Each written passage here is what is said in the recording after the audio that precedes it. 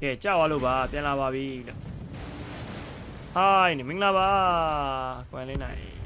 ကြောက်ရတယ်လို့စိတ်တွေလည်းညစ်ပါခဏလေးပဲကြောက်ရတော့ကွာမနေ့စက္ကန့်မှမရှိဘူး10စက္ကန့်လောက်ပဲရှိနေလုံးရှိနေအောင်အားလေဘလို့မပြန် connect လို့မရတော့တဲ့အနေအထားဖြစ်သွားတယ်ရှစ်ဖြစ်တတ်ပါတယ်လိုပါပဲကဲတော့ဘာဖြစ်ကုန်ပြီလဲ 23k network တွေထိပါတာနေပြီ ages ကမရှိတော့ဘူးဘေးမှာကျွန်တော် ambulance toss ပေးဦးတော့ shadow dash 3သွားပြီ sonic wave joker တစ်ကောင်လေးပဲပေါ့နော်အဲ့တော့ damage chain ကြီးကတော့ joker တစ်ကောင်နှောက်နေတာလို့နောက်မှာ toss နဲ့ကတော့ okay ထပ်ပြေးနေတော့မယ်အဲ့မှာ damage chain ကကျုံသွားပြီ ace man တွေပါကျွန်တော်ကြက်ပြောင်း steadily out the stone oh saw the siren ပြန်ပြီးပေးထားသေးရဆိုရင်လည်းတော်တော်ကြီးကိုကျွန်တော်နောက်ကျသွားတဲ့နောက်မှာတော့ကျွန်တော်ပြန်ပြီးတော့ဘက်ပါပြီနုကတော့တေသွားတယ်ပေါ့နော်ရုပ်လည်းပြန်လာပါပြီမင်္ဂလာပါ sorry ပါကျွန်တော် technical issue မဟုတ်ဗျာဒါကြောင့်တဘာဝဘေးရနေရမှာပါတဘာဝဘေးရနေ internet ဘေးအော် internet ဘေးတော့ပါနေ internet ဘေးကြတော့ငါကျွန်တော်ထင်လိုက်ပါတယ် gaming တန်ထစ်တာရတယ် gaming ခွေထစ်လားငါထစ်လားမသိဘူးအေးဟာပြန်လာပါပြီဒါပေမဲ့46ကောင်ဖြစ်သွားပြီဟုတ်တယ်ဆိုင်ရတဲ့3လက်မှန်တယ်လေဟုတ်တယ်တီးမယ်ဒီင်းကြည့်လည်းမရဘူးဒီင်းကြည့်လည်းမရဘူးဆောပါတီးရဒီကဒီကတီးမယ်သိလို့ဆောတယ်တီးလိုက်တာညာတိုင်းနေတီးလိုက်တာအိုးနေဟိုတကယ်ဆောရင်လည်းရှိပဲကက်စီကရေပန်းတော့ဒီအဲ့ဂိမ်းကဒူတာပါဒူတာလေးကအဲ့ multi view ဒီလိုမျိုးထိုင်းမဆောရင်တော့ဟိုအေးတော့ဆောလို့ရတဲ့ဂိမ်းလေးပဲဆောနေဟောပြေးတင်နေရပါအဲ့လိုပြောတယ်ဆောက်ပြင်းတင်တယ်ဒီကရောက်တယ်မဆောချင်တာမဟုတ်ဘူးဆောက်ပြင်းတင်နေငါ TV ဒီမှာတော့ငါ TV live ဖြည့်ပြီးသားကျွန်တော် TV လေးဖြည့်ပေးဦးနော် TV တစ်ကောက်ဆော့ရအသိလို့ဆော့ပြရောပုံဆော့ပုံဟိုဖြစ်မှာဘယ် TV ကိုပြောရတယ်နိုင်ဘီနိုဒိန်းစားပေး okay BKB pop up ပေးလိုက်မယ် Art Storm damage အောက်မှာ torrent မှာ Sonic Wave တော့ပြန်မှုတ်ပြီးသားသေးဆိုရင် tiny full control ကျော် BKB နှိမ့်လိုက်တဲ့အနေထားရတော်တော်နောက်ကျသွားပြီ train service sedan နဲ့ပါကျော် activate ပေးထားလိုက်ရင်လည်း okay ရသလောက်တော့ high ground defend နေတော့မယ်ပေါ့နော် Tail strike WX Twisted Chagrin တော်တော်နာသွားပြီ train service အလက်ကြီးပဲကြံနေတယ် damage storm မှာတော့ BKB ရှိတဲ့အတွက်ကြောင့် front line ကတော့ကျွန်တော်ပြေးပါတယ်ကဲဘေးနောက်မှာfree gas နဲ့ USF တို့ရမစ်ချက်ပါပြောင်းခံလိုက်တော့ ambulance နဲ့ 2 ပြန်ထိပ်ပြီးတော့ဆို Porsche ပါကျွန်တော်ဆွဲခံလိုက်ပြတ်သွားပြီတော့မီကိုတို့ BKB နဲ့ backline နဲ့ပါသွားပြီး tension နဲ့ရှာပေးနေလာရင်းနဲ့ပဲကျွန်တော် X မှာတော့ noob ready armor မရှိရနောက်မှာတော့ torrent နဲ့များပြန်ဖမ်းလို့ရအောင်မလားဒါပေမဲ့ torrent နဲ့နောက်ကျနေပြီMagnus တကောင်တော့ကျွန်တော်ပေးဆက်လိုက်ရတယ်ဗောနော်သူကဘလို့မြင်နေရလဲ Magnus ပုံသားကြီးဘာတွေလည်းမရှိပဲနဲ့secret တော့တော်လုံနေရလားမသိဘူးအေးဟုတ်တယ်နော် free gas အေး quick gas နဲ့လေးတယ်မလား free gas လောက်တာကဲဒါကချက်ပြောင်းတော့ BKB low test off ကြီးကိုပါကျွန်တော်ဖြတ်ပြီးချုပ်ပေးထားလိုက်တော့ ambulance sound the siren ဆိုတော့ why not ကေသားသေးပဲတော့ကူတစ်ခေါက် BKB ဖွင့်နေတဲ့ကောင် why ကြောဒါပဲ show ပါပြီကျွန်တော်နောက်ပါလေကျွန်တော် refresher off နဲ့ဒီ go ship BKB တို့လည်းပေးတယ်ကျွန်တော် ghost အနေနဲ့ full control ဆိုရင်ကျွန်တော်ဒါ string စားပြီးcoach ချက်တွေနဲ့တူပဲကျွန်တော် ghost down သွားပြီဒီမှာလေ US Saturn နဲ့ ready armor ကိုထပ်ပြီးတော့ကျွန်တော်ဖြည့်ရှင်းပေးလိုက်ရေးတယ်ပဲကျွန်တော် train စားပြီးအော်နောက်မှာ off ကောင်းနေဆိုရင်လည်းရန်အောင်နောက်ကျနေပြီဆိုရင်ရတခုဘာလို့မရတော့နောက်မှာ noob buyback ပြီးတော့ပြန်ထွက်လာရဲဆိုရင်လည်း small တကောင်မှာထပ်ပြီးဆုံးမကန် ultra kill for train စားပြီးကျွန်တော် rampage နဲ့အတူပဲဗောနော်ကျွန်တော်ဒါပွဲသိမ်းသွားတယ်တကယ် rampage နဲ့ပွဲသိမ်းသွားအေး55ကောင်နဲ့တင်ငယ်ကြီး55ကောင်ဖြစ်သွားတယ်ကွာ overwatch ဒီနေ့လေးကွာလိုသွားဒီကဒါပေမဲ့ဒါ over ထည့်လိုက်လူတွေကအဆင်ပြေပါတယ်နော်ပြော Telo handicap -4 ကလည်းအဆင်ပြေတယ်အဲ့တော့ okay ပါဒါကလန်နာကြလေးပါပဲကျွန်တော်တော့ကတော့ပြောရမယ်ဆိုရင်ရင်းနှင်းစကားပြောရမယ်ဆိုလို့ရင်တော့တိတ်တော်ရင်မခုံပါဘူးဒီ reset ကနော်ကြိုပြီးတိထားပြီးသားရေတောက်ဝဲတာလေဒါမင်းသားရေတောက်ရိုးနေပြီလို့နော်အကွက်တွေကလည်းစုံနေဘာကွက်တွေပြမလဲဆိုတင်ရင်းနဲ့အကွက်တွေတော်တော်တက်နေဟုတ်တယ်အပိုင်တေးလေး yesterday ရော brother okay ပေးမယ် brother ပေးမယ်နော်ကျွန်တော်ချက်ကြည့်လိုက်အောင်မယ်ဒီချာလေးစဉ်းစားပြီးပေးပါမယ်ဒီမှာတော့ ဂိမ်း3ဆက်သွားအောင်ပါဗောလေနေကမာကဘရောမှ2-0နဲ့တော့မပြတ်ဘူးဟိုဘက်ကလည်း2-0နဲ့မဖြတ်တယ်လို့မျိုးကိုဘက်ကလည်း2-0နဲ့အပြတ်မခံဘူး နိုင်ဖြတ်မခံအောင်နိုင်လည်းမခံအောင်ရှုံးလည်းမခံအောင်တော့ကျွန်တော်ဆက်သွားပါဦးမယ်ဂိမ်းနံပါတ်3ပေါ့နော်ကဲတော့ကျွန်တော် game 3ပြန်တွေ့ပါမယ် guys ကျေးဇူးပါ technical issue အဆင်မပြေမှုအတွက်တောင်းပန်ပါတယ်လို့ပြောရင်းနဲ့ပဲကျွန်တော် game 3ပြန်တွေ့ပါမယ်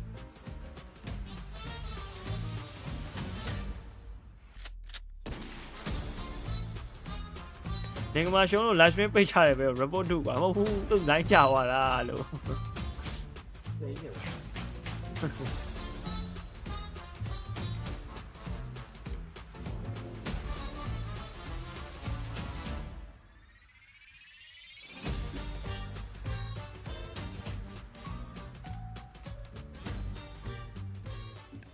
How's it going?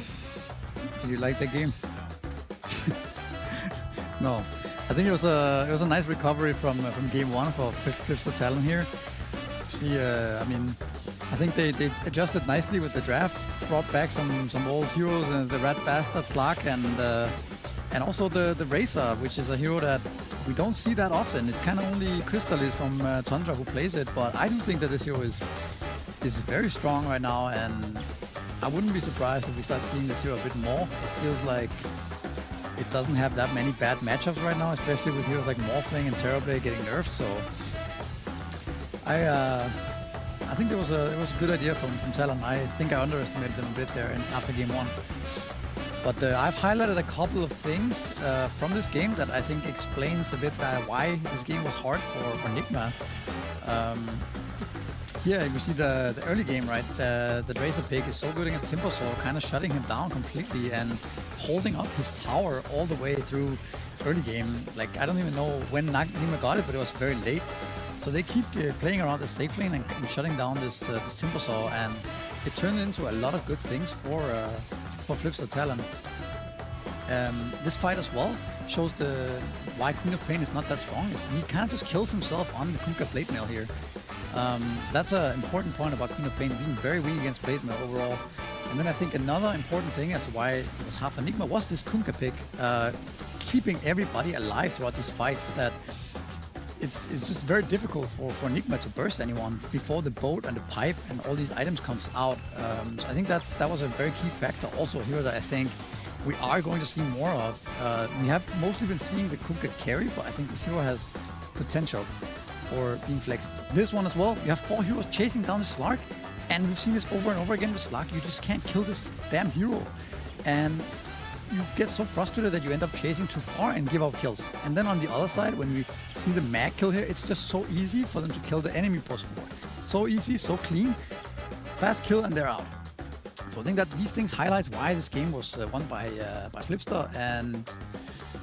yeah, why the difference in supports, the difference in offlane matters so much in this patch right now. Thank you for listening. Black goes first, right? By European rules, yeah. Oh, yeah. Speaking of Europe didn't win today because they're not playing. That's true. We got Mina versus SDA. Well said. Good analysis. I feel like I tuned out of that game mentally around the time that Nigma did. Felt like about 10-15 minutes left. Didn't really seem like they knew the next move, you know, to come back into the game. Mm-hmm.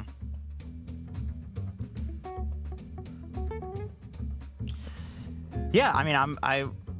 looking at the draft, I don't know. I wasn't a huge believer in the Timbersaw. I didn't see the point. Just counter Kunkka, I guess. But it's like it wasn't in the first game. So it feels like an answer to something that didn't really require an answer yet. You know? Yeah, I think teams kind of get baited into, we'll have this lane locked in, right? And that hero ends up not even being in your lane. And also you have heroes that overlap in their response to what exactly the heroes are doing on their team, right? You have like a Timber purely about damage, and then your last overall pick for Sumail, Quap, all about damage. And you can't have too many pieces of the puzzle that do the same thing. Do you know what I mean? On the same spot, perhaps. Yeah, I think that's true. Do you think, like, is this an overcook from Crow? You think he got really excited from game 1? That he kind of felt like he could get away with anything in game 2? Like, I mean, he has done that historically speaking. Like, I feel like in game 1, they had their own plan coming in, and they had planned for this is what Talon's going to do because we eliminated all their best heroes, and we're going to make the move on our own. But in game 2, I felt like for some reason they lost that confidence, and they were reacting more to the moves that Talon was doing rather in the draft rather than what was good for their strategy. yeah, definitely. I mean, first pick Naga, I was expecting like Disruptor, Jakiro, Some synergy. Yeah, some sort of synergy, like Darkseer. Darkseer. Yeah. Otherwise, I'm not sure that I necessarily see the point, other than like them just thinking it's like a really good hero, you know? Yeah, we talked about in game 1 where we felt like Flipster Talon picked like Mirana with no lane synergy, no enabling, and then in game 2, I think Nigma kind of did their own cosplay of that with the Nagasire, and they did have several times where the enemy's put to sleep, perhaps just like the viewers, and then what happened after that? Everyone just kind of stared at Makoto as he got netted. You know, they RP'd Makoto afterwards, and then he's 80% health. Just didn't feel like they had a plan of what to do after that initial setup. Do you feel like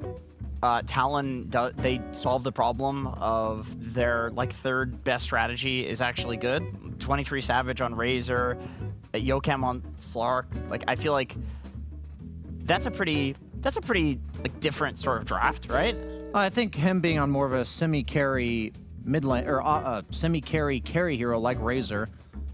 King Me, made it such that earlier, like yesterday, it allowed Makoto to be played around. Yeah. It allowed him to be the star of the show. And I felt like by opening that Kunkka and then making it a potential carry strat, but also then a flex pick, made it such that that formula was like reinstated, right? Yeah. And so when they had the last pick overall Razor, that is a lane dominator meant to shut down the enemy offlaner, which opens up the mid game for Makoto. And that is exactly what we wanted to see from them. And for whatever reason, they didn't do that in game 2, or game 1, excuse me. And they picked Sumail Queen of Pain. This was the last pick Queen of Pain. Do you feel like they got enough out of a last pick? Because I get it. It's like you're countering Razor, you're countering Storm in lane, even though it feels like there's no counters. Do you think they actually got any value out of the last pick? I think Quap is a bit of a bait hero right now because of the fact that the Kaya nerf on Spell Lifesteal, like she's one of the few heroes that relies on Spell Lifesteal and an early Kaya, and you don't get the Spell Lifesteal now amp until you go for the full Kaya Sange, and there were a few mid-game fights where the Quap just killed himself on Blade Mills when he would normally have that lifesteal. It just feels like that hero keeps getting nerfed over and over, despite not really being that good.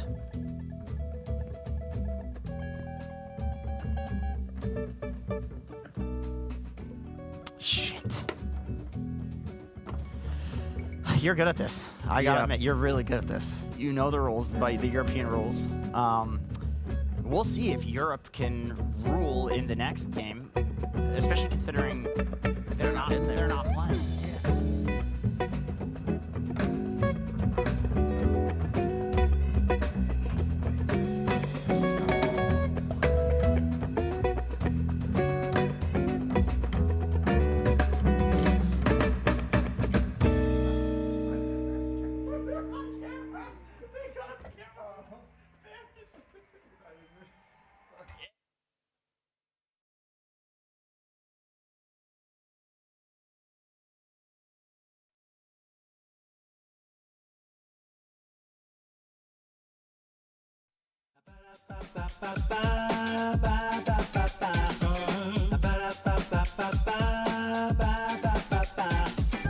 If you wanna get with me,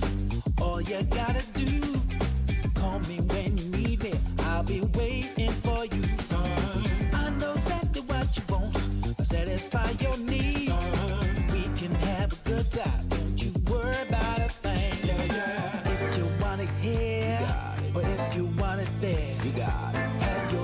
good time. Act like you don't care. You got it. Get that motivation. You got it. I got just what you need. You got it. I got just what you need. You got it. I got just what you need.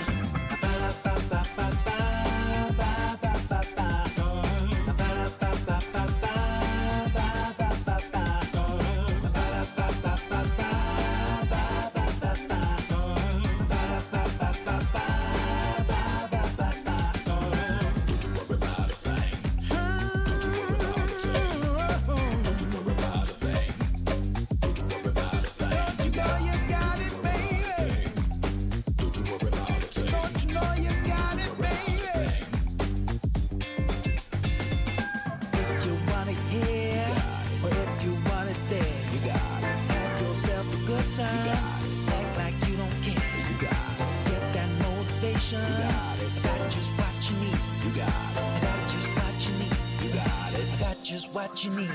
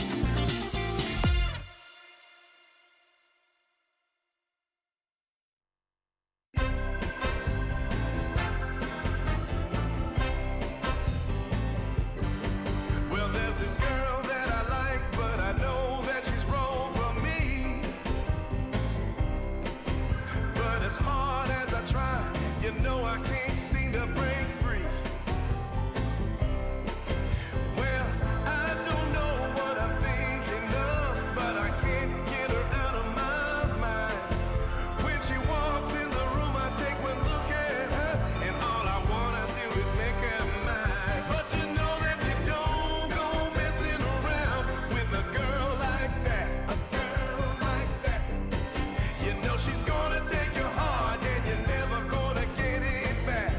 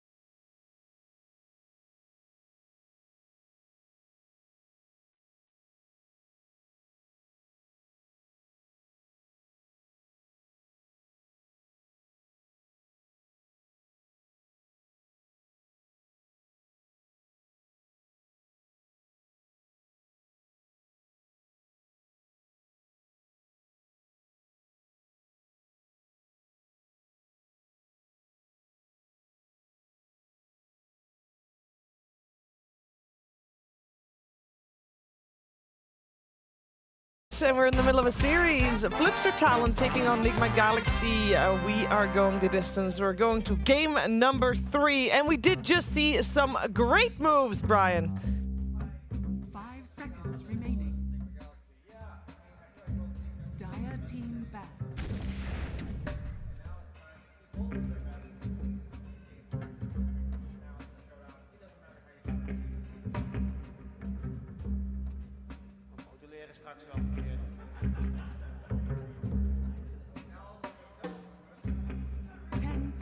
Remaining.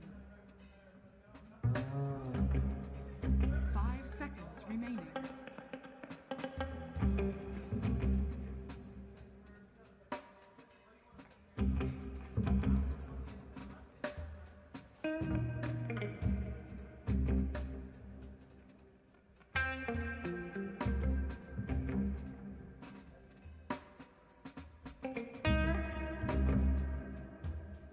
Dire team back.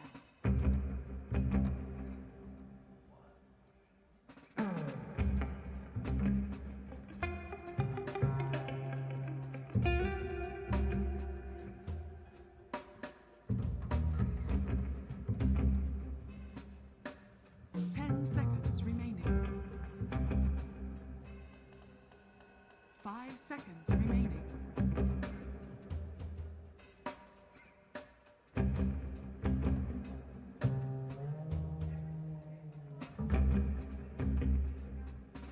Radiant team back.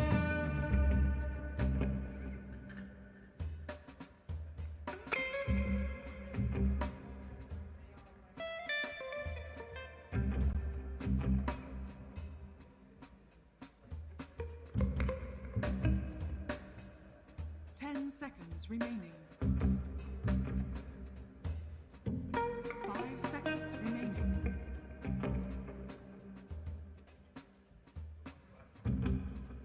Okay, yo အားလုံးပဲ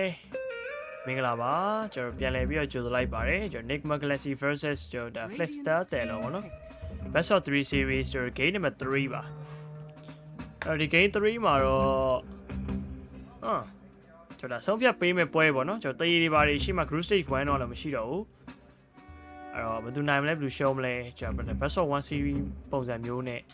ရှင်ပြိုင်မှာဖြစ်ပါတယ်အဲ့တော့ဒီပွဲနိုင်တဲ့သူက series တစ်ခုလုံးနိုင်သွားမယ်ပေါ့နော်အဲ့တော့ Flipster တဲ့လို့အနေနဲ့ကတော့ကျွန်တော် Tasker လေးတော့ခိုးယူလိုက်ပြီဗျာကျွန်တော် Enigma Galaxy Yamish ဟိုမပေးဘူးပေါ့နော် Enigma Galaxy ဘက်ကတော့ကျွန်တော်ဒါ Dawn ပစ်ထားတယ်နောက်မှာ Silencer ထပ်ပြပစ်တာပါ Dawn Silencer Okay ban ထားတာတော့ကျွန်တော် A ban ထားတယ်ကျွန်တော် Tablet Assassin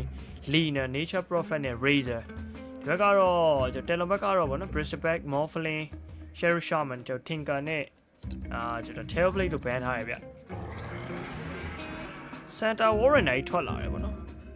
Telon ဘက်က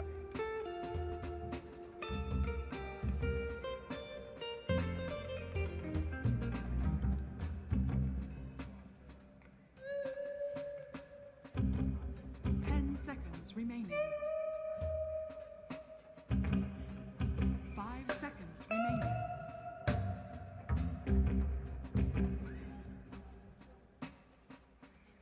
Radiant team pick. Jakiro.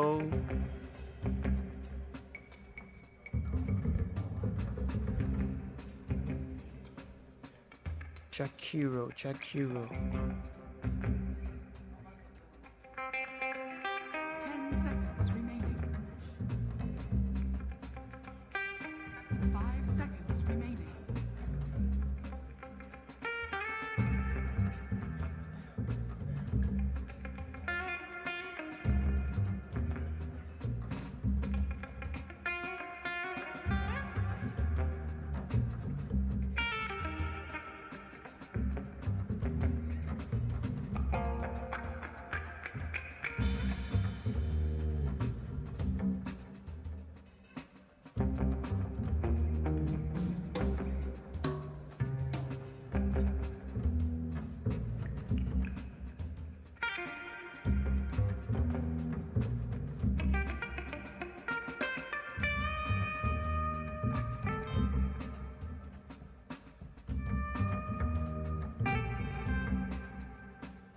ရော Center Warner ရော Jackie ရော Tasker ရောဆိုတော့တယ်လွန်ဘက်ကတော့တော်တော်ပြောလို့ရှိရင်ကျွန်တော် aggressive ဆော့မယ့်နေရာတစ်ခုမှရှိရပါတော့ကျွန်တော် lane နေလေဒါနောက်ကထပ်တွဲမဲ့ hero တွေနဲ့ပေါင်းပြီးတော့ lane strong တဲ့ပုံစံမျိုးတွေတွားလို့ရတယ် Enigma Classy နေနဲ့လည်း priority ban တွေရထားတယ်လို့မျိုး 5 star တယ်လွန်ကလေကျွန်တော် Tasker priority ban တွေရထားပါတယ် Radiant team pick. Shaker ရမင်း Shaker လေးကျွန်တော်မစိုးဘူးเนาะကျွန်တော် Shaker ဒုံးအတွက်ဖြစ်သွားမယ်အောက်မှာတော့ position 5 sign နဲ့ရှိမယ်ဗျအဲ့တော့ carry တစ်ကောင်တော့ထုတ်ပြရတော့မယ်အဲ့တော့ကျွန်တော် ghost ရဲ့ carry ပဲထုတ်ပြမလားဒါမှမဟုတ်ရှင်ပဲSmell ကို overall let's pick ပေးရတော့ပိုကောင်းတယ်ဗောနော်24 pick ကို Smell ကိုပေးရပိုကောင်းတယ်အဲ့တော့ဒါဒီကောက်တော့ဒါ ghost ရဲ့ hero ထုတ်မယ်တင်ပါတယ် Santa ကိုလည်းတွေ့ပြီးသွားပြီဆိုတော့ Santa against carry ထဲမှာတော့ကျွန်တော် tiny ပါကြံအောင်မယ်ဒီက tiny ရောတိတ်မကောင်းဘူးဗောနော် tiny တိတ်မကြိုက်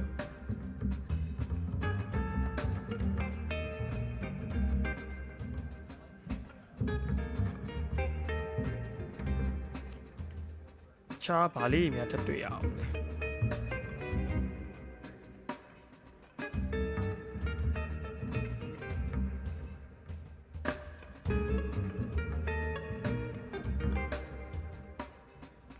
Dire team pick.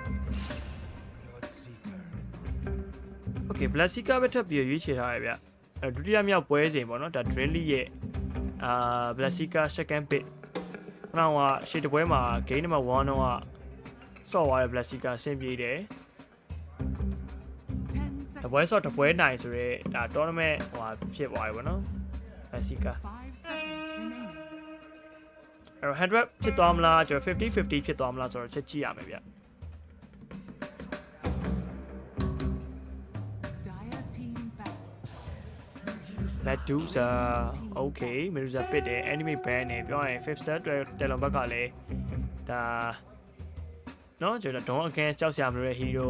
ပြီးတော့ Medusa ဆိုတဲ့ hero ကပြေးမှလည်းမဟုတ်တော့ကြတော့ rupture ဖောက်လေ gaze ဖွင့်ပြီးတော့ပြန်ပစ်မှာပဲကျွန်တော်တယ်လွန်ဘက်က draft လေးကတော့နည်းနည်းလေးပိုမိုက်နေရလို့တော့ခံစားရတယ်ဗျကျွန်တော် carry ကဘာမှ global silent လည်းကြောက်စရာမလို echo လည်းကြောက်စရာမလို don't လည်းကြောက်စရာမလိုတလို့ကျွန်တော်ဒါ Radiant Rapture လေးကြောက်စရာမလိုဗျ၄ကောင်မှာတော့ Talon Draft လေးကိုတော့ပိုသဘောကျတယ်အဲ့ Medusa ပစ်ထားတဲ့အတွက်ကြောင့်မလို့ကျွန်တော် Small ရဲ့ Monkey King တော့ ban တင်တယ်ဒီကကျွန်တော် Diffuser နဲ့ Monkey King တွေက Medusa တွေကိုနိုင်လေးနိုင်ထားရှိရပေါ့နော်ပြီးတော့ကျွန်တော်အဓိကကတော့ late game မရောက်ခင် early game မှာနေလိုက်ပြီးတော့အဲ့ Diffuser 12မိနစ်13မိနစ် time နဲ့လိုက်ရိုက်လို့ရတယ် First Stone Spirit ပြန်ထားတယ်မင်္ဂလာပါ Kelvin ရော တယ်လွန် drop ကိုကြက်ရမှာပေါ့ဒါ game 3လေး Hey shut up တက်နေစမ်းအေးတော့ draft ပို့တောင်းတယ်ဘယ်အတင်းရဲ့ draft ကြိုက်လဲကျွန်တော် Talon ရဲ့ draft ကိုကြိုက်ပါတယ်ဗျာ ကြက်ရမယ်ကြက်ကိုကြက်မှရမယ် ကြိုက်မှတော့ရမယ်လား ကြက်မှတော့ရကလန်နာဒီလိုမျိုးပဲကြာနေအောင်တယ်လွန် drop ကိုကြက်ရမယ်ချိန်ရောက်လာပြီပေါ့နော်ဆိုတော့က 5 seconds. ပြမမိုးရီတဲလို့မဲဟိုရွာလည်းမရွာလိုက်နဲ့ကွာစိတ်ညစ်လိုက်တယ် ကောင်မလေးတွေ ပြီး များ ရွာချလိုက်တာမဟုတ် ကောင်မလေးတွေများချစ်ဖို့ကောင်းလိုက်တာဗျာအဲ့ဒီဖေးဆိုကြီးတော့ရစိတ်ချမ်းဝင်သားလို့ ဟုတ်တယ်ကလေးထုတ်ပြီးတော့ပြအောင် story လေးတွေများကြည့်လိုက်လို့ရှိရင်ဟိုရင်သက်ရှူမောပွဲဟာခနဲ့ဟင်နေအော်ဘာလို့ ရှူမောပွဲ အော်လို့အီးအောင်ပါရလားမသိဘူးလို့စဉ်းစားနေရ sorry ညာအီးမပါလာဘူးတင်နေတော့မေးချင်တာတိလားအီးပါရလားဗျာလို့ ဝင်းနဲ့ကွက်ကြီးကစားတယ်ရောင်းလုံးကြောင်းမှာဟိုင်းအီရောပါရလား ဟာအီးပါရလားနော်စားပြီးလာပြီမဟုတ်ဘူးလားနော်ဟာအီးပါရလားလောက်လှနေပုံထောက်ရင်တော့အီးမပါလာဘူးတင်နေဗောအဲ့ကွာနဲ့ဝင်ရအောင်စားလာတယ်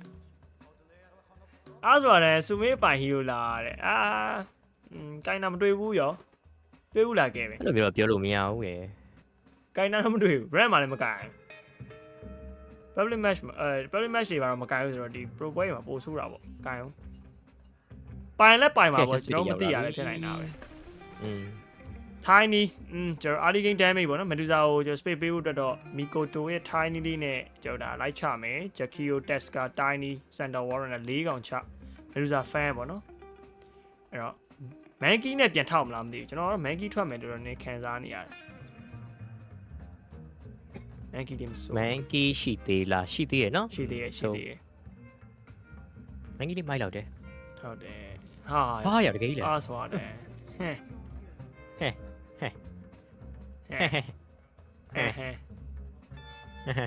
ဟိုဘယ်တော့ကြည့်ရလဲ ဟိုဟာထင်နေဟိုကနေပြီးတော့ဟာ site ရှိပါတယ်အဲ့ site ပါ site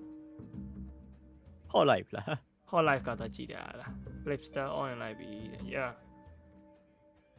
ဆိုမင်းအဆွာတယ်ပြောရရင် personally မကြိုက်ဘူးဆိုတာမမြင်ဘူးကလည်းပါတယ်ဘာလို့ပြမလဲတော့မသိဘူးအဲ Miracle အဆွာတယ်လာကင်လို့ရှိရင်တော့မကြိုက်ဘူးအဆွာတယ်ကြီး ပြပြရလား အေးဟို hero မကြိုက်တာဗျာလူမကြိုက်တာဘလူးလာဆော့ဆော့အဲ hero ကိုမကြိုက်တာအေး hero ရပေး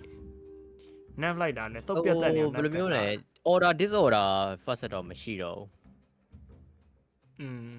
ပြောရင်ဟိုတက်မလား dia version radiant version တော့မရှိတော့အကုန်လုံးအတူတူပဲကွာဟိုဘက်ဒီဘက်တူတူပဲအဲ့ကျတော့ဘာပြောင်းသွားလဲဆိုတော့ तू ဟိုတက်မလားဟိုဘာလဲဒီ level 6ကဘာလဲငါမေ့တယ်လက်ပွားtempest ပဲအေး tempest ပဲမလက်ခွမ်းရအောင်ရမှတ်မိသေးတယ် ရမမြင်ကဘယ်လောက်ကြာပြီလဲငါမှတ်မိသေးတယ်ကျန် နာမည်မမေ့စပင်းနာမည်မေ့အဲ့ tempest ပဲထုတ်လိုက်လို့ရှိရင်ကွာအခုဒါ first ကပြောင်းလာတာပေါ့နော်အရင်တော့ဆိုလို့ရှိရင် invisible ပဲရတာ room က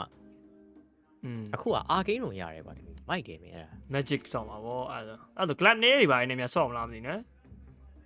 ဟုတ်တယ် club နဲ့ room replica ဆိုရဲဟိုဟာလေးနဲ့ပေါ့နော် first နဲ့ယူဆော့မယ်ဆိုလို့ရှိရင်တော့ level 1 tempest ပဲမှာတင်ပဲဒီဟိုပါပေါ့နော် invisible room အစား arcane room ပြောင်းထားပြီတော်တော်လေး buff ထားတဲ့ပုံစံမှာရှိတယ် arcane room ဆိုတာကအများကြီးကို invisible room ထက်ကိုvalue ပိုရှိရပေါ့နော်အဓိပ္ပာယ်ရှိရအစီရမစ်တွေကတော်တော်ကျန်းတာနော်တဲ့အသင်းလိုက်တာနေသွားတာအစီရပြောရင်အစီရအကျန်းတန်းဆုံး region လို့ပြောရမယ်တူတူအဲ့ကောတွေရန်ကောင်းတယ်ကျွန်တော်တို့ region ကောရန်ကောင်းတယ်ကောကောင်းနေတာထွက်တယ်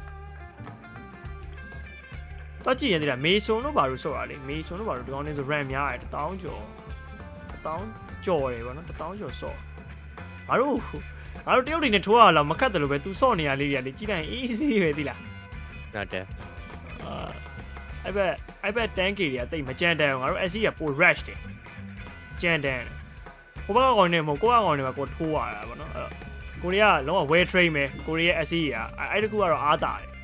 mid ဆိုလို့ရှိရင်လည်းလုံးဝ solo ရုံးမဲ့ကောင်နေ carry ဆို solo ရုံးမဲ့ကောင်နေအဲ့လိုမျိုးရင်းနဲ့ဒါ run တက်ကြတာဗောနော်ကျွန်တော် SC ကကြတော့စေတိုးရကောင်ခံများ mid တွေကတော့ SC ရဲ့ mid တွေမိုက်တယ် carry လည်းမိုက်တယ်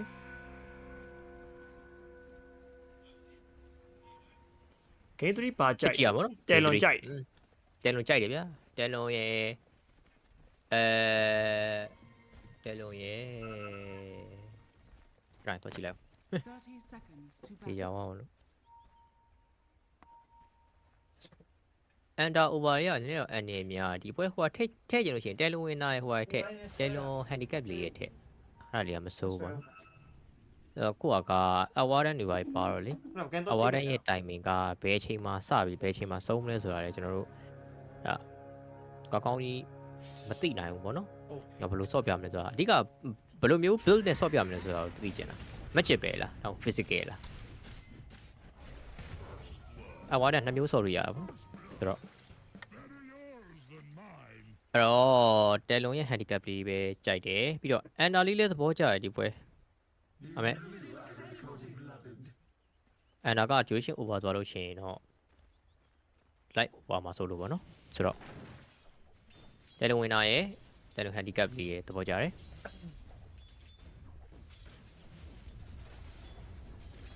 ဘယ်ကတော့ throwing ပါပြသွားတာပဲအဲ throwing ကာပြီး nap လိုက်တာပဲလေ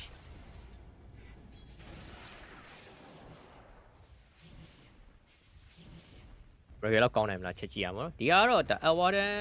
မေ့ပြ Burger ဆိုတော့ award carry နော် အခုတစ်ခေါက်က award တဲ့ကောင် room replica နဲ့ပဲဆော့နေဟုတ်တယ်ခုနကျွန်တော်ပြောတဲ့ first set ပေါ့နော်အဲ့ဒါလေးကတော်တော်လေး buff ပေးထားတော့တွေ့ရတယ်စပက်3တာလေးပုံမြန်သွားမယ်အာဂေးရုံနဲ့ဆိုတော့ပေါ့နော်အဲ့တော့အလဲမှာတိုင်နေတဲ့ award ဒီ lane နဲ့မှတ်ချက်ကဘယ်လိုပြောပြတိုင်းပူတာပေါ့ကျွန်တော်ထင်တော့တိုင်နီကတော့တိုင်နီတော့ပူတာတယ်ဒီ trigger ဒီပေါ့နော်သုံးပြီးလို့ရှိရင်ဒါလက်စစ်တနိုင်လောက်ရတာလည်းအဆင်ပြေမယ်အဝါဒန်ကြတော့ဘာရမလဲပဲစစ်လောက်မှပဲသူကဟိုပေါ့နော် power spike ကရောက်တာအဲဒီ13ကအလဲမှာကဒီလိုမျိုးအရန်ဟို unit တွေများနေတဲ့အချိန်မှာ level 1 flash ကလည်းအဆင်မပြေဘူး level 3 သုံးတာကလည်းဒါပညာလားပါသုံးနိုင်မှရတာပေါ့နော်ဟုတ်တယ် power ကကြတော့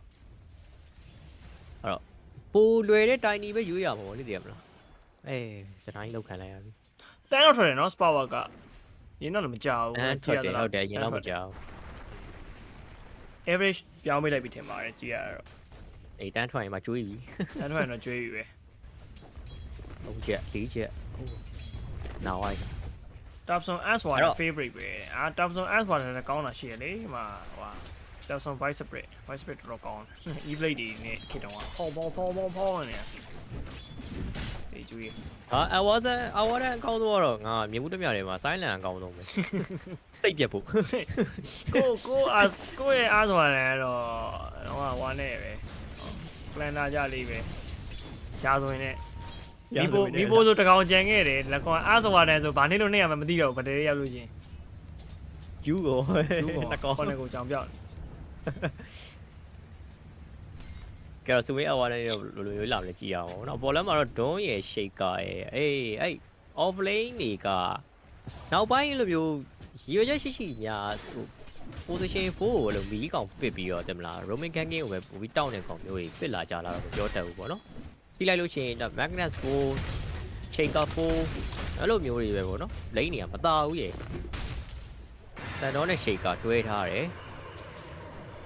တောင်းတာတော့တောင်းနေအကောင်လုံးကဒါပေမဲ့မီလူစာကို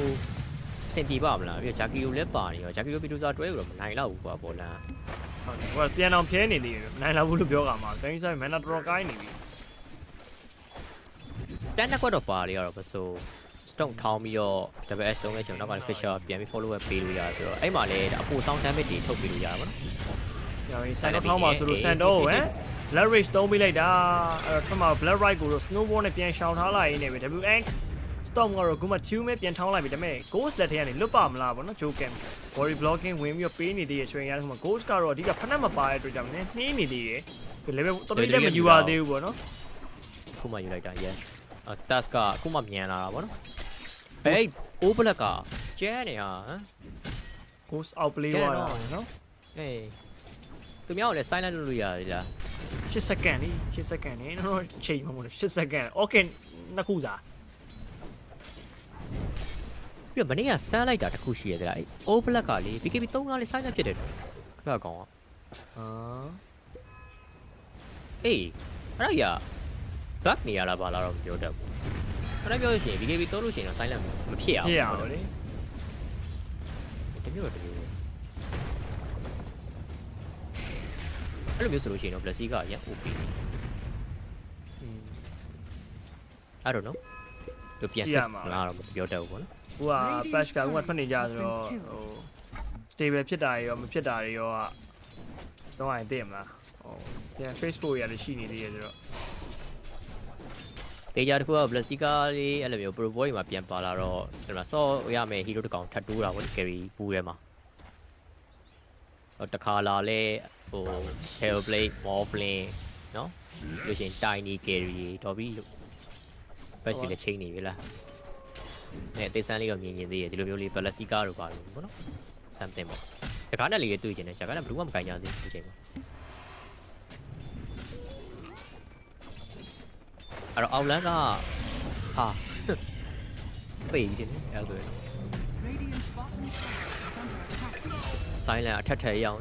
အထက်ထက် Silencz အနေနဲ့ double Silencz gas နေရလဲ Silencz တော့နေကောင်းတယ်နော်ပြီးတော့လေ Silencz နဲ့ Blessy ကနဲ့တွဲထားရတယ်အတိတ်ပဲရှိတယ်စနေကြီးကြာလို့ပြောရမှာဘာလို့လဲဆိုတော့ Silencz စီမှာအခုယူထားတဲ့ Define Silencz ဆိုတဲ့ဟာက Silencz ပိတ်ထားတဲ့ကောင်စပယ်သုံးလို့ရှိရင်ဒါပေမဲ့ပို့ထွက်တယ် အဲ့ဒါနဲ့ blarish ကိုတင်ပြီးတော့တင်လာဟိုဘက်အကောင်တင်ပြီးတော့ silent ပိတ်ထားတဲ့အချိန်မှာစပယ်တော့မိုက်တယ်မြေ silent နဲ့ blessy ကတွေ့ရတယ်နော်ကိုတော့ဆော့ကြည့်ရအောင်လေညကြရင်အားဆော့ပါဘူးကဲ smell ရောက်လာပြီဆိုတော့ Miko တို့ကျွန်တော် facial နဲ့တားခံလိုက်တဲ့နောက်မှာကူကူရမ်းပြီးတော့ပေးနေမှာ GH နေနေပြန်ဖြဲနေဗျ Sapphire နဲ့ silent နဲ့တော့နားနေမှာတိုင်းနေစင်းရော့နေတာအဲ့နောက်မှာ ancient toad and right channel ကူကူ -1 ကျွန်တော် brain နေရော့နေပြီဖမှာတော့ action နဲ့တော့ joken ပြန်ပြီးတားပြီးထားသေးတယ် Miko တို့ avalanche နဲ့ပါဒီဘက်ကလာမဲ့အနေထားတစ်ခုကာလိုက်တဲ့ပုံစံမျိုးပဲပေါ့နော် damage ကတော့သိပါတယ်ကဲဒီနောက်မှာတော့ tempest double power နှစ်ခုနဲ့ကတော့ snowboard အထဲကျပြန်ရောက်လာပြီး swing ရတစ်ခုမှာပဲကျွန်တော် joken လွတ်ပါမလား black grand နဲ့ထပ်ပြီး slow down နောက်တော့ -1 အုံနောက်တွေပြတ်နေပြီနော် brain drain brain drain -1 နေပေးနေရတယ်ဟို silent လောက်ပေါ့နော်ဒီနေ့ခိုးနေဒီနော်အဲ့ဒါဝိုင်းနော် strong ကောင်နေတိလား strong ကောင်နေရန်ခိုးလို့ခေါင်းတာချိုးလိုက်အောင် tiny tasker center warren နာတယ်နောက်ကြရင် stammy 30 mana မရှိတော့ဘူးလို့ပါပဲ center ကို arcane မူကြီးနဲ့စော့နေရတယ်လို့ပါတော့ဖြစ်ကုန်တော့ပါတေလွန်ဝင်နာ giveaway တယောက်2000ပါတဲ့ epic အကူမှာလည်းမှန်ထားရဗျာ comment မဖတ်လို့ okay ဗျာ thank you ပါ bro ရေ epic အကူမှာအမောကျွန်တော်တို့ brother comment တော့မတွေ့ရဘူးမတွေ့ရဘူးဗျ epic အကူမှာကျွန်တော်ဖွင့်ထားပါတယ် epic ကိုဘာဖွင့်ထားတယ်ကျွန်တော်တို့ဖွင့်ထားတယ် brother Radiant's top tower comment တော့မမြင်ရဘူးဒါပေမဲ့ okay ပါနော်တေလွန်အားပေးရတော့အေးတေလွန်ပြောင်းကြိုက်ပြီဒီဝေးရပြီကဲ Silencz Sapphire Silencz -1 တက်ပြီးတော့ပဲကျွန်တော်အုံနောက်တွေနှုတ်နေပြန်ပါ Dire's middle tower is under attack တော့တယ်တော့မှာအမို့တေသွားတာကွာလက်ကွမ်းကျွန်တော်တယ်တော့မဟုတ်ခဲ့ဘူးပေါ့နော်ကျွန်တော်နေကမှာပါကျွန်တော်နေကမှာဘာလဲဟိုကပြစ်ပါလားဟိုမင်းတို့ရုံးပါလား betray လောက်တော့ပါလား betray လောက်တော့ပါလားကဲ snowboard GH okay facial လေးကတော့တိတ်တော့မလှပါဘူးဗောနော်ကျွန်တော်ဂျားလေးချသွားရင်တော့ပိုကောင်းတယ်ဒါပေမဲ့ဂျားချမတော့ဘူး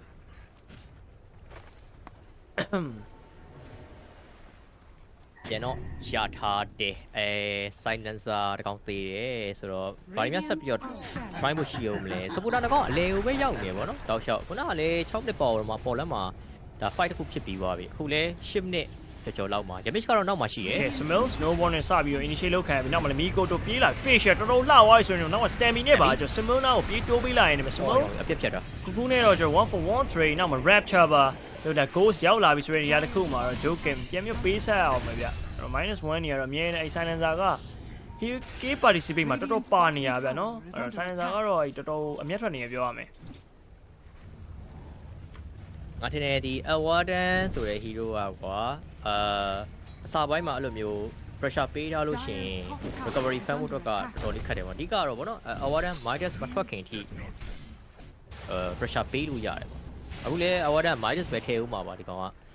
Midas မထည့်မနေရ hero တကောင်မျိုးဖြစ်နေရပေါ့နော်ဆိုတော့အစာပိုင်းမှာ Flister တယ်လုံးကလုတ်ချင်တဲ့အကွက်က Awardan ကို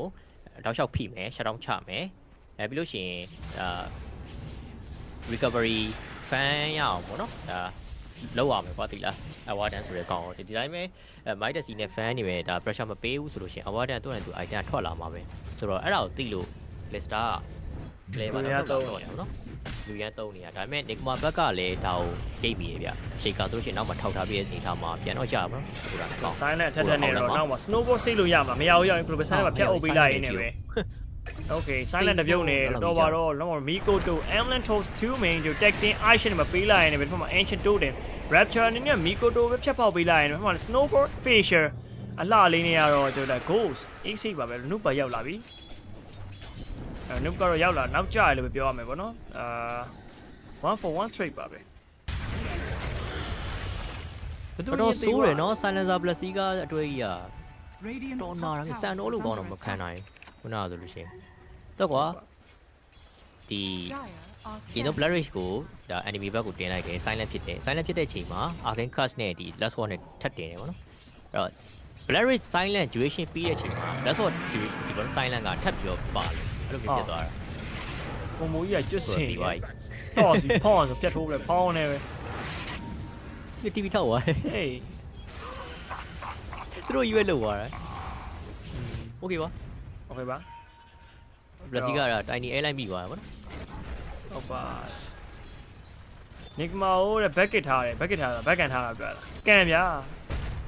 ကျွန်တော်တော့ဟိုကျွန်တော်လည်းပေါ့နော်ဒါ draft ပြကြည့်မယ်ဆိုလို့ရှိရင်တော့တဲလုံးကိုကြိုက်ပါဒါလည်းပြောပြီးသားပါကျွန်တော် draft ကပို့ပြီးတော့စင်ပြေလို့ခံစားရတယ် မက်ဒူဇာအဓိကမက်ဒူဇာ network ကိုပဲချက်ကြည့်ရမှာဟိုကမစိုးဘူးတတိယနေရာ step step နဲ့တော့ကူကူတော့ဖင်နှိုင်းနေပြီ Yamish အနေနဲ့ကလည်းကျွန်တော် micro fire ချားထဲမှာပြက်ပြီးတင်တယ်ရောင်းမြတ်စပယ်တော့အကုန်လုံးပြန်ထုတ်သွားသေးရပါတော့ Joe Cam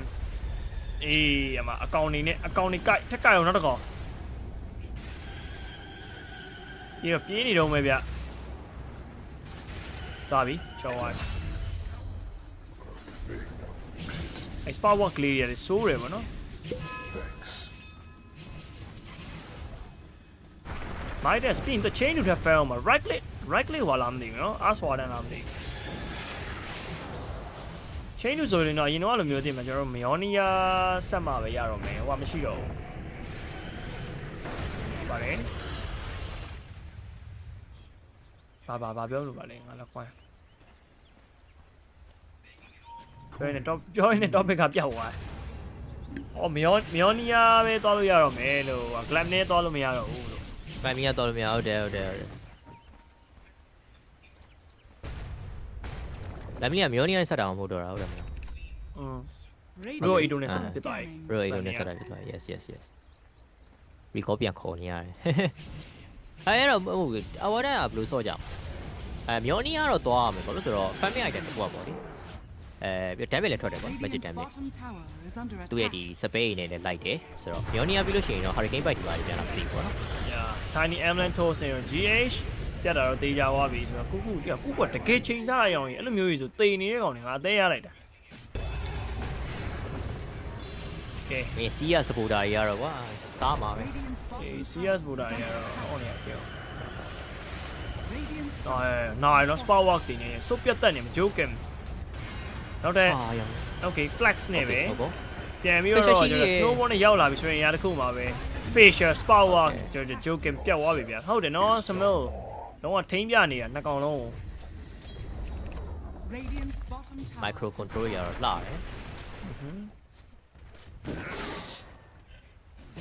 duration 41 duration 41 game ဘာပေးထားလဲကျွန်တော် anti တော့မကြိုက်ဘူးတော့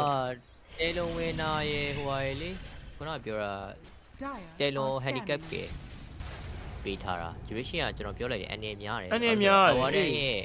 ဟိုပါဗောနော်ဒီ power spike ကကျွန်တော်မြင်နေကြလဲမဟုတ်ဘူးပြီးဟိုဘက်ကလည်း medusa ပါတယ် medusa ဟုတ်ပါ medusa ကအဆုံးနှစ်ဖက်ရောက်တယ်ဘာလို့ဆိုတော့အရန်ဖက်သွားပြီဆိုလို့ရှိရင်လည်းဒီတစ်ဖက်အတင်းကိုပေါ့နော်အစိုးရအန်လို့ရတယ်မဟုတ်ဘဲနဲ့အခုလိုမျိုးဒဲပုံစံမျိုးအခုလိုဒဲဆိုတာကအတင်းလိုက်ပေါ့နော် performance ကအရင်မပြတ်ဘူးဒဲလောက်ပဲအခုဆိုလို့ရှိရင်ပေးရပေါ့ဆိုတော့အဲ့လိုပုံစံမျိုးမှာဆိုလို့ရှိရင် medusa လေဂိမ်းနဲ့သွားလို့ရတယ်ဆိုတော့နှစ်မျိုးဖြစ်သွားတယ်ပေါ့ duration က under over ဒီပွဲကအနေများတယ် duration နေညာအခုကပြန်စဉ်းစားကြည့်လို့ရှိရင်တင်မလား Aswa နဲ့ကိုယ်တိုင်က right click ဆော့မှာဆိုတော့ကျွန်တော် late game ပူသွားမယ်တင်တာပဲ။ Medusa late game Aswa နဲ့ late game ပြီးတော့ဇန်မျောကြီးတင်မှာတင်တာ late over သွားပြီဆိုလဲအဆုံးထိကို over သွားမှာ60ကျော် အကောင့်100ကျော်လားအေးလေ60ကျော်လောက်ကြီးထိကိုသွားမှာကွာတင်တာဘာလို့ဆို Medusa high ground ဒီဘက်ကလည်း high Medusa high ground ဒီဘက်ကလည်း Aswa နဲ့ high ground အေးယွန်းစရာကြီးရှန်နာနော် awareness ဆိုရပါတော့ high ground မှာ spot word ဒီဘောလေးဒီကတော့ပြီးတော့ဒီကောင် awareness ကအပြာချောင်းကအရင်တိုင်းပဲမလားခဏလေးအပြာချောင်းတော့ကြည့်လိုက်အောင်awareness မမြင်တာကြားလာပြီနော်အောက်မှာ rapture ပြန်ပြီး global silence နဲ့ပြေးပြီးတိုးပြီးနေမှာ GH ပြတ်တော့ပြတ်သွားပြီအဲ့တော့ကျွန်တော် Aswarden ရောက်ရှိလာပြီဆိုတော့ Barbell ထပ်ပေးထားလား TV တဲထောက်တယ်ဆိုရင်အရာတစ်ခုမှာတော့ Echo Slam မှာကျွန်တော်လုံးဝ finishing ပေးလိုက်တော့ Smil double kill dominating easy ဆန်တာဘန်းမှာတော်တော်ဟုတ်တယ်ဗျာဆန်တာကြီးယွန်းစရာကြီးကြည့်ရင်လည်းကြည့်နေနေကိုယွန်းစရာကောင်းနေတာအဲ့တော့ကိုပြောလို့ like Blazica နဲ့မလို့ပိုယွန်းစရာကောင်းနေတယ်ပါပါတယ် Blazica အဲ့8 second silent ပိတ်တာရယ်ခုနSilenczရဲ့အဲ့ဟိုပါဘောနော် first set လား Sapphire first set ဟို Fast ဆက်လာလား Ini ka fine brain sign လေအဲ့နော် innate က brain drain အဲ့ fast နဲ့ပိုယူမှုကောင်းသွားတာ GH ကတော့ပြက်ပြီ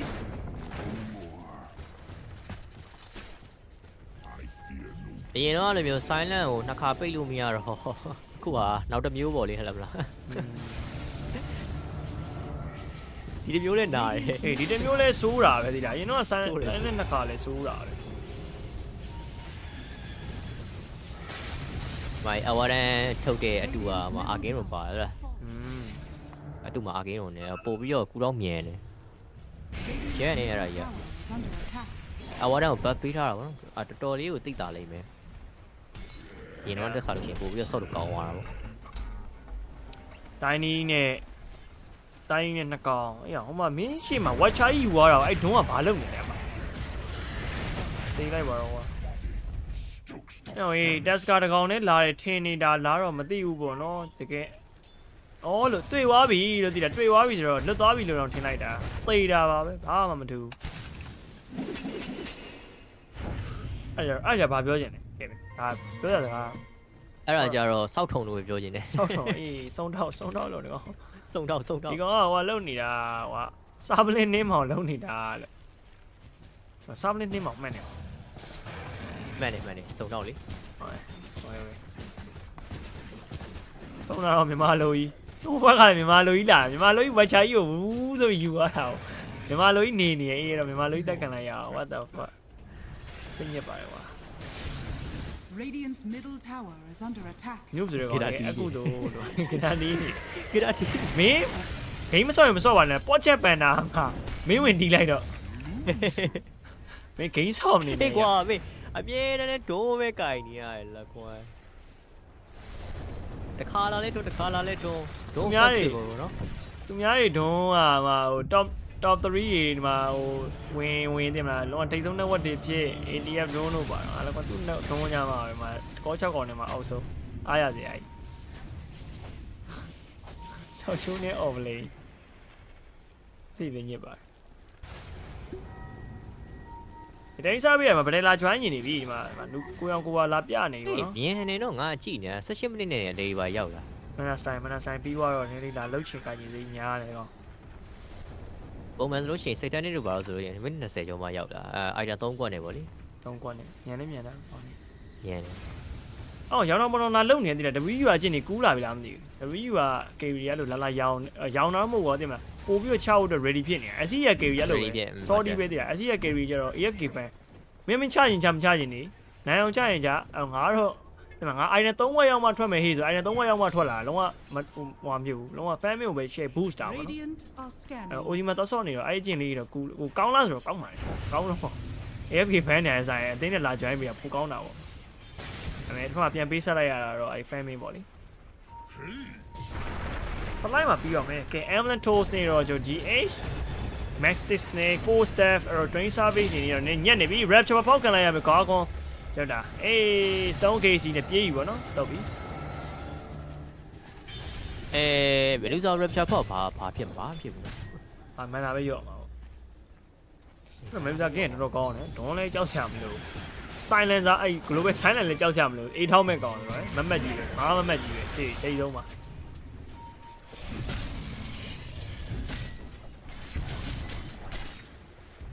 ကဲ rapture မရှိဘူး second 40ဆိုတော့အောက်မှာ center wall နဲ့ကျွန်တော် black sea ကသာပြလိုက်မယ်ဆိုတော့ပြင်းခံရမှာနော် ဆက်လိုက်နော် ရတယ်အဲ့ဂျိုကမ်မရှိနေပြီဒါက point နဲ့ကျွန်တော် Aisha နောက်ကနေကျွန်တော် global silence ဆိုပြန်ပေးထားတော့မယ်ဒါပေမဲ့ Aisha ကကာထားပြီးသားဗျ ghost ပြေးလို့လွတ်ပါမလားပေါ့နော်အေး storm ထောင်းကနေမှာ blood right ပေါက်သွားလာရင်ပထမလည်း medusa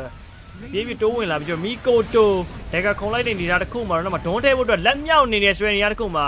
အော် ambulance ပါစားဝါလာရင်နုပြောက်သွားပြီနောက်မှာ smoke ကိုထပ်ပြီးဖမ်းပြီးသားတယ် 4 staff အပေါ်အသေးပြေးတိုးသွားပြီကျွန်တော် facial နဲ့ပြန်တားပြီးသားပါသေးတယ် Radiant's bottom ဟာ S ထောင်နေတယ်ဟေးဒုံးထဲကြာရှိတာထဲလိုက်တာမဟုတ်ဘူးလို့ Dire's top tower. ကဲ ghost နေနေနောက်မှာရောက်သေးပဲကြံနေခဲ့တယ်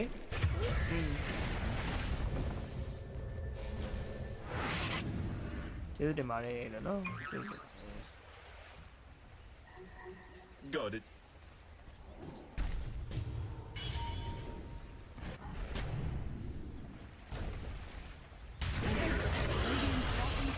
is under attack.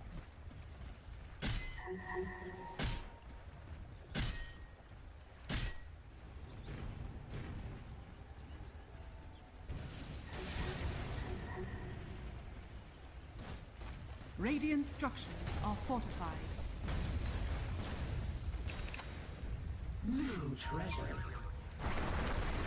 Yeah, no 5k တာနေတော့ Flipster တဲ့တော့မနော် Radiant's bottom tower is ဆက် under ပြီး attack. run နေစေပါပဲစနကောင်14ကောင်တော့ 5k ကျော် Razor ထိတ်ဆုံး network ပဲအော်မျောနီယာနောက်မှာ BKB လေးတော့လိုအပ်နေသေးရဲ့ဗျ။ Plastica BKB လေးဆိုရင်တော့ပို့ပြီးတော့ win track အဆင်ပြေမယ်။နောက်မှ BKB ဖောက်တဲ့ကျတော့ကာကောင်ပေါ့နော်။ဒီ Medusa ရဲ့ Stone Case လေးတစ်ခုတော့ရှိနေသေးရဲ့။ Stone Case လေးကိုတော့နည်းနည်း Q site မှာ BKB ဖွင့်မှာမဟုတ်ရင် BKB က4 second 5 second လောက် waste သွားလိမ့်မယ်ဗျ။ဒီတိုးလို့မရပြလို့မရနဲ့ပေါ့နော် Radiant's bottom tower is under attack. စနစ်စ Dire's လေး top tower5k is under attack. ဘယ်လိုစားထိတ်ဆုံးမှာဒါပေမဲ့ award ကတော့နောက်ကနေလိုက်လာတယ်ကိုရီထင်တဲ့အတိုင်းပဲပေါ့နော် Very strong hurricane ပိုက်ပြီးလို့ရှိရင် beauty သွားပြီးတော့နောက်ပိုင်းမယောနီယာရဲ့ပိုင်းနဲ့တဲပြစ်တော့မှတင်ပါတယ် ။ Hurricane ပိုက်လေးကသူက skip ပြီးတော့ထည့်ထားတာဒီလားအသိအချင်းချင်းမကောင်းလို့ ဟုတ်လားတယ်သူနောက်ကတ်နိုင်တဲ့ကောင်တွေတော်တော်များတာ Fortified. ပုံမှန်က ကတ်စကာရောတိုင်ကြီးရော Dire's ဆိုတော့ top tower is ပုံ under မှန် attack. မျိုးနီယာပြီးသွားတာ။ Yeah တော့လည်းစန်တော်ကြီးရမှာနော် Stampy နဲ့ပြပြဝင်လာတာ။မန်ဂျာ flying ပါလာပြီเนาะနောက်မှာ Daedalus ထပ်သွားအောင်မယ်ကျွန်တော် Aegis ကလည်းအခုမှလက်ဆက် fresh light fish ပေါ့နော်အဲ့တော့အောက်လဲတာဝါလဲတော်တော်ကိုင်းနေပြီဆိုတော့ကြည့်ရအောင်လဲတာဝါလေးပဲအရင်ချုံးမယ်ထင်ပါတယ် GH အမှဆက်နေလို့ရှိရင်တော့ပိတ်တော့မှာနော်တကယ်ချင်းခင်လို့ပြပြဗတ်လိုက်ပါလား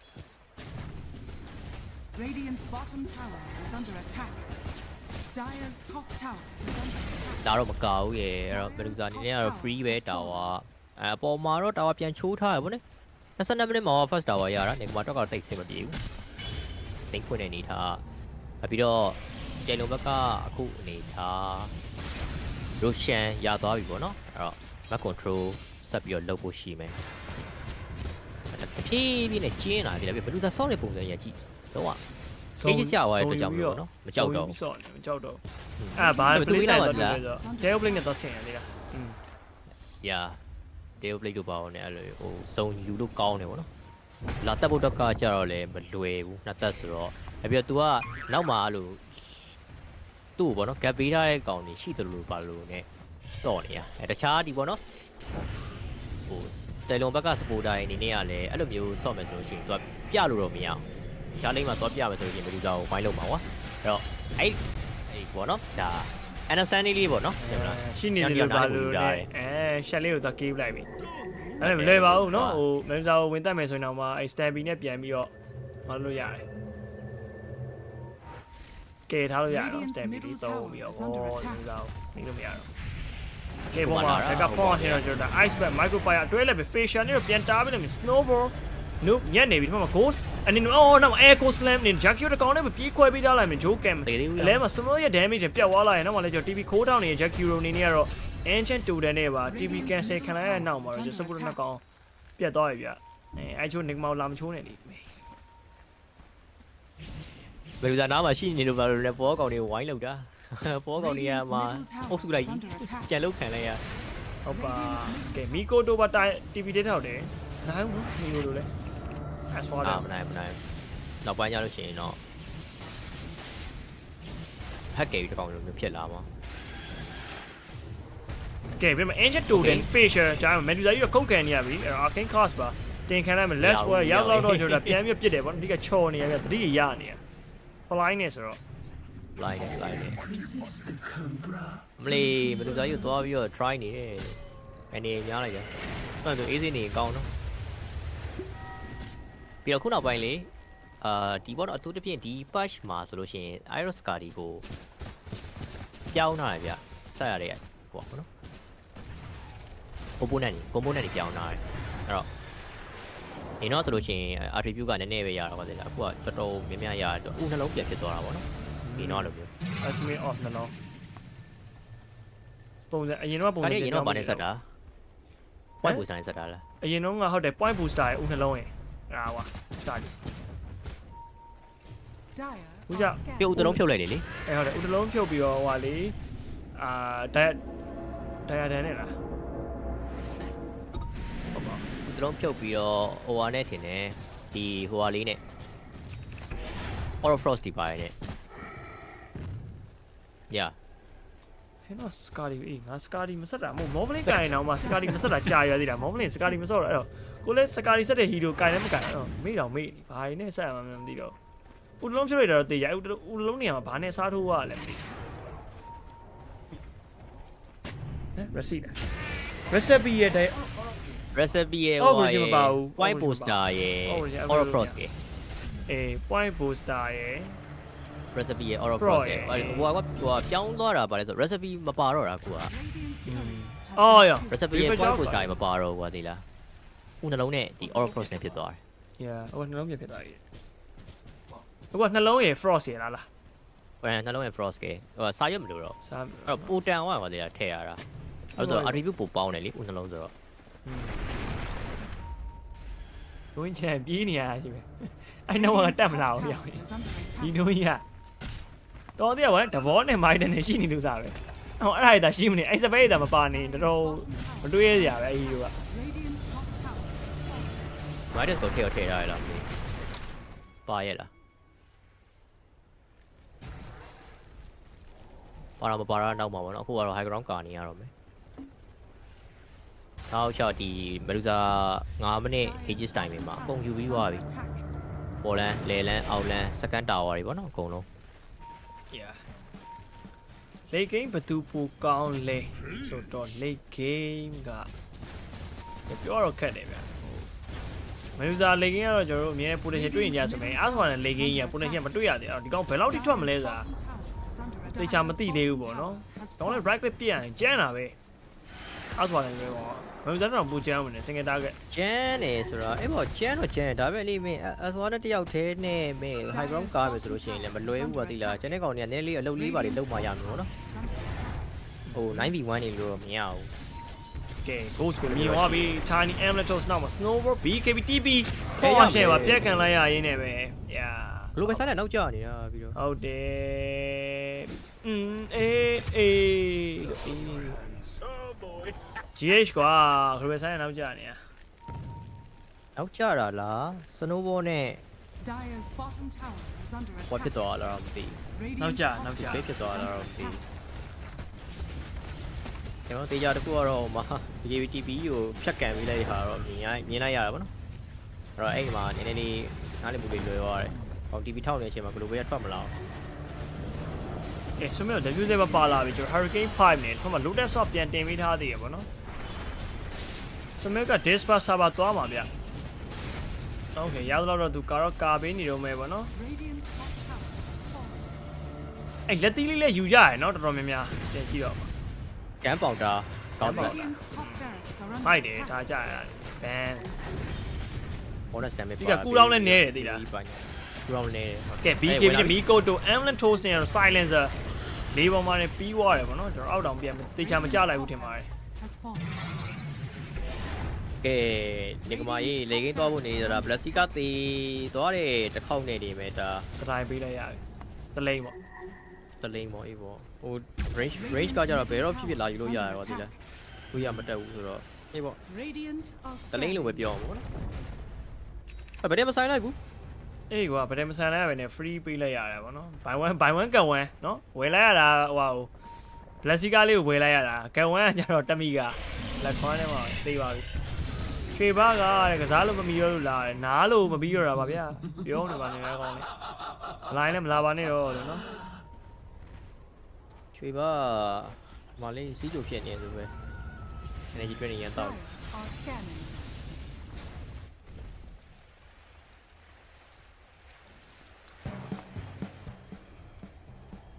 ကဲ ages ကလည်း ဟိုဖြစ်တယ် energy ရန် drain နော် ဟုတ်တယ် gain ဆော့ရတာ ဒီကောင်းတဲ့ချိန်မှာနေဆော့တယ်မရအောင် ဟုတ်တယ် ဆိုမှလိုမျိုး performance အပြည့်မထွက်ဘူးပေါ့နော် yeah Radiant are scanning. game တွေကနောက်ပိုင်းတင်မလားဖြောပြီးတာမဟုတ်တော့ဘူးဗျာဒီက ဆော့ကိုယ်တိုင်ကစားတာပြောတာပါဒီလိုမျိုးဒါကိုရီကူကြည့်နေရဆိုတာဒါပွဲကြည့်ရတော့သူများဆော့တာကိုကြည့်ရတာတော့ entertain ညာနေတာ entertain ဖြစ်တယ်ဆိုပေမဲ့ကိုယ်တိုင်ဆော့ရရင်တော့entertain ဘယ်လိုနည်းနဲ့မှမဖြစ်ဘူးရန် energy drain နေဘုံတော့တားလို့ရတာပေါ့နော် အတူတူပြင်အဲ့မိုဘာတွေကပို့ဆိုးတယ် မိုဘာတွေ ဘယ်ရော်ရယ်ကြီးအဲ့လောက်မဟုတ်ဘူး ဘယ်ရိုင်ရဲ့တွေ့ပြစ် တူ သွားပြီ ကြီးလို့ Radiant's middle tower is under attack. အဲ့ဒါတူဟောစမုန်းနဲ့လာပြီးစမုန်းမပြည်သေးဘူးလေ အေးကွာရပါတယ်ဟိုနိကမကိုရီ2000ပေးရင်နေလို့ပဲမှတ်လိုက်ပါတော့မယ်လောက်ထားဖေးသားကြီးတို့ Radiant's ဝက်လီလူပဲမင်းတို့မရှုံးပါနဲ့မဟုတ်တော့ဝက်လီတော့ရှုံးမှာပေါ့လား တကယ်ကလန်လာကြပဲနော် ကြပဲဗျာ ပြောနေရတာဂိမ်းဝဲတွေကပြောတာ ဂိမ်း1နိုင်သွားလို့ရှိရင် Game 2 Game 3ပြန်ရှုံးမယ်နိကမနိုင်မဲ့ formula ကြတစ်မျိုးတော့ Game 1ရှုံးပြီးကမှ Game 2 Game 3ပြန်နိုင်တာဒါနိကမ formula နိုင်တဲ့ formula အဲ့လိုပေါ့နော်ခဏကြီးစလာတဲ့ရှုံးတဲ့ formula ကြီးဖြစ်နေ US Scepter ရှိရလေတိုင်းဒီမှာဟာ ပန်းနေပြီပေါ့ ဒီလိုကိစ္စလေဟုတ်ပါလို့သူ့ကိုဝိုင်းမှာကဲ facial 3 man ရောက်ရင် engine တိုးတယ်ဘယ်ကနေပြန်ထွက်လာပြီဒီမှာကူကူပြတ်သွားလာရင် ghost အနေနဲ့တော့ Despasa နဲ့ဆိုရင်လည်း point ရှယ်ပါထိန်းခံလိုက်ရတဲ့နောက်မှာတော့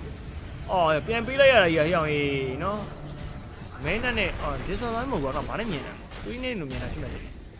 အထားပါဘူးနော် နေလို့မြန်သွားတာ ဟောနဲ့လက်ခွန်းငပိနဲ့အမဲနဲ့သွားလဲနေတယ်လို့ရမင်း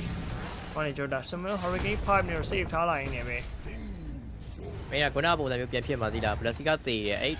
တန်ထပ်ပေးရအောင်မယ် နောက်တလိမ့်ပေါ့လက်စီကသိရင်နောက်တလိမ့်ပေါ့ ချီဗီလာကပြန်ကြည့်ရပြန်ပြီလက်ခွန်းကော Radiant's middle barracks are ဟ under ျောင်းနေ attack. ရေ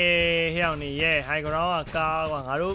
live stream လာကြည့်နော် high ground ငါတို့ကနေတော့ high ground ကားတယ်မင်းတို့ high ground ကိုမကားဘူးလက်ခေါင်းက play ပေးနေတယ်လောက်ကြပါဦး Radiant's middle barracks has fallen. အဝါနဲ့ပစ်ထားပြီးတော့ high ground ကာခိုင်းတာတော့မှန်တော့မှန်ပါတယ်ဒါပေမဲ့ကိုယ့်ဘက်ကလူမရှိလို့ရှိရင်လည်းကားလို့မရပြန်ဘူးကိုလေး ဟုတ်ပါ အဲ့ဒါကိုသိသိနေ နုကဘယ်သွားဟဲ့ဟိုမှာဘယ်နဲ့ဆိုင်နေနုဘယ်ဝါနေအော် Jamish down နုပြန်ပြေးလာပြီဘောနော်မမီနီမတ်မှာကျိုးလိုက်သွားမလို့ပြန်လာမလို့သွားမလို့ပြန်လာမလို့နောက်ဆန်လည်းတင်းနေတယ်ငါလက်ကိုတော့အေးရောတာဒီထက်ဝင်လာပြန်ပြီဖက်မှာကျလို့တက်ဆော့ BKB ဘယ် Silencz ဆိုပြန်ပေးထားလိုက်နေမကျတာတောက်အိုးမဲ US Scepter ဒါနောက်မှာ don't take ခံထားတဲ့ task ကနေနဲ့ deck ကခုံပြသွားသေးတယ်ရောက်ပြီကောင်းတာဗောလို့အဲ့တော့ Medusa အကုန်လုံးပြန်ပြစ်နေပြီဆိုရင်ရတဲ့မှာကျ80တက် Micro Fire ထဲမှာရေချိုးနေတဲ့ noob မီးနဲ့ရေချိုးမှာတော့ပြန်ထောင်းပြီအော်ကို slam လွဲသွားတဲ့နောက်မှာကျ tiny air တိုင်းမှာပြန်စားသွားလာရင်းနဲ့ပဲတယောက်တစ်ခွက်စီတော့ကျ Enigma Galaxy ကျပြသနေပြီပဲဖြစ်ပါတယ်အားကစားဝါဒနာရှင်ပရိသတ်ခင်ဗျာစီရင်ကန်တဲ့ဇက်နေကြီးမှာပဲokay BKB နဲ့ဆိုရင်ဖောင်းရှင်ထိုးကထိကန်တယ် physical အမှတွေခုနှစ်ချက်တော့ဝင်သွားပြီကျွန်တော် snowball ဆွေးရတစ်ခုမှာတော့ကျွန်တော် goal တက်သေးသွားလာရင်းနဲ့ကျွန်တော် train service အနေနဲ့နောက် backline တွေအကောင်တွေအကုန်လုံးသူတို့ Summel ကိုနောက်မှာ down the tap avalanche toss Summel down inferno blade နဲ့ dawn ပေးနေတော့မယ်ဆိုရင် goals အရင်ဆုံး GG စခေါ်လာရင်းနဲ့ပဲကျွန်တော်ဒါ 2-1 ဆိုတော့ result နဲ့တော့ဒါ flipster တဲလုံးကို Enigma Classy ကျွန်တော်ဒါရှုံးနိုင်တော့နာကလာတော့မဟုတ်ပါဘူးဗျာဒါပေမဲ့ကျွန်တော်တို့ကြိုတင်တွက်ဆပြီးသားပါရင်းတော့မကုန်ပါဘူးအဲ့တို့ကြောင့်ရင်းတော့မကုန်ဘူးလားဒါလည်းပုံမှန်နော်လေးထားလေးပဲဒီကွာရက်ဆက်တာဗောငါတို့တရားတော့ကွက်စီပြရတယ်သိလားကွာစဉ်းစားနေကွာနောက်ဆုံးပဲစဉ်းစားကြည့်လိုက် Silencz ကြီးအရင်ဆုံးပလဲလေတွေကို Silencz ဆိုတဲ့ကောင်အရင်တော့ခံရတယ်ကွာလက်ကွာနဲ့မှာ Silencz ဆိုတဲ့ကောင်အရင်တော့ခံရတယ်ဒုံးကနောက်မှာဆိုင်ရတော့ခလဲတော့ဟိုဘက်ပြေးရမလို့ခရီးပဲသွားဖြတ်ရှင်းရတော့မလို့သိလားဟိုကြောင်ဖြောက်နေတာဟုတ်တယ်ပြီးတော့အမ echo ရှောင်သွားတော့တက်ကားနဲ့echo ရှောင်ပြီးတော့ပြန်တော့စီတယ်ဖုံးဆိုပြီးတော့ဒီမေးတောင်းတာဗျာစီဗျာ okay ဗျာ thank you ပါ bro ရေဒီလူပါလာခဲ့ပြီဗောနော်ကဲတော့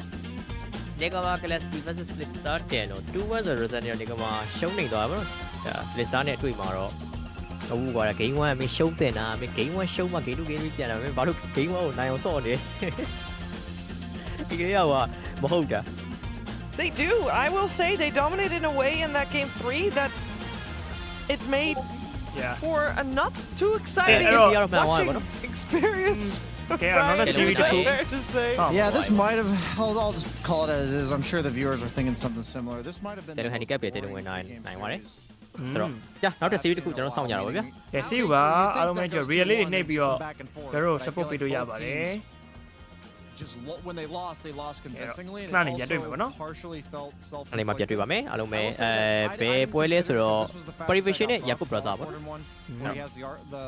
arcane rune with the Midas. ဒီကြမှာဗျာ The other facet's the one that I thought had potential because Arc Warden's a farming mid, but he can also snowball the map. But what happens is in the first 10 minutes, he's not active and the enemy mid can be. But the other facet, you steal all the runes. So the enemy mid never gets a rune. So in this game, it felt like Makoto not only was Sumail farming, but Makoto was getting all the runes and then using them to kill everybody on the map and had absolute free reign. So a little bit of shooting yourself in the foot, I guess. I agree with everything the caster said. The individual pieces were good. We all thought it was cool. Ideas were great, but sometimes you put too many ingredients in there and you don't end up with a culinary masterpiece. Yeah, that was a bit of an overcooking, I feel like, from the boys at NGX. Because if you look at the Flipster draft,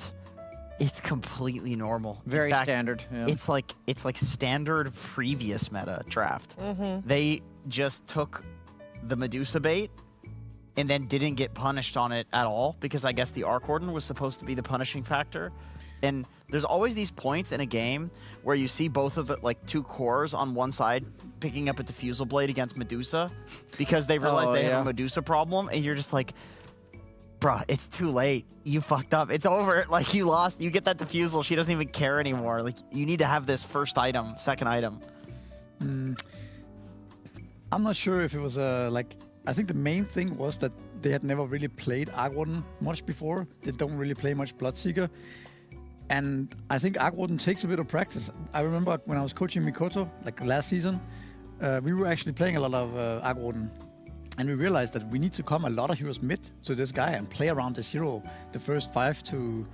15 minutes. Because that's Also, when he's really it strong. takes team practice, not just individual. Yeah, and what you saw here is that instead of them coming mid to the Arc Warden, actually it was Flipster Talon who came mid and ganked the Arc Warden over and over again and jumped him first, right? But if you actually play around the Arc Warden early on, maybe by Spirit Vessel as well, this hero can snowball really hard, and then you actually have a different game on your hands. We could easily see Doom run mid, Bloodseeker run mid, everybody's just mid, right? Take the mid tower down, and then create this game for Arc Warden where he's the one top net worth, where he's the one dictating the game. I think we could see a much different game if that were to happen.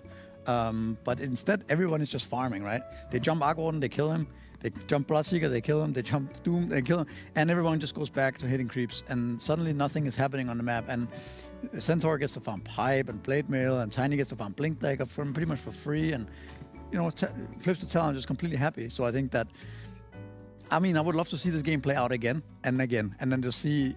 what would happen if Nigma just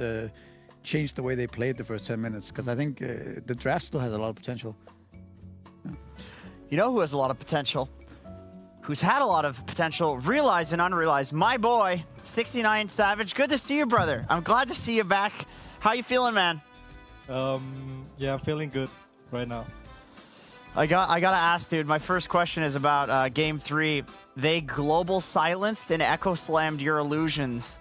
What was your reaction to that?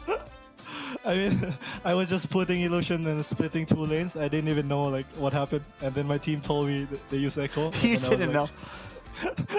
I was kind of laughing at the moment. Nah, dude, that's when you gotta claim that you just microed them perfectly to make it look like one was real. I mean, I didn't think about that. I just think about farming creeps. So when we were watching the draft of Game 3, we saw that we thought maybe they would pick Bloodseeker. We saw that they already had Doom, and we're like, well, if they do that, this is a free Deuce game. And then you guys took it, and it looked like a free Deuce game. Is that how you felt? Like it was just a free win because you countered their heroes? Yeah, I thought we had a free win when we have Dusa on 18. Yeah. Okay. They use a lot of HP hero, but I don't have HP. What are the good counters to Medusa anyway? Other than anti-mage, is there anything that you think really hard counters her? Darkseer, anti-mage Darkseer. Maybe Pangolier and the Lord. I'm not sure. Yeah. Okay. So mana burn or heroes that can get a version of her. What about Morphling? It's pretty good, but Morphling is banned a lot of times. Okay. I want to ask you about the Kunkka carry. You've been playing a lot of that. Has that been I know you play a lot of your like really hard carries, the Morphlings, Terrorblades of the world. Has that been like a hard transition for you to play the Kunkka, or is that just every day in the office? It's kind of easy. I think Kunkka just chilling, and I just like use random spell in team fight, and always like some good shit happen when I just randomly use both and everything. So you're just throwing that shit out there to see what happens. Yeah, and the shard and everything. It's just like create chaotic for Mikoto to carry me. He's the real carry. Does that ever make you feel bad that that's kind of your guys' identity right now? It's like Mikoto gets to play an actual carry and you're just Kunkka creating chaos? I mean, when we were doing well, me and Mikoto, we kind of play like this, and I think I'm happy like playing with him like this. Yeah, I can probably guess why, and I'll ask you a question about that. What are the big differences, I got to ask about this team versus OG that you find? You can be politically correct if you want. I think I'm more like comfortable with the players here because I know them for like, I don't know, 3-4 years, and we've been playing together like Kuku, me and Mikoto. I'm more free to do my like my style of Dota. Like sometimes I just feed, but I just make space. So sometimes people in my team call me DY Rusho because I kind of want to play like that. And it's like before when I die, I used to feel bad, but right now I feel like Mikoto and WS is really talented player. They can carry the game as well. That's good to hear, dude. It's clearly working for you guys. I'll throw it over to my tech analyst who's got some questions for you. Missouri? Hey, 23. You had a really good game 2 and game 3, but I was just curious what happened in game 1. Did something go wrong with the preparation or the draft, or what do you think happened there? I think game 1 I just played bad TB, and I really not sure, and I was like just kind of just play bad. It's like a bad game, 1 out of 10. And after first game, I went to shower and then I reset. You actually took a shower in between the games? Yeah, to reset. Oh, because it was morning game, and it's like we used to play late game from the first day and second day, so I was kind of a bit sleepy on the first game, I think. Okay, I mean, that's actually really cool. I think that's a good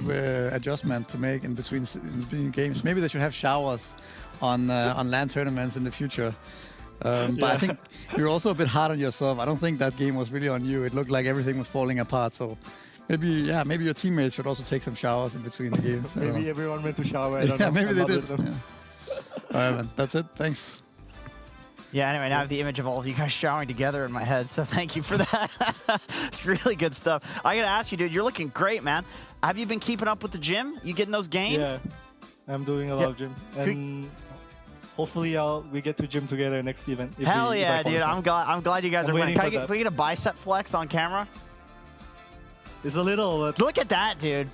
It's better than last time we met. No, that's good. Yeah. Well, how many kgs are you up now? How much have you gained? I was 60 kilogram. Now I'm 67. Nice. 7 kilograms. That's really good. Over like a year or something like that. That's really good. Yeah, like a year, 8 months, a year. Nice job, dude. Well, I'll see you there. Hopefully, I'll see you again. Congratulations. Yeah. We'll see you in the next one. Thank you. Bye-bye. Good kid. Such an OP strat to play when you're playing from home, to be able to shower in between games. Like I got a proper wake up, you know. I'm just thinking on Lance, like, all right, guys, team shower, let's go,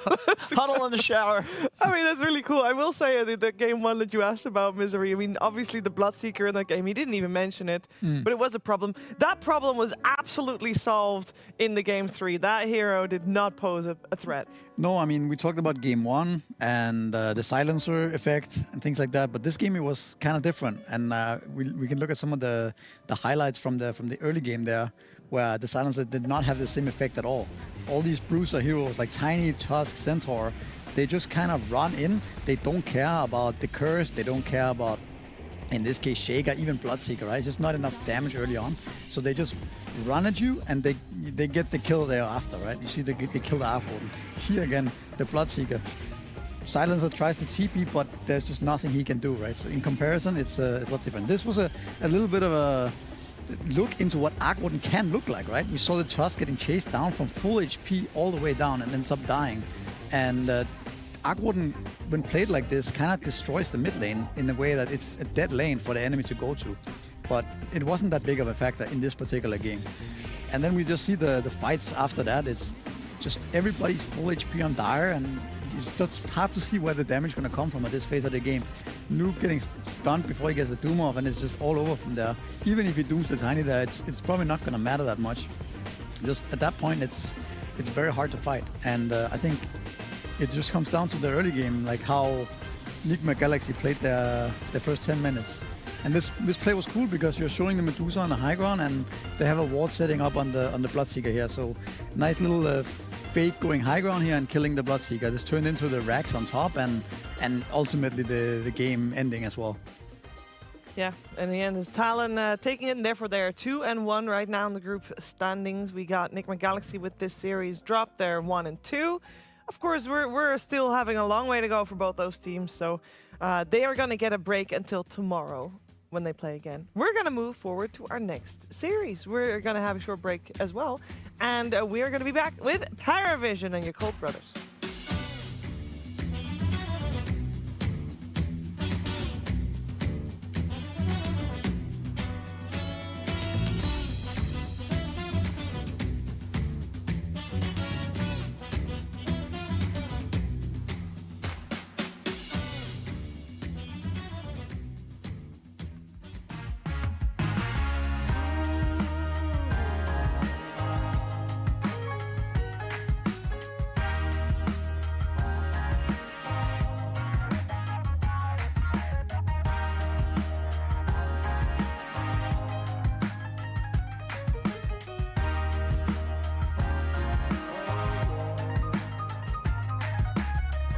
Turned on the dime when I saw you walking by.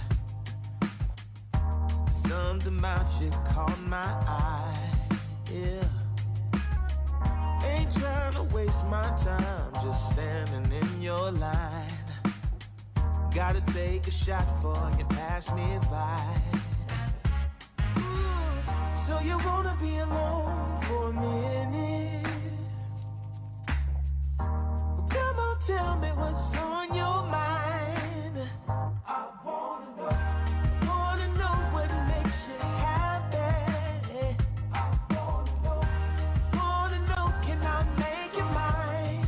Ooh, I wanna know if you know that I treat you right. I wanna know, can I spend the night? Well, I had my eyes on you for a little while now, but you never noticed 'cause you had a man. Ooh, yeah,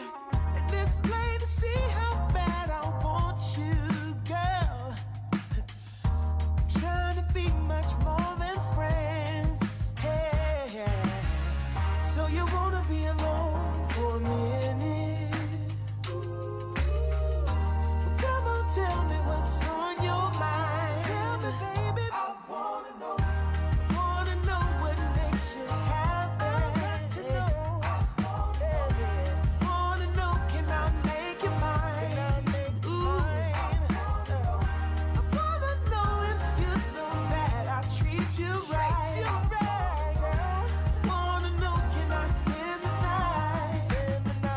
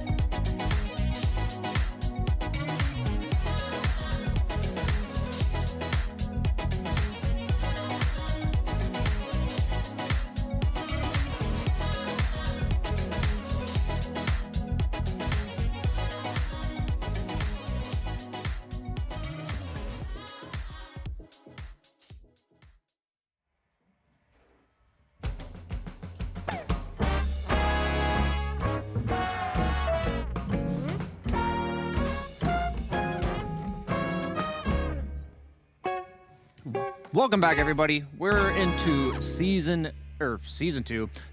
2 of Group Stage 2 at Dream League Season 26, as this is one of our first chances to see a repeat matchup. Yes, it was 5 days ago between Yakult Brothers as well as Paravision, the teams we will be seeing in this series, but it was a new patch, different patch, but there's a lot of the same heroes that we've been seeing from these two teams, as I do have a graphic of the drafts we saw between them, and the winner of Game 1 went to Yakult Brothers, so it was a 1-1 split in the series, so we may not just see a convincing 2-0 as Paravision, seemingly the best team in the tournament so far, but one thing you'll note is that these two teams were both picking Morphling before the patch, seemingly before everyone else was, because there were some drafts where that hero would go ignored, even though it's been nerfed, it's still getting first round, first pick banned, so we'll almost certainly see that today. You see Storm Spirit there in Game 1, it was banned in Game 2. Both these players play it. We saw no one play Storm 3 of the 4 games in the last 2 days. We've seen Yakult Brothers. He's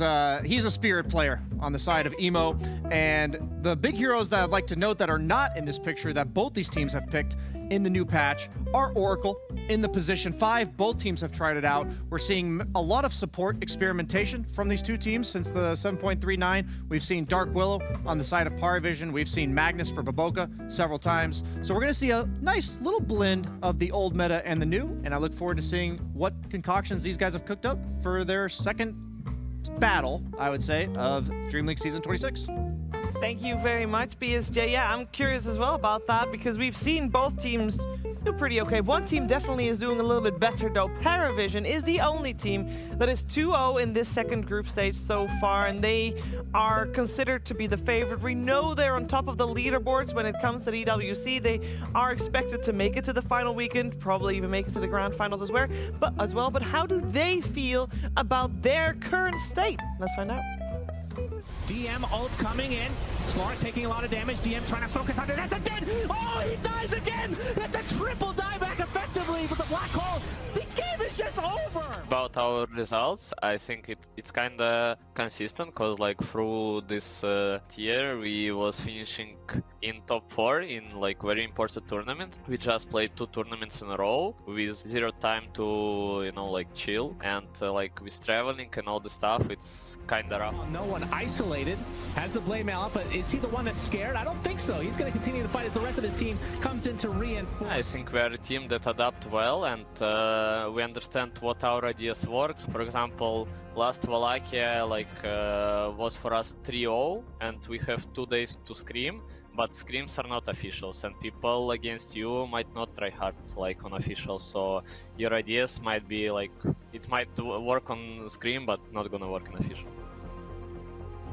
I think what makes our team really strong, that we all really try harding, and like when we made a team, everyone wanted to play with each other, and like that's why I think it works, because we have our good chemistry. They're dealing with these echo stomps, but a nice toss back here from Baboka has already found Ducals, but they can't finish him off. Now the back wall landed on 3 targets, and they are just melting. I mean, it's really hard to say what's gonna be good for us. I feel like we are kinda happy overall, and our approach is, to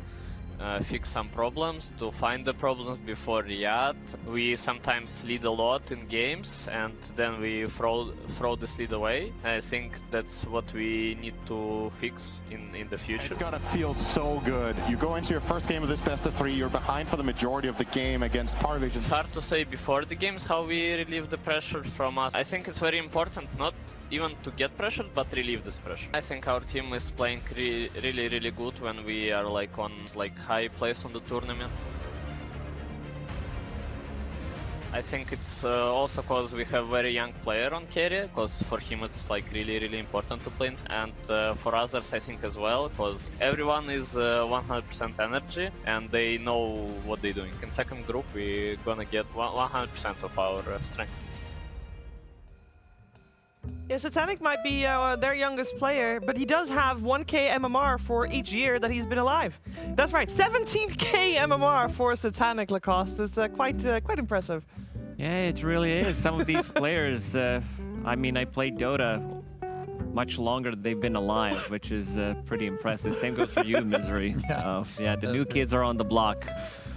They are. Paravision has been doing really well, of course. I do want to focus, therefore, a little bit more on their contender, because I do feel like it might be a little bit of an uphill battle here for Yakult Misery? Because on paper it shouldn't be even, but you said Yakult. You know, they might surprise us here. I mean, I think so far they've looked really resilient. They lost the last series, but that was a 3.5 hour grind. Yeah. They just look better than what we've seen, I would say. They look experimental, they have good ideas. Emo, standout player, Boca. I think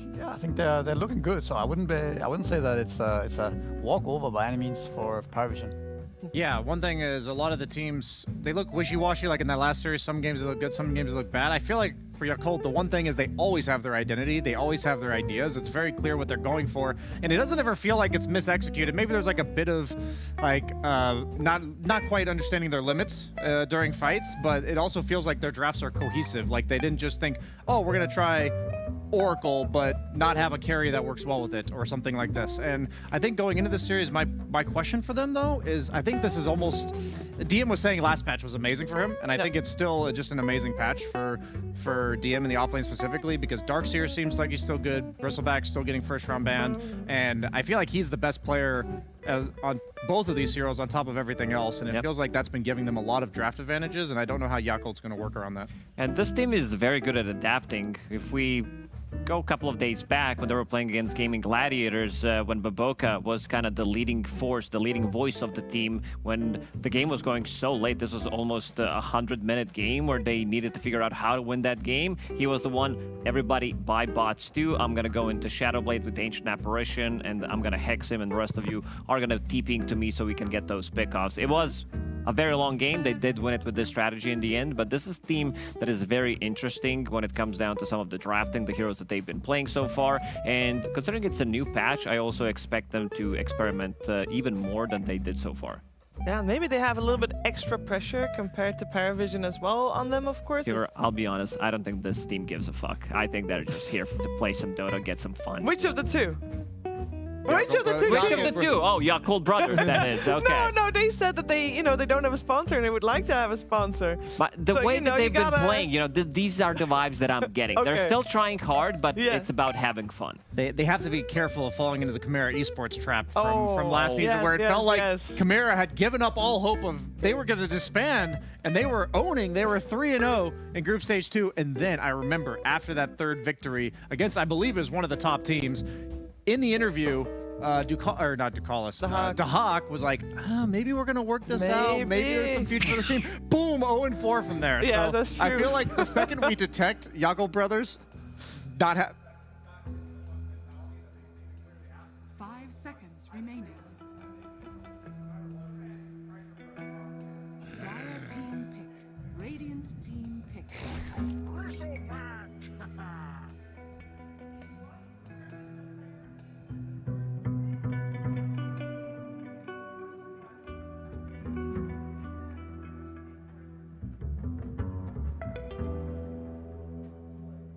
10 seconds remaining.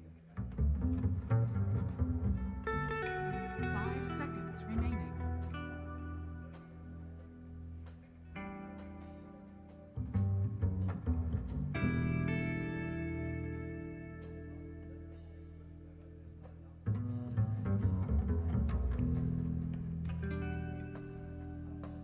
Dire team banned.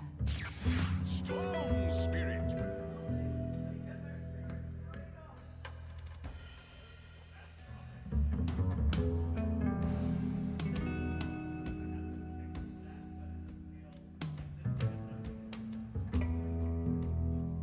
Seconds remaining. 5 seconds remaining. Dire team banned.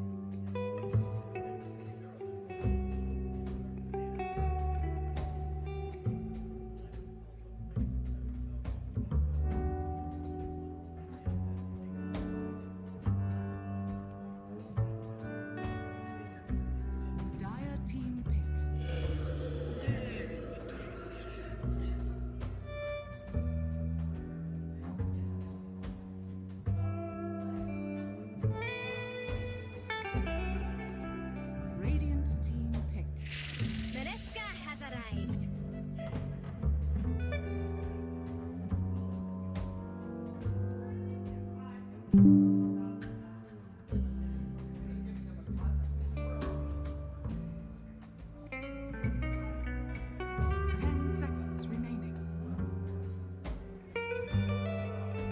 5 seconds remaining.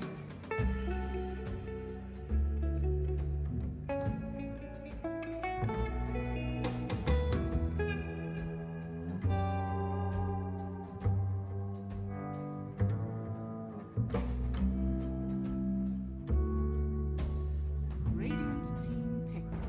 What's your name? Dire team pick.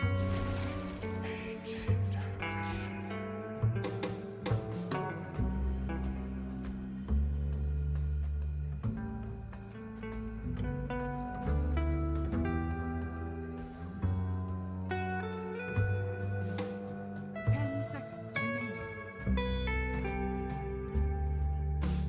5 seconds remaining.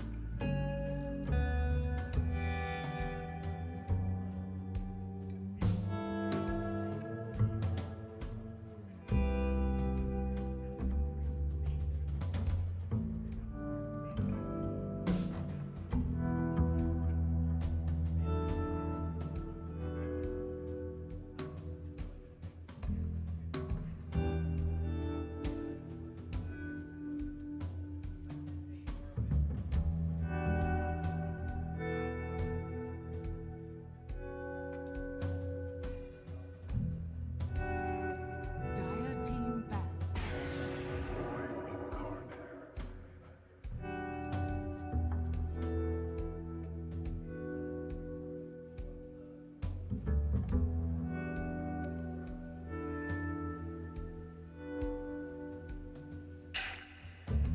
Seconds remaining.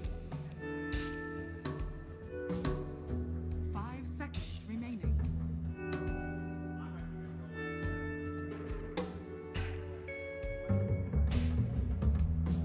Radiant team ban. Radiant team ban.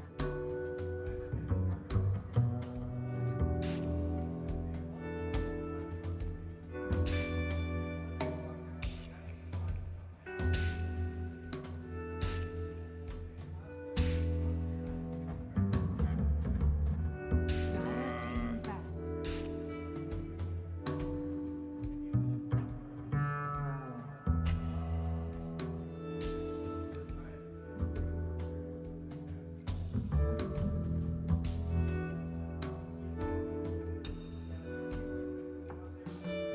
Seconds remaining.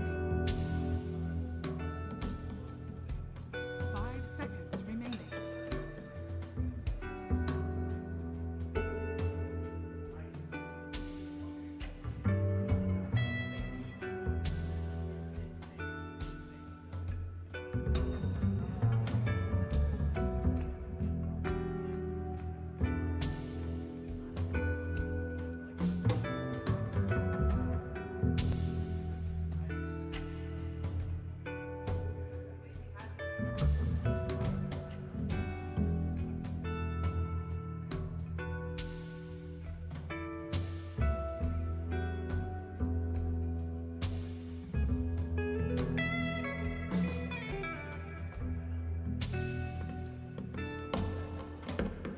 Dire team pick.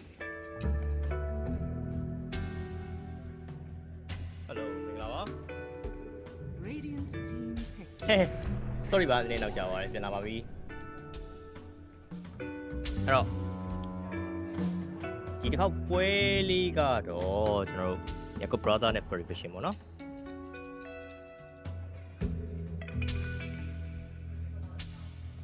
seconds remaining. ဆိုတော့နောက်ထပ် series တစ်ခုနဲ့ Seconds remaining. စခွင့်ရတော့ဗျာ view 3ပွဲစဉ်ဖြစ်ပါတယ်ဘာဒီပထားလဲဒါတော့နည်းနည်းနောက်ကြာသွားပြီပေါ့နော်အဲ့တော့hero တော်တော်များများတော့ပြီးသွားပြီ preparation ဘက်မှာ faceless boy တဲ့faceless boy တော်တော်လေးပျောက်နေတာကြားတဲ့ hero တကောင်ပေါ့နော်ယူထားတဲ့ပုံစံရကလည်း carry ဆော့မဲ့ faceless boy ကြီးဗျတော်လေးကိုစိတ်ဝင်စားဖို့ကောင်းသွားပြီ Now select အဲ့တော့ preparation ဒါ satanic ရဲ့ faceless boy ကိုတွေ့ရမှာပေါ့နော်ပြီးတော့ white ကဒီကောင်ကအခုက နှစ်ကောင်တော့ပါတယ် face void တွေမဟုတ် voice split ပါပါတယ်ဗောနော် voice sorry အမလေးရှားရပါလိမ့် voice split ဆိုတာဒါရှေ့မှာလဲ emo ဆော့ပြပြီးသွားပြီဗောနော်သူတို့ရ Yaku brother နဲ့တွေ့တဲ့ပွဲမှာ voice split ကိုကင်လိုက်တာဆိုတော့ဟိုဘက်ကို block ပစ်တာလဲဖြစ်ကောင်းဖြစ်သွားနိုင်တယ်ဒီ pick လေးอ่ะဗောပြီးတော့ Yaku brother အနေနဲ့ကဒီပွဲတော့ voice split ကို priority မထားတော့ပဲလေဒီကောင်တွေက stone split က keep off the light game ဗောနော်အဲ့အတွဲလေးကိုယူထားတယ်ဗျအဲ့နောက်မှာBangolia AA nice talker carry ဟာစမ်းတော့စမ်းကြည့်နှစ်သင်းလုံးရဲ့အနေထားပါတော့ carry NS ဟာဟုတ်တယ် nice talker carry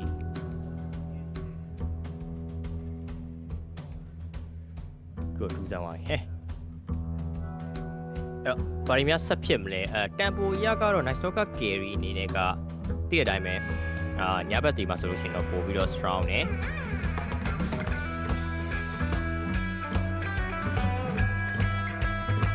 ပြီးတော့မှာဆိုလို့ရှိရင်လည်း physical boy ကလည်းလေ high grow ဖြစ်တဲ့ကောင်ဖြစ်နေပါတော့အဲ့တော့ timing နဲ့ဆောကြမယ်ပွဲတော့မြင်ပြီးရယ်ဒီပွဲစီရတော့ကဒီအနာလေးပဲဖြစ်မှာပါတော့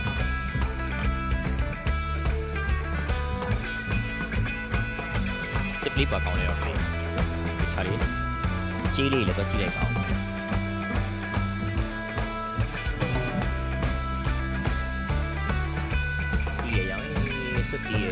the piece of voice spray nice talker voice nhiều không ba cô là bỏ nó cô là được cả voice đi vậy rồi bishop jack quello the prophet cái này rồi đi patch bảo nó một tiền fight của số độ cao rồi bây giờ thì có gì Christmas còn mà tôi lấy về tất nhiên cảမနာရမကုန်မဲနဲ့ new damage တရားထုတ်ပေးတယ်ဆိုတဲ့အနေထားကြီးကတော်တော်လေးကိုကျန်းနေပေါ့နော်သူတပြင်းအဲ့လိုမျိုး lane harass လုပ်ရတဲ့ပိုင်းမှာဆိုလို့ရှိရင် the prophet support တွေကထွက်လာနိုင်ခြင်းရှိရဲဆိုပြီးတော့ sorry ကြတာလဲကျွန်တော်တို့ခံမှန်းထားရဗျအခုလဲဒါအခုဆိုလို့ရှိရင်တော့နော် the prophet pulling fight ကိုကျွန်တော်မြင်ရပြီအဲ့တော့ the prophet နဲ့ void နဲ့ကိုတွဲထားတဲ့ purification တွေနေရ Yaku brother တော့လုံးဝ classic combo ပဲstone spirit mana လိုတဲ့ hero ကို mana ဖြည့်ပေးရဲ့ keep up တလိုက်တွဲထားရပါတော့ပြီးတော့ AA ရှိမယ် AA ကလည်း W server ကိုကောင်းတာတဲ့ပုံမျိုးနဲ့ထုတ်ထားတယ်nice talker carry လေးကကြတော့ဘယ်လိုမျိုးလေးဆက်ဖြစ်သွားမလဲတော့မသိဘူးပေါ့နော် Yaku brother အနေနဲ့ကတရုတ်တင်းပြအဲ့တော့တရုတ်တင်းနေ timing game မဆော့တာများတယ်ဒါပေမဲ့အဲ့ပေါ့နော် theory ကိုတွေးဖယ်ပြီးတော့အခု fly နေနေရတော့ nice talker carry ရောထွက်လာပြီဒါကြတော့ဒီ purification ဘက်ကို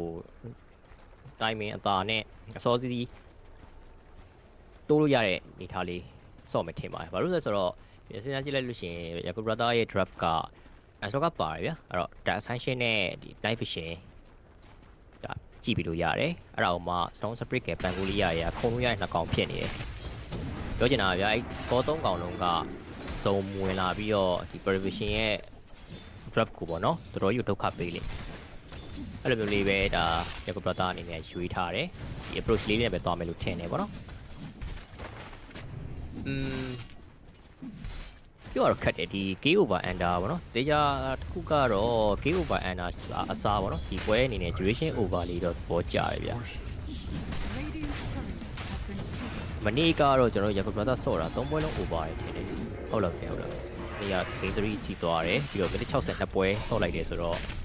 3ပွဲလုံး over သွားတဲ့အနေထားလေးပဲရှိတယ်ဗောနော်ဒီပွဲလေး duration over မယ်ထင်တယ်ဗျအဲ့တော့ duration ကို41 over 42 over အဲ့လောက်ပေးထားရပါတော့အဲ့တော့ထည့်ရင်ထည့်လို့ရတယ်အဲ့ဒါလေးရယ်ပြီးတော့ winner ကကျတော့ကျွန်တော် purification ကိုပဲသဘောကျတယ်ကယ်လိုများ nice talker carry ရဲ့ timing ကအောက်သွားခဲ့တည်ရှိတော့ဗောနော်ပြန်တို့ဗရက်ဆိုင်တဲ့အခါမှာအခုမြန်လွဲချော်သွားခဲ့တည်ရှိတော့နောက်ပိုင်း late game ကတော့မတွေ့ဘူး physical point နဲ့ nice talker အရင်တိတာဗောနော် point ကတော့ pro တဲ့အုပ်ပြီးတော့ပြင်းပါပဲဆိုတဲ့အနေထားမှာလေဂိမ်းအနေနဲ့ purification တော့ပို့ပြီးသဘောကျတယ်ကြတော့ပေါ်လမ်းမှာနည်းလေးတော့ဒါရုပ်သေးလေးတော့ဖြစ်နေပြီဆိုတော့နောက်မှာဒုကလေး first blood တော့မရသွားဘူးဗျာ bounty share သွားတယ်ဗောနော်ရဲ Bangolia အနေနဲ့ search back ထိုးတာနောက်ကျသွားတဲ့အတွက်ကြောင့်သူမရလိုက်တာ လက်မျိုးတော့ကောင်းတယ်ရကုတ်ကတော်တော်မရှိဘူး duration over နဲ့ game over သွားမှထင်တာပဲအမှန်ပဲအဲ့လိုမျိုးလေးစုံပေါ်လောက်တယ်ဖြစ်နိုင်တယ်ပေါ့နော် Okay ဝိုင်းပြီးတော့ဒါဖြတ်ဖို့ကြိုးစားပေမဲ့လည်းသူရင်သေးသွားတယ်ဗျသူသေးပြီးတဲ့နောက်မှာ9 class ကပြန်ပြီးတော့ပေးလိုက်ရတာပေါ့နော်အဲ့တော့တန်တယ်ဘယ်လိုပဲဖြစ်ဖြစ်ဒါ preparation ဘက်ကကြည့်မယ်ဆိုလို့ရှိရင်ဟိုဘက်က carry ကိုလည်းရတယ် carry သေးဘူးပြီးသွားတော့မှပဲကြက်ကွဲလို့သေးသွားတဲ့အတွက်ကြောင့်မလို့ carry အနေနဲ့ကဒီ experience လည်းမရလိုက်ဘူးပေါ့နော် only တကောင်မဲ့ဆိုလို့ experience ရလိုက်လို့ဖြစ်သွားတယ် outland trade ကတော့တန်တယ် preparation အတွက်အလဲမှာတော့ the strong spirit နဲ့ voice spirit brother နှစ်ကောင်တွေ့တာပဲဗျကြည့်လို့တော့ကောင်းတယ်ဗောနော် super brother ကြီးမတွေ့တာတော်တော်လေးကိုကြာပြီလဲမှာ amber နဲ့ stone တို့နော် voice spirit နဲ့ဒါ amber တို့အဲ့လိုမျိုးဗောနော်လိုမျိုးထွေထွေပေါ့လေအရင်တော့ဆိုလို့ရှိရင်ဟိုပါပါတယ် spirit မဲ့ပါတယ်ဟို spirit ကလုံးဝမဆော့တော့ဘူးပျောက်ထွက်သွားတာဆိုတော့ဒီတစ်ခေါက်တော့ strong spirit နဲ့ voice spirit ကိုဒါညီကိုနှစ်ယောက်ကိုမြင်ရပါဗောနော်လဲမှာဘယ်သူတာလဲလို့မေးလို့ရှိရင်ဒါနှစ်ယောက်လုံးကတည်တယ်ပဲအဲ့မဲ့တစ်ခုရှိတာက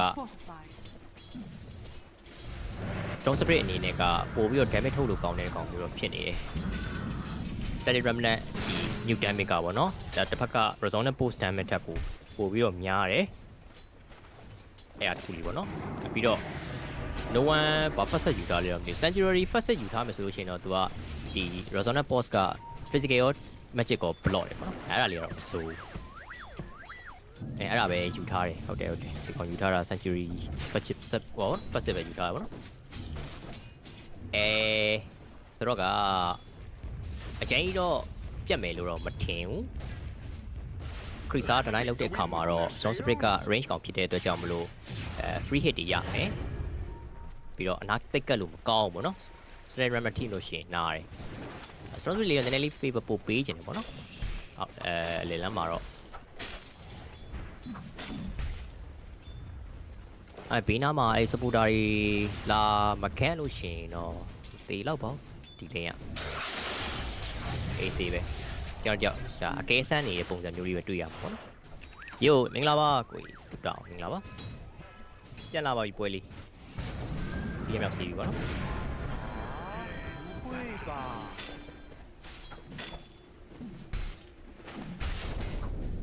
လက်စစ်တနိုင်စားရတဲ့အနေထားမှာဆိုလို့ရှိရင်မစ်ကကြတော့တကယ်ကိုတဲတဲပဲပြီးတော့အပေါ်ကကောင်တွေရောအောက်ကကောင်တွေ Silencz နှလိမ့်လုံးကကောင်တွေလည်းအကုန်တဲတဲပဲဗျမိုက်ရနော်ဒီပွဲလေးကလက်စစ်ပြတ်နေရဆိုတာမျိုးမရှိဘူးအနည်းဆုံးအကောင်20ကျော်စားရတယ်အကုန်လုံးဒီပါဗောနော်အလေမှာတော့ဒါလာပြီးတော့ camp လာပြီး camp နေဆိုတဲ့အနေထားမှာနည်းနည်းတော့ဒါအချိန်ကြီးချက်ကြည့်အောင်ပဲဘယ်ကောင်ရင်သေသွားမလဲဆိုတာဗောနော်2ယောက်2ဆိုတဲ့အနေထားမှာတော့ no one what no oneဘလို့ဖြစ်လို့ Steady Remnant ယူခေါင်းတိုးရတယ်လို့ပြတ်တာဗောအဲ့ဒီကျွံသွားတယ်ဆိုတဲ့အနေထားမှာတော့ကတော့ရင်တော့ပြီးသွားတာဗောလာကန်နာတော့ prevision ဘက်ကအရင်လာကန်နာပါပဲဒါပေမဲ့ဒီဘက်ကဒီ A အနေနဲ့ backup TP ကျလာတယ်ဆိုတော့ battery ပြန်ပြီးဆက်လိုက်ရတယ်ဗျ31ဆိုတဲ့အနေထားရကပရတာ3កောင်တာနေဗောနော်နည်းနည်းလေးတော့ထူးဆန်းနေလိမ့်မယ်အဲဆိုတော့တိုင်မောင်ကြည့်လိုက်လို့ရှိရင်9မိနစ်နောက်ပိုင်းကပုံမှန်ဆိုလို့ရှိရင်ရဘက်ဖြစ်တာပေါ့နော်ဒါပေမဲ့ဒီပွဲက nice rock ကပါနေတယ်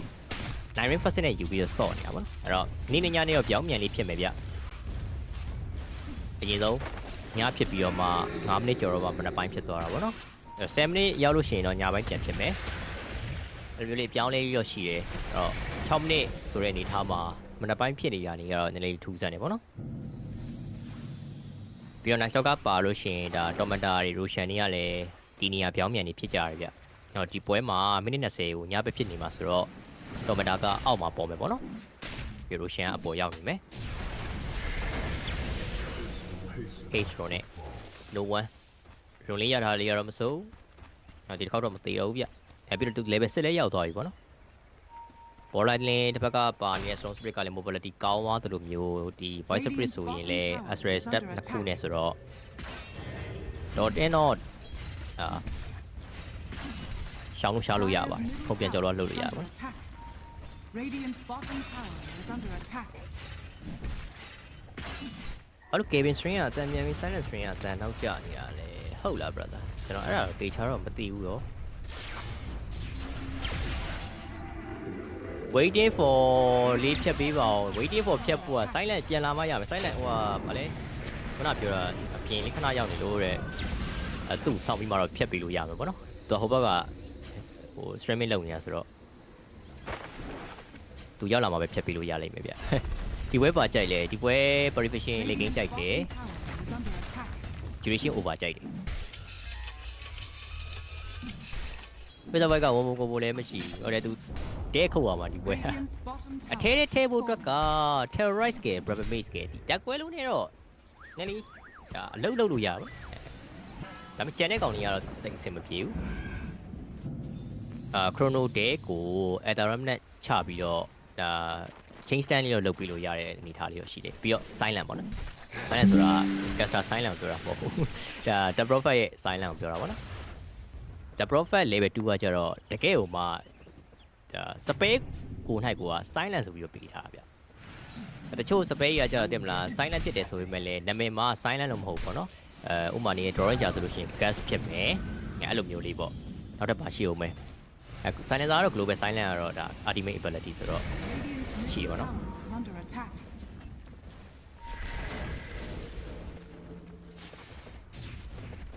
ဦးတော်မှာ Silencz ဘယ်တစ်ပွဲရှိလဲအဲ့လိုမျိုးတော့မစင်းစားဘူးချက်ကြည့်ပြီးတော့မေးမှရမှာတဲ့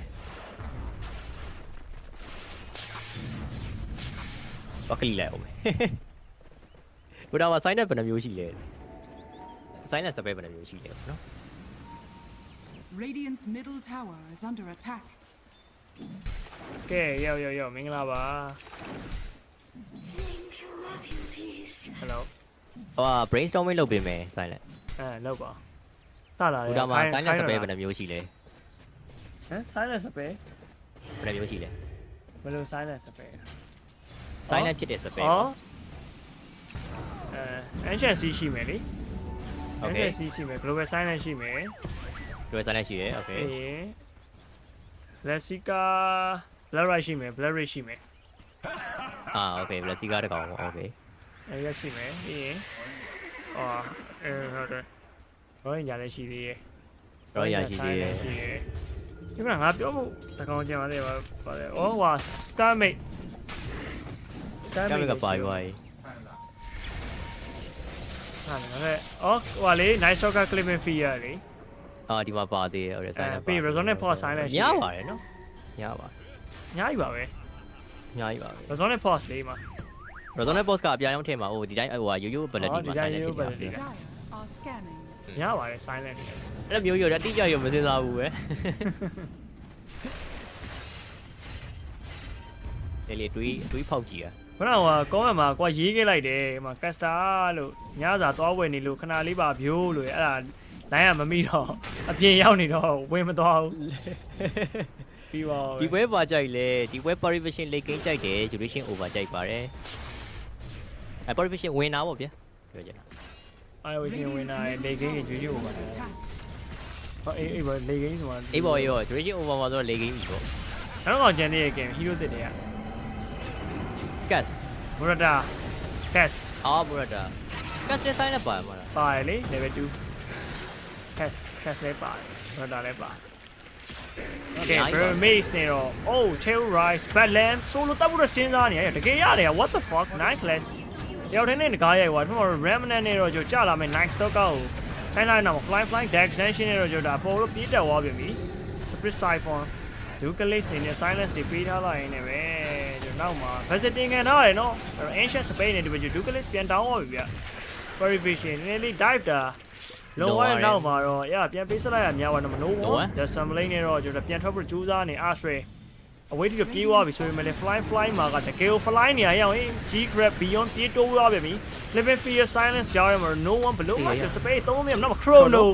စိတ်တဲ့နေ right click အမှန်ကျွန်တော် let vortex လေးထဲမှာကျွန်တော်စိတ်တဲ့နဲ့ကိုဆွဲဝါလိုက်တယ်ဆိုပေမဲ့လည်းကျွန်တော် fly ရဲ့အသက်ကိုကယ်လို့မရဘူးကျွန်တော် face လက်ပွားပြန်တေသွားတဲ့နောက်မှာ ancient eyes တစ်ပေးတယ် Ducalis တစ်ကောင်မှာထပ်ပြီးထိသွားပြန်ပြီဗျ DM အနေနဲ့တော့ down သွားပြီ Oli killing spree ချလိုက်တာဆိုဟိုင်းငါရောက်လာမှပဲတောက်လျှောက်တီမနေလားဆိုကြီးကမနေလားမသိဘူးနောက်တော့ ball lightning Let it vote this again ကျွန်တော် super side ပေါ်ပြန်ဆုပ်ထားသေးရဆိုရဲနေရာတစ်ခုမှာတော့ emo လက်တော့ short လိုက်ပါပြီမပြီးသေးဘူးရမပြီးသေးဘူး video Burmese so 9 class ညည်ရင်နေတော့မဲပေါ့နော်ဒီမှာနောက်တစ် ball light နဲ့ zip zip let it vote this now started ram and right click now the check overload damage တွေနဲ့ individual beyond swipe bracket လေးနဲ့တော့ပြန်ပြီးပြနေပါပြီdouble press scale 2လည်းပါများသွားတယ်ဟုတ်တယ် double press scale 2ဟုတ်တယ်ကျွန်တော်အဓိက double press scale 2ကိုအခြေခံပြီးတော့စဉ်းစားလိုက်တာအဲ့ဒါကိုပြောဟို double press scale 2ကကြတော့တကယ် Silencz ဆိုတဲ့နာမည်ကဟိုနာမည်ထဲမှာပါပါဘောနော်ဒါတချို့ space ဆိုလို့ရှိရင် Silencz ဖြစ်တယ်ဆိုရင်နာမည်မှာလို့မျိုး Silencz ဆိုပြီးတော့ပါ let's watch ရှိမယ်ဗျာနော် let's watch ရှိမယ်ညာပါ let's watch ဆိုတဲ့ Silencz ပါဒါပေမဲ့ global Silencz မှာတော့ Silencz ပါတယ်ဟာရှုပ်လို့ရှုပ်နေဒါပေမဲ့နားလည်ပါတယ်ခဏ ancient series ဆိုတဲ့ Silencz ဆိုတဲ့ကောင်ပါနော်ပါအဲ့လိုမျိုးပြောကြတယ်စီးရာပိတ်တာမလားစီးလောက်တယ်ဆိုတာပိတ်တာဟုတ်စီးဆိုချိတ်ပိတ်တာဟို parking ပိတ်တဲ့ဟာစီးလောက်တယ်ပေါ့ဟုတ်တယ် ancient series ရှင်းအောင်ကြတဲ့ပိတ်ဆို့မှုကဲ clipping fear rolling thunder right click ဒူကလစ်ပြတ်သွားပြီ 9 class ကိုပါ beyond ချက်ပြီး rolling thunder တိုက်ပေးထားလာရနေပဲ9 class Cherry Relam လေးတော့ပြန်သုံးထားသေးတယ် Burmese tail rights 2 min fear giant merge beyond ရှေ့မှာရှိနေသေးတယ် double secret နဲ့ကတော့ switch back right click beyond နေတော့ဒါ 9 class ကိုတော့အကောင်းဆုံးတော့ဆုံးသက်ပေးထားပါတယ်တော့ချရီ Yago brother ကိုရောက်လာမှချလားအဲ့ဒါကိုပြောပါကိုရောက်လာမှချဟုတ်တယ်မင်းရောက်လာမှချတော့ကိုစောင့်နေရတယ်ကြည့်ရစိတ်ပြလေးပြထိုင်ပြောနေတာဘူးမှဘာမှဥလုံးမဖြစ်ဘူးနော်မလုံးမချက်ပဲမင်းရောက်လာတော့မှအသေးကျူးရဲ့အဲ့ဒါပဲကတ်စတာကိုစောင့်နေတာနော်ဟုတ်ပါသမင်းတော့ဝယ်ဆိုတော့ခဏစောင့်နေပြီးတော့မှကြာYago brother ရဲ့ဒီပေါ့နော်police တိုင်ကတော်တော်လေးတော့ unique ဖြစ်တယ်တရုတ်သေးနေကြားထဲမှာဒီကောင်လေးကအဲ့လို aggressive အရန်ဆော့တဲ့အတင်းလို့ဖြစ်နေတယ်နောက်ပိုင်းမှာကြည့်ရတာလေမိုက်တယ်အဲ့ဒါလေးက entertain ဖြစ်တယ်ဒါမှလည်း WU region နေပြီး SA ဖြစ်ပြင်မလားတခြား region နဲ့ရှင်းဆော့လို့ရမှာ China တွေကအမြဲတမ်းပြောခဲ့ပါတယ်နော်အရင်မလုံးမရှက်ကြီးနေလွန်အားကြီးလို့တစ်ဖက်က snowball ပြီးတော့တင်မလားအရင် timing ကောင်းတဲ့အရင် OG ပေါ့နော်အရင် OG တို့နဲ့ကဘလို့မှမခံနိုင်တာIce Black, Deck Extension, PB တိုးပြီးသားသေးတယ် No one, the summon လေးတော့သုံးရရဲဆိုပေမဲ့လေကျွန်တော် Resonant Pause, Astray နောက်တစ်ဆင့် Okay တိုင်ဦးမှာထင်တယ် Remnant နဲ့ပါထက်လိုက်ပြီးတော့ကျွန်တော်ဖမ်းမိထားလာရင် No one ကောင်းတယ်ကွာပြေးသွားတာတော့ share ပဲပြတ်သွားမယ်အောင်ထင်တာပေါ့နော်မပြတ်သွားဘူးဗျတဲတောင်ပြေးရအောင် Jacob brother က Asian တက်ပိုကောင်းတယ်လို့ပဲတေးကြတာပေါ့ဒီ journey တဲ့ကြည့်မယ်ဆိုလို့ကျွန်တော်သိကြတာပေါ့အဲ့ဆိုတော့ Restream ပြုတ်သွားပြီ Yago brother က GroupStage 2ထိတက်လာဆိုတော့အဲ့မှာနေဟိုက Yago brother အကောင်းနေဆိုတော့တိတာနေပေါ့နော်အားမရ Restream ပါဟုတ်တယ် Restream မှာအားမရ Restream မှာပါ YB မှာမဟုတ်အားမရမကြံတော့ပါဘူးကိုဝိုင်းရေကောင်း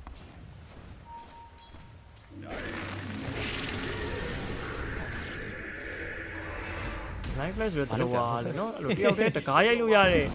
hero တွေတအားကင်တာကဲ beyond rolling thunder ဖက်မှာ orkin နဲ့တူပဲ zip zap let it go days right click ancient ice black အရှိမြတ်စပယ်ကုန်ပစ်ထည့်တာလေကျုပ်လို့အေးကဲမျိုးလည်းနေပါပေးပြောလိုက်ပါမင်းတို့ကောင်နေဘလို့ဆွတ်ချပြောကြရအများကြီးရှိတယ်ပြောလို့မရဘူးဖြစ်နေSorry game 1 winner giveaway တယောက်2000 thank you ဗျာ okay အဲ့တော့စုတောင်းအောင်ပါဗောနော် okay ကျွန်တော် Sorry vision မှာ precious bounty အသာဝဲတော့နည်းနည်းနေလေဂိမ်းကအဆင်ပြေမယ်ဒီကောင်လေးလေဂိမ်းဒီသွားနိုင်ဖို့အတွက်ကြိုးစားရမယ်ဗောနော်ဆိုတော့နောက် 3k တစ်ပတ်ကိုပေးထားရတယ်ဗျဒါမဲ့လေကြည့်လိုက်နောက်မှာဟိုငါပြောလိုက်မှာဟိုကောင်ပြန်ကြောက်ပါခုနကလို့ boy ကထိတ်ဆုံးပါလို့အေးဘယ်လောက်မှမဟုတ်ပါဘူးတင်ပါ free token စားလိုက်ရင်ပြန်တက်တယ်ဟုတ်တယ်ပြောချင်တာက boy ကအဆင်ပြေတယ်ပြီးတော့တည်ထားတဲ့ verification graph ကလည်း boy လေး game အတွက်ကိုတည်ထားတာဆိုတော့ ခုချိန်မှာ network တွေဒါနည်းနည်းလေးပေးထားရတယ် hero key ပေးထားတယ်ဆိုပေမဲ့လို့ပေါ့နော်ဘာမှတော့ပြောလို့မရသေးဘူးဆိုလိုတက်ပလိုက်တယ်โอเคအေးဆိုလိုတက်ပလိုက်9 class ယူထားတဲ့ဟောယူကြည့်လိုက်အောင် Anna Way နဲ့တူတယ်နော်ယူထားတဲ့အတိုင်းကြီး Anna Way ပြာကြီးလားလို့ကြည့်နေသေးကြအောင် Dire are scared. ဝက်စ်ဘီနေတယ်ပါကြီးတော့ပြရအောင်စမှုစားပုံနေ sister stroke ဆိုတဲ့ဟာလေအဲ့ဒါက evasion တက်တယ် အော် attack နဲ့ evasion တက်တယ်ဟာဟုတ်တယ်ဟိုတော့မြန်သွားလို့ရောက် emo နော်အဲ emo ကတော့ဘိုကင်ညက်ခံရတော့မယ်ဟောဆိုင်ဟိုကနဟိုဟာ giveaway ဟိုဟာ1000တွဲပေးတာနော် Okay ဗျာ thank you ဗျာနိုလီတက်လာ Radiant's middle tower is under attack. play giveaway ရှိရဗျာ tip man ရှိရဗျာဟုတ်တယ်ဗျာ thank you ပါကျွန်တော်တို့ဒါ react တွေနဲ့ support ပေးတဲ့ brother တွေရောဒါ share တွေနဲ့ support ပေးလာကြည့်ပေးတဲ့ brother တွေရောနော်ဒါလာကြည့်ပေးရဆိုရင်ဒါ supporting ပေးရကြပါတယ် supporting ပေးရဟုတ်တယ်နော်ဒီလိုမျိုးကျွန်တော်ဒါ tip man နဲ့ကျွန်တော်ဒါ support ပေးတဲ့ brother တွေရောကျွန်တော်ဒါ thank you ပါအော်မတရားလေးစောနေတာ page မှာဟိုခဏဟိုဟာ support ပေးရ brother ရောဆိုလို့ရတာကြော်ညာလိုက်ပါဦး page မှာကျွန်တော်တို့ဒါဘော analysis ဒီ patch ကေပေါ့နော်ကြောင်းနေသွားတဲ့ဒီ hero changes တွေပါတွေတင်ပေးထားပါတယ်အဲ့တော့စာဖတ်မှာပြင်းတဲ့သူတွေအတွက်လာလုံးဝဗီဒီယိုလုပ်ပေးထားရဗျာရှေ့တွေးပြီးတော့เนาะကျွန်တော်တို့လူတွေအတွက်ပေါ့သိရမလားကျွန်တော်တို့ကပြောရင်အချင်းချင်းကတည်တယ်စာဖတ်ဆိုပတ်ချင်ဘူးပတ်ချင်မယ်လားမေးလိုက်မယ်မေးလိုက်မယ်စာမဖတ်မေးလိုက်မယ်စာမဖတ်ဘူးဒါမို့လေတခုခုကြည့်လိုက်မယ်ကွာသိလားဗီဒီယိုတွေပါကြည့်လိုက်မယ်ဗီဒီယိုလေးနဲ့လုပ်ပေးထားပါတယ်ဟုတ်တယ်အဲ့တော့ဝင်ကြည့်ပြီးတော့ဟောတော်ရရတယ်ပေါ့နော်ကြည့်သွားလို့ရတယ်ပေါ့နော်ကြီးနဲ့ really ပေးသွားလို့ရပါတယ်ဟုတ်ပါဒီမှာလည်းမေးလို့ရပါတယ်အရွှင်းထဲမှာလည်းဟုတ်တယ်ဒီမှာလည်းမေးလို့ရတယ်မသိရရှင်ကိုမေးလို့ရပါတယ်အခုက patch အသစ်ဆိုတော့ကျွန်တော်တို့ဒါလေးလာမှတ်သားထားတော့ပေါ့နော်အကုန်နီးမှတော့ရနေပါပြီခုကဖင်တင်မြန်ကောင်းလို့ပြန်ဖတ်ထားတယ်ဒီနေ့ရက်အတွင်းမှာနေရပြောကျွန်တော်တို့ play string နေလဲကြည့်ပါဦးမယ်ကိုကန်းအောင်လည်းတော့ခေါ်ထားရပါတော့ patch အသစ်လေးစော့အောင်စော့မယ်တဲ့တော့ကိုကန်းနဲ့ play string နေလဲကျွန်တော်ထပ်ရှိပါဦးမယ်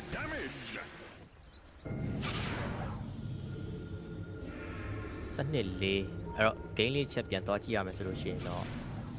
number 5k စပုတ်ထားတယ်ဒီချိန်မှာတော့ level brother တာမှာပဲဗျာတာတဲ့ hero လည်းပစ်ထားတာပေါ့နော် nice stalker ဆိုတာဒါ void တက်စားလို့ရှိရင် sauce ချလို့ကောင်းတဲ့ကောင်မျိုးဟုတ်တယ်ညဘက်လည်းရောက်သွားပြီမိနစ်20အဲ့တော့20နဲ့25မိနစ်တိုင်အတွင်းမှာ prevision တကယ်ကိုသတိထားပြီးစောရမယ်ဒီချိန်ကဒီချိန်မှာကျိုးဝိုင်းနော်အနေနဲ့များတယ်ဟုတ်တယ်ဗျာဒီ Roshan ဒီပါရက်သွားလို့ရင်ကောင်းတယ်ညဘက်ဆိုတော့ level brother ဘက်ကပေါ့နော်ကဲ night class fly ကိုလိုက်ရှာနေစေပဲပေါ့နော်ကျွန်တော်နည်းနည်းလေးဒိုးရပြီကွာအော် the extension ကတုံးလိုက်တယ် Facebook ဘက်ကလို့ TV ထောက်သွားပြီပေါ့နော်အောက်ကမြားကြီးကဘာကြီးကိုပြနေလဲဘာကြီးကိုပြအေးနော်စားပါလေဟာ Dire's top tower is under attack ဘူးမှမြင်ဘူးတာပဲပြောတယ် Dire's structures are လုံးဝအဆင်မပြေ Perry မနိုင်ဘူး Dire's top tower ဟိုဟာ Facebook White Trap ဆိုတော့လေလုံးဝအဆင်ပြေလားကြည့်လိုက်ပါမပြေဘူးအောက်ဆုံးပဲဟိုဒါလည်းဖြစ်တင်ပါတယ်ဘာလို့ဆိုတော့စဉ်းစားကြည့်လိုက်လေ Night Stalker နဲ့ဒီ Storm Spirit OKG နေတာဘလို့မှဟိုတင်မှာ White Spirit က game ဆောက်ဖို့အတွက်မလွယ်ဘူးဟုတ်ကဲ့တေးကြတာပေါ့ပြီးတော့အခုနားလေပေးရမှာပေါ့နော်အဲ့လို White Spirit ဆိုတဲ့ hero ကအရန်ကိုမှတိုင်မင်လို့တယ်ဟို Storm Spirit တောင်တိုင်မင်လို့တယ်ဒီကောင်ဖန်တောက်လျှောက် item လို့ item ရန်ဒီပေါ့နော်အနည်းဆုံးပြအပြာချောင်းပြီးလို့ရှိရင်နောက်ထပ်တစ်ခွက် mana sign ပါလားအဲ့လိုမျိုး space display လို့ရအောင်အဲ့တစ်ခွက်လောက်နဲ့မှ game ဆော်လို့ရတယ်ဒီကောင်ကဒီလိုပွဲမျိုးဒီပွဲမှာ silent နေရမ်းများတယ် mana sign တော့မလောက်ဘူးသိလားဒီပွဲဆိုဘလောက် BKB ထပ်သွားမလားရမယ်ထင်တာပြောတယ်အဲ့ဒါတော့သူဘယ်လိုမျိုးလေးထည့်ထားလေးတော့မသိဘူးပေါ့နော်အဓိကတော့ပြောချင်တာ item ကအနည်းဆုံး2ခွက်3ခွက်လောက်တော့လိုတယ်ကိုကသူကတကွက်ပဲရှိသေးတော့ timing ကစင်မပြေသေးဘူးဖြစ်နေပြီးတော့နောက်ကနေမှလိုက်လာပိုပိုကအပြာချောင်းနေဟိုဒီလောက်ကတ်တီရောဒီကောင်းနဲ့ network ကတူတူပဲ keyboard တလိုက်ဟုတ်တယ် keyboard တလိုက်တော်တော် support လိုက်ကြားထဲမှာနည်းလေးတော့ပြတ်တယ်ပေါ့နော် အဲ့ face လက်ပွိုက်ကတိုင်ပတ်မှာနော်ဗျာ BK တခါလေးကြီးပြီး chrono အုပ်ပြီးဖွင့်အခုံရင်ခုံမခုံလို့ရှိရင်အဲ့ဒီ willow whip ဆင်ကပြန်ဆွဲပြီးတော့ကားတွေကျိတ်နေမှာအကွင်းထဲမှာကဲပိုကောက်တော့တပ်ဖို့ဆိုတော့တပ်ဖို့အတွက်စဉ်းစားတယ်ဟို beyond တော့ရှိတယ်ဆိုတော့ beyond ရှိနေတော့တိမ်မှာမဟုတ်ဘူးပေါ့နော်အဲ့ keyboard the live အသေးလောက်ပါဘူးပြီးတော့အပြာကြောင်းလည်းပါတယ် willow whips ပေါ့နော်ဒီလုံးကြီးဒါပြီးရင်ဘာ tournament ရှိသေးလဲဒါပြီးရင်ပါဟောလား e-sport world cup လာမယ်တင်နေ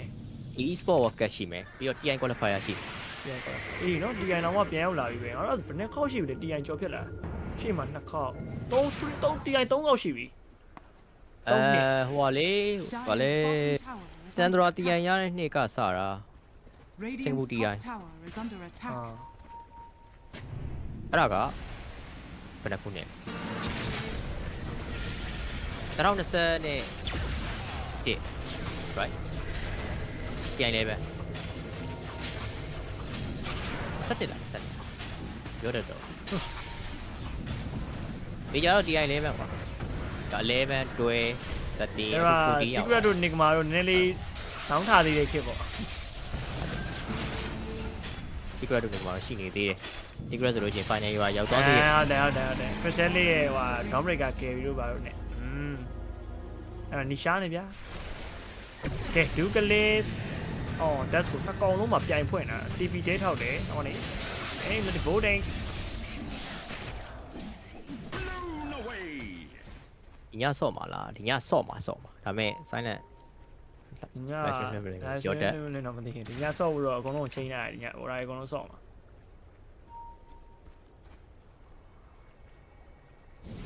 ပါရီမာစကီနဲ့ဆော့မှာနောက်ပွဲနိုင်ခြင်းပေါ့ yep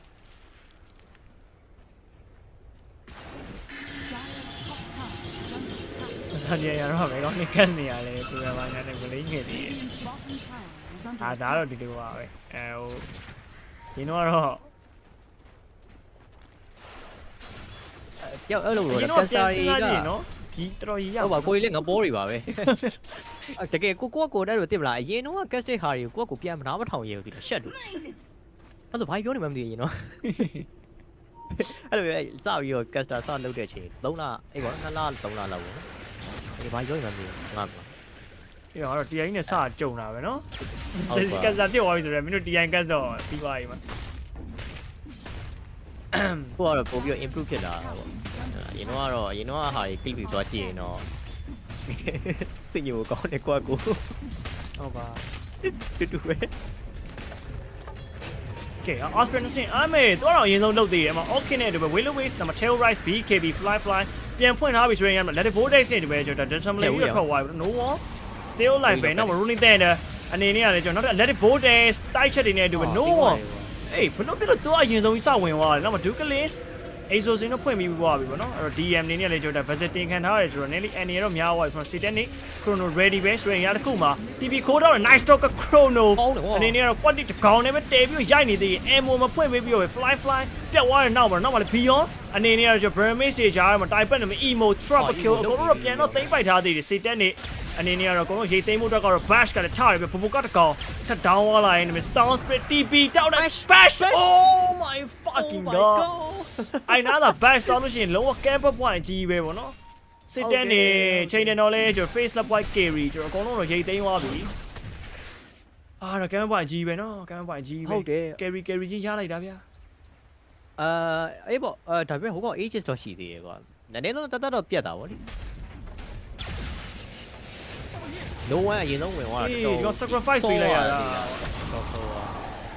တက်ဆက်တယ်ပြီးတော့ electric voltage နှစ်ခါဆွဲမှာပေါ့ကွာဟိုကောင် chakra ဖြည့်ပေးနေတော့တင်တာ stone spray electric voltage ကခဏလေးရယ်ကဲနောက်မှာ ram နဲ့ resonant port silence နဲ့ဒီနောက်တော့ resonant port silence again တတ်လို့မရတော့ emo still life emo တော့ထိန်းရမှာလေပူးနေပြီကွာတပွဲလုံးဆိုတာဒီ series တစ်ခုလေပြောတာမဟုတ်နော်ဒီပြိုင်ပွဲတစ်ခုလုံးပြောတာနင်းနေရတော်ပူးတာရောပူးနေလို့ပဲ Yogo brother ဒီတော့တောင်းခံနေနိုင်တာသိလား level 4ထက်ကတ်နေပြန်ပြီအဲ့နောက်မှာ ball light နေဟို overload damage ကများလိုက်တာ Dukelis electric voltage စကဲနောက်ကနေကျွန်တော် charge ပေးတဲ့ကော ဘာလို့ရောကျွန်တော်စီပေါ်သားကားကြီးကိုနောက်မှတင်ပြီးတော့သိရမလားလိုက်သွားတယ်လုံးဝ level fountain ကြီးပဲဟာသွေးပြေ sorry မနာပြေသွားပြန်ပြီ တောက်လျှောက်ပြေတာဟုတ်ပါအဲ့ recall first နဲ့ဒီ stone spirit ကတော့အရင် patch သေးရပါ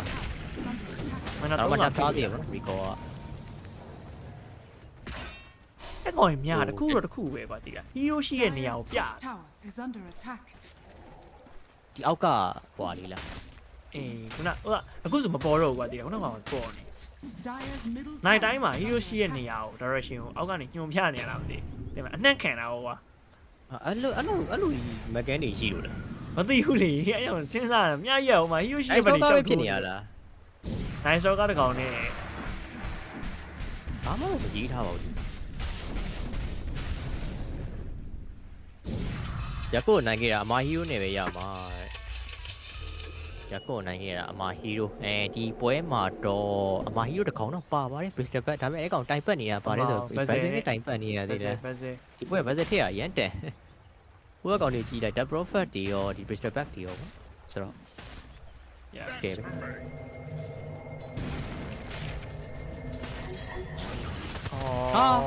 မင်းတို့ကလည်းကွာမင်းပြီးလုံးလိုက်ပါလားတကယ်ကြီးတော့ဟိုပေးပြန်လိုက်တာလည်းဖြစ်သွားနိုင်ပါတယ်ဒါဝါချိုးကျင်လို့ပေါ့နော် under attack. Dire's top tower is under attack. ပြန်တော့ကွယ်မလုပ်ပြရမလို့ညဆော့မယ်ဆိုမေးပဲကြည့်ပါโอเคဗျာကျွန်တော်ပြင်းနေရဗျာဒီအပတ်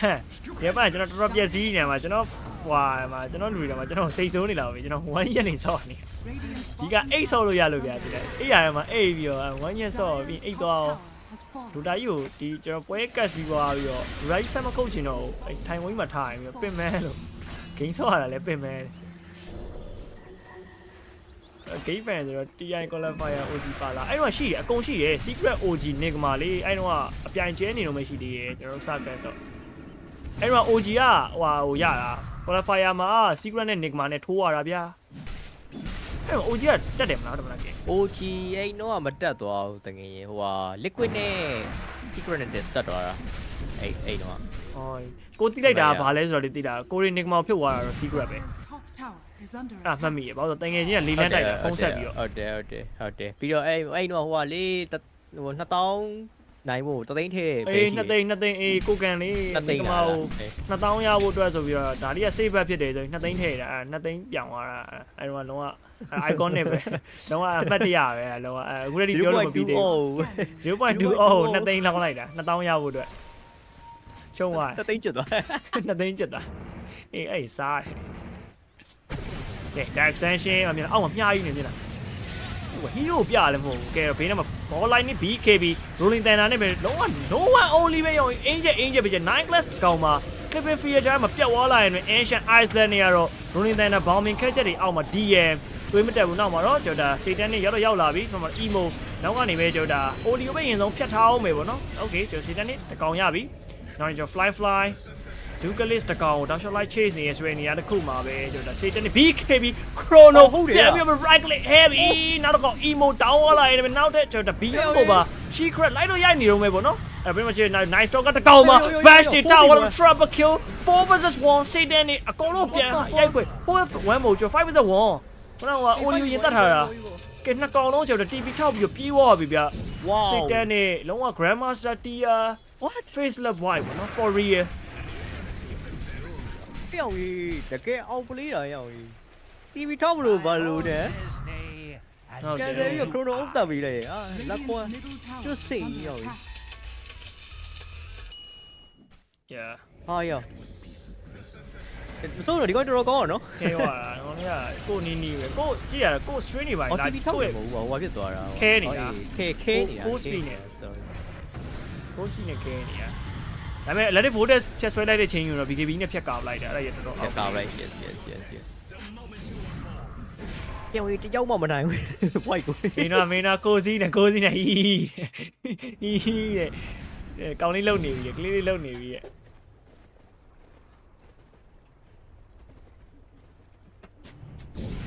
ဘိုက်စပယ်ကို emo မပေးချင်လို့လည်း no one ကင်ပြတာအင်းစိမ်းတော်မှာထငုံသေးရဲ့တားရီတို့ OG ပြုတ်ပြီလားဟုတ်တယ်တားရီ 40 ဒါအဲ့ဒါလည်း icon နဲ့ဖြစ်သွားသေးတယ်ဗျာ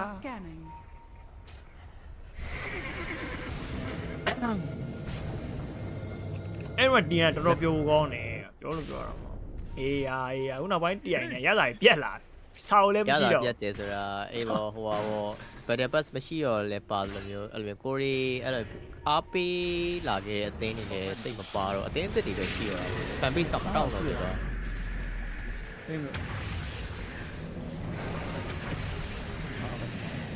ကဲ extension running တဲ့နောက်ထဲတီတော့ရောက်လာပြီဆိုဘယ်သူမှမမိနေသေးဘူး no one မရောက် no one only ပဲ clip fear တိုးကြတယ်အောက်မှာစတက်နေဘေးနားမှာရှိနေတယ် no one BK pop up လုပ်ပြီး Astray fly တော်တော်ကိုင်းသွားပြီနောက်မှာ dash ပဲဖွင့်မိတာလာရင်လည်းကျွန်တော်လိုက်တယ်ဆိုပေမဲ့လည်းစတက်နေ chrono တော့ဘူးတွေမပြည့်သေးသလိုသုံးလည်းမသုံးညူဘူးပေါ့နော်ရှေ့နောက်မှာ DM ကျွန်တော် backline တစ်ခုလုံးထိမိတာလိုက်မှာကျွန်တော် Oli ရော slow ပြီးတဲ့တော့တဲ့ဆွဲနေရတစ်ခုမှာတော့ Oli တကောင် right click DM တစ်ချက်စာလိုအပ်သွားတယ်နောက်မှာ dagger ထပ်ပြီးခုံပြီးတော့ Duke Lace Beyond ကို silent လေးရောဖြတ်ပိတ်ပေးထားသေးဗျအောက်ကိုရောက်မသွားတဲ့ Beyond အဆင်ပြေပါမလား DM ကျွန်တော်နေစကူးနဲ့ slow ပြီးထားတယ်နောက်မှလည်းကျွန်တော် okay time dilation physical မခုတ်တာတော့ပိုကောင်းမယ်အဲ့အချိန်ကြီးမှာဒါပေမဲ့လည်းကျွန်တော်တိတ်ပါ G crack မသေးသေးဘူးပေါ့နော်ကျွန်တော် G back တော့ပြန်ခွဲထားသေးဆိုရင်လည်းကျွန်တော် bash ကလည်းနှစ်ဆင့်အောက်မှာ no one ပြန်လုံနေပြီ resort နဲ့ pause နဲ့ပါ fly ကိုကျွန်တော်အဆုံးသက်ပေးထားလိုက်ရင်ကျွန်တော် perivision ပြန်လာပါပြီဂိမ်းထဲကို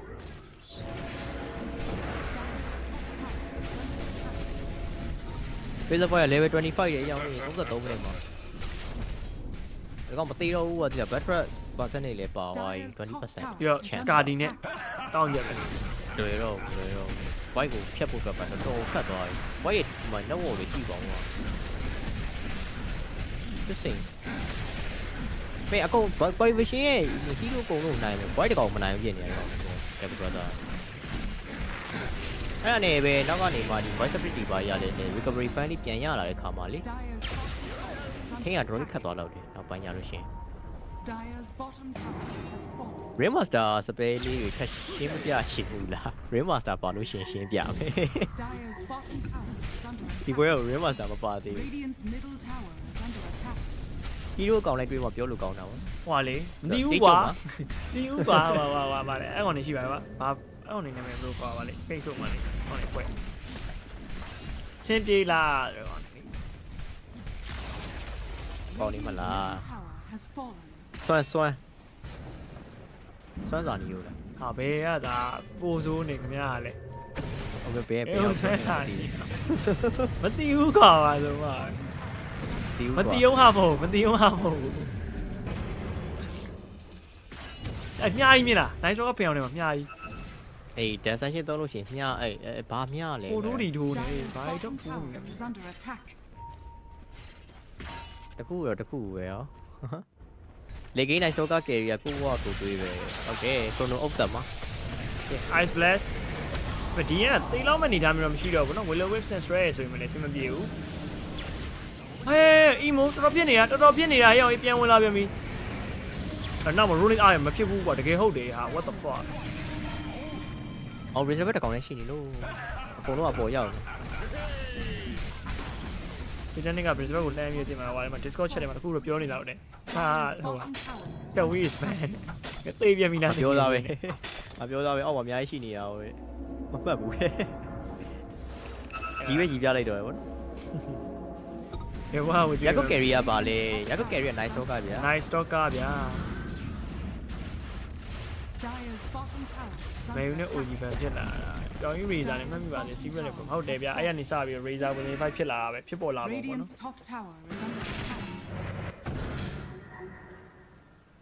icon နဲ့ဒီပဲနော်ဖြစ်ပြတယ်ကတော့ TI11 ပုံများမယ်ဆိုရင်အဲ့လိုပဲဆိုရင်အဲ့တော့ကလေမောပလင်းရှိုးပင်နဲ့တေးရလဲအဲ့ TI ပဲလေအေးဟုတ်တယ်အမှတ်တရအများကြီးပဲအဲ့ TI ရဆောက်တယ်လို့ရစနာကြီးအကုန်လုံးဆုတ်ပြတ်တဲ့နေရာဟိုဘယ်လိုအလွဲပေါင်းမြောက်များစွာနေပေါ့နော် AKA ခါတော့အဲ့လို Rapid တန်တော်ကြီးကိုဘယ်သူမှမနိုင်တာဘယ်သူဆော့မနိုင်တာစောင်းပြက်တယ်33 MB တွေပဲဖြစ်သွားတယ်ကဲနလက် fire ပါလာပြီထင်တယ်ဟုတ်တယ်ဗျာနလက် fire ကျွန်တော်ဒါလုံးဝဖြတ်မယ်ဗောနော်အပိုင်ဟဲမယ် glamour cape တွေ ghost scepter တွေပြီးတော့ aeron disc တွေဘာမှလုံးမလုံးအောင်လို့လုံးဝအပိုင်ချီပြီးတုတ်ပြီးရိုက်ပြီးဗောနော် Fraser boy အနေနဲ့ level 26တွေးရ3200အဲ့တော့ဒီကောင်ဗတယ်တွေဝင်လို့ရှိရင်အနီပြောင်းလို့ရှိရင်3400လောက်သွားကြ3400 3000ဟိုကနော်3300ဆိုတော့ တော့400ကျော်လောက်သွားမယ် ဒီကပါပါသေးတယ်အော်ဟိုပြောင်းလိုက်အော် wall step ခဏလေးပြောက်သွားတာမလား ဟုတ်တယ် ဟွာပါဟို reference ယူထားတာ OD ရဲ့ SK2 shot နဲ့ reference ယူထားတာခဏလေးဖတ်ဟုတ်တယ် ကဲ Burmese ဒါမှကောင်းမ cost ကောင်းတဲ့ Division Storm Spirit Okay ရင်းတနာနဲ့ပြန်ပြီးတော့ဖြတ်ပေးထားတော့မထမလည်း emo save ဇာတ်တွေနဲ့တော့ကျွန်တော်အပြိုင်ကျွန်တော် throne race တာမှမဟုတ် tower race တာမျိုးတော့ဖြစ်သွားပြီပေါ့နော်နောက်မှလည်း Bobo က silence space ခံထားပြီးကျွန်တော် Facebook USF တင်မိထားသေးဆိုရင်နောက်မှ no backline မှာဝင်ပြီးနိုင်မိထားသေးဆိုရင် Bobo ကပြတ်သွားပြီဗျနောက်မှတော့ကျွန်တော် tail rising တော့ beyond နေနေတော့ကျွန်တော် free ဖြစ်နေလာရင်ဒါ dia ဘက်မှာ ballam နဲ့ပါကျွန်တော်ပြေးက fly BKB Okay ကျွန်တော် radiant ဘက်မှာတော့ကျွန်တော် no one ကိုတော့ live မနေရဆိုရင် BKB Arsenal နဲ့တော့ကျွန်တော် chrono မှာတဲအုပ်ပေးလိုက်နေပြီ nice stock ကဒီမှာ let it vortex နဲ့တော့ face support ထိကန်လာတဲ့နောက်မှာတော့ fly still live နောက်တဲ့တက်ပြီး blink မှာကပ်ပေးလိုက်နေပြီ fly still live ပေါ့နော်အေးမရစိတ်တက်နေအဲ့တော့ထိထားသေးတယ် time walk ခုံတာတွေကကျွန်တော် ice pad ထိထားရတော့ကြောင့်မလို့မခုံနောက်မှာ D ရဲ့ backline နဲ့ဒီမှာရောက်လာမယ် OD တကောင်ရိုက်သက်ပေးလိုက်ပြီဗျအဲ့တော့3កောင် down ဆိုတဲ့ saturation မှာတော့ Jacob brother တလိမ့်ပေးရောက်တော့ chance ကအရင်များနေပြီပြီးတော့ Satan မှာ ages ကလက်ကြီးကျန်နေသေးတယ် second 20 ages ပေါ့နော်အဲ့တော့ ages ဒီ down time ရောက်လို့ရှိရင်သူ့ရအပြည့်ဖြစ်သွားမှာ region ဒီနေ့အဲ့တော့တကယ်ကြီးအောင်ကြီး void ကိုဘယ်သူမှမနိုင်တော့ဘူးထိုင်ရှိခိုးမရတော့မယ်အဲ့ကောင်ကြီး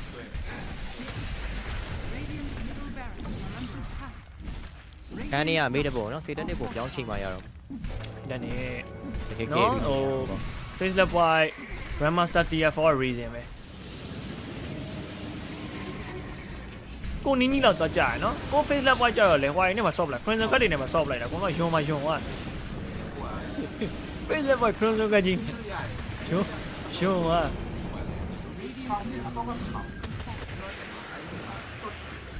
ကဲထူးစမ်းနေမယ်ဘာလဲဆိုတော့ကင်းနေဘက်ကပါနေတာဗောနော် Yeah 15កောင်ပဲတက်သေးတယ်ဒါပေမဲ့ဟုတ်တယ်တော့လေ2K တာသွားတယ်ပြောဖို့ဟုတ်တယ် connection မပြီးတော့ Yeah ဟုတ်ပါတန်းရပါပြီနည်းနည်း easy ပဲเนาะအခုကမှ amplify damage နဲ့ပြီးတော့ chrono second 40အဲ့တော့ second 40လေးကိုခဏလေးပြန်ချိုးလိုက်မယ် Jacob brother ကတော့ဒီချိန်မှာဆိုင်ရင်လို့ရှိရင်လည်းဆိုင်လို့ရတယ်ဗောနော်ကျွန်တော် ultimate တွေဒါပေမဲ့ nice stock က dark extension တွေကမရှိနေဘူးရတယ်ဆိုရင်အခန်းမှာပဲရှိမှာပါညဘက်တွေပဲနောက်တဲ့ item ပါ refresher up เนาะစီတဲ့နေ့ refresher chrono နှလုံး လင်းကင်းမဟုတ်လား လင်းကင်းလားအော်လင်းကင်းကွာ sorry my bad refresher အိတ်တေထားတာလို့ပြောရင်လင်းကင်းကပါဝိုင်း Okay လင်းကင်းလေးကကာရီယာထဲမှာပါဝိုင်း3မိနစ်ခွဲသူအဲ့လောင်နေတဲ့ဘက်နဲ့ပဲတေချာနေတယ်လောင်နေတဲ့ဘက်မှာသူ့အန်စီကိုညှိနေတဲ့နေရာလေးတူးလေးရှိမယ်တော်တော်ရွတ်ရှာယူရတယ်တော်တော်မမီ nice stock ကတော့ silver ash နဲ့အားရအကုန်လုံးခေါ်ရအောင်တော့ခေါ်ရောက်လာကြီးရောက်ရင်ရက်လာကြီးရောက်လာကဲ night class ကတော့ဘောကနေတော့လှမ်းကြည့်နေသေးပဲပေါ့နော်ဒါပေမဲ့ night vision နဲ့မြင်ရမှာမသိ emo Okay မင်းမတက်ကာ but lamp TP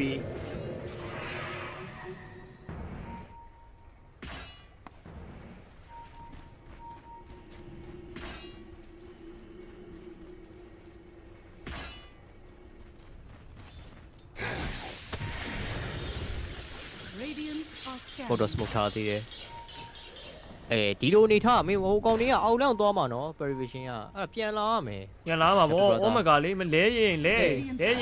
တ်ကြိုက်ပြီပြီးတော့အလဲမှာလည်း free weight တွေရှိနေသေးတယ် Yeah ကဲတော့ fly ကိုတွေ့သွားပြီတော့ BKB dark extension နဲ့တော့ပြီးတော့ပြေးသွားပြီဆိုတဲ့နေရာတစ်ခုမှာကျွန်တော် DM AC ဘက် ball line ပြေးလာပြီနောက်မှာ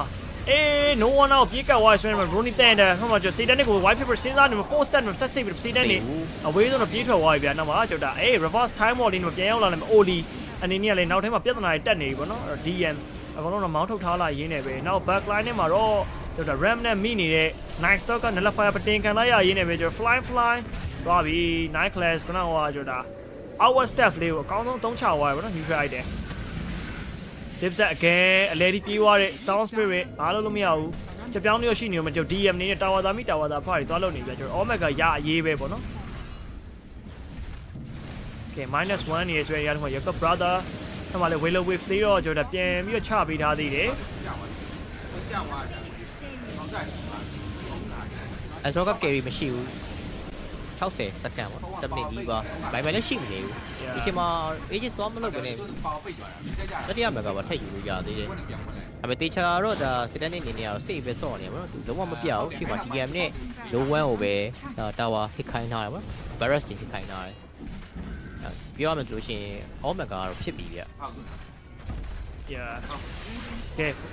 zip zap ချက်ပြောင်းနောက်ကနေကျွန်တော် 4 step နဲ့မှာဖြတ်စေးပေးတာပြီ emo ဘာလို့မရ rolling thunder shiva ကနေပြေးတိုးလာရဲဆိုရင် beyond ဘဲကောင်တိုက်ပါလေ okay vessel နဲ့တော့အခုချိန်မှာဘာမှတိတ်ပြီးတော့ visible ကြောက်စရာမလိုတော့ဘူးပေါ့နော်အဲ့ cast from နေတဲ့ beyond နေနဲ့ rolling thunder ပြီးသွားလို့ရှိရင်တော့ချုပ်နေအောင်မေး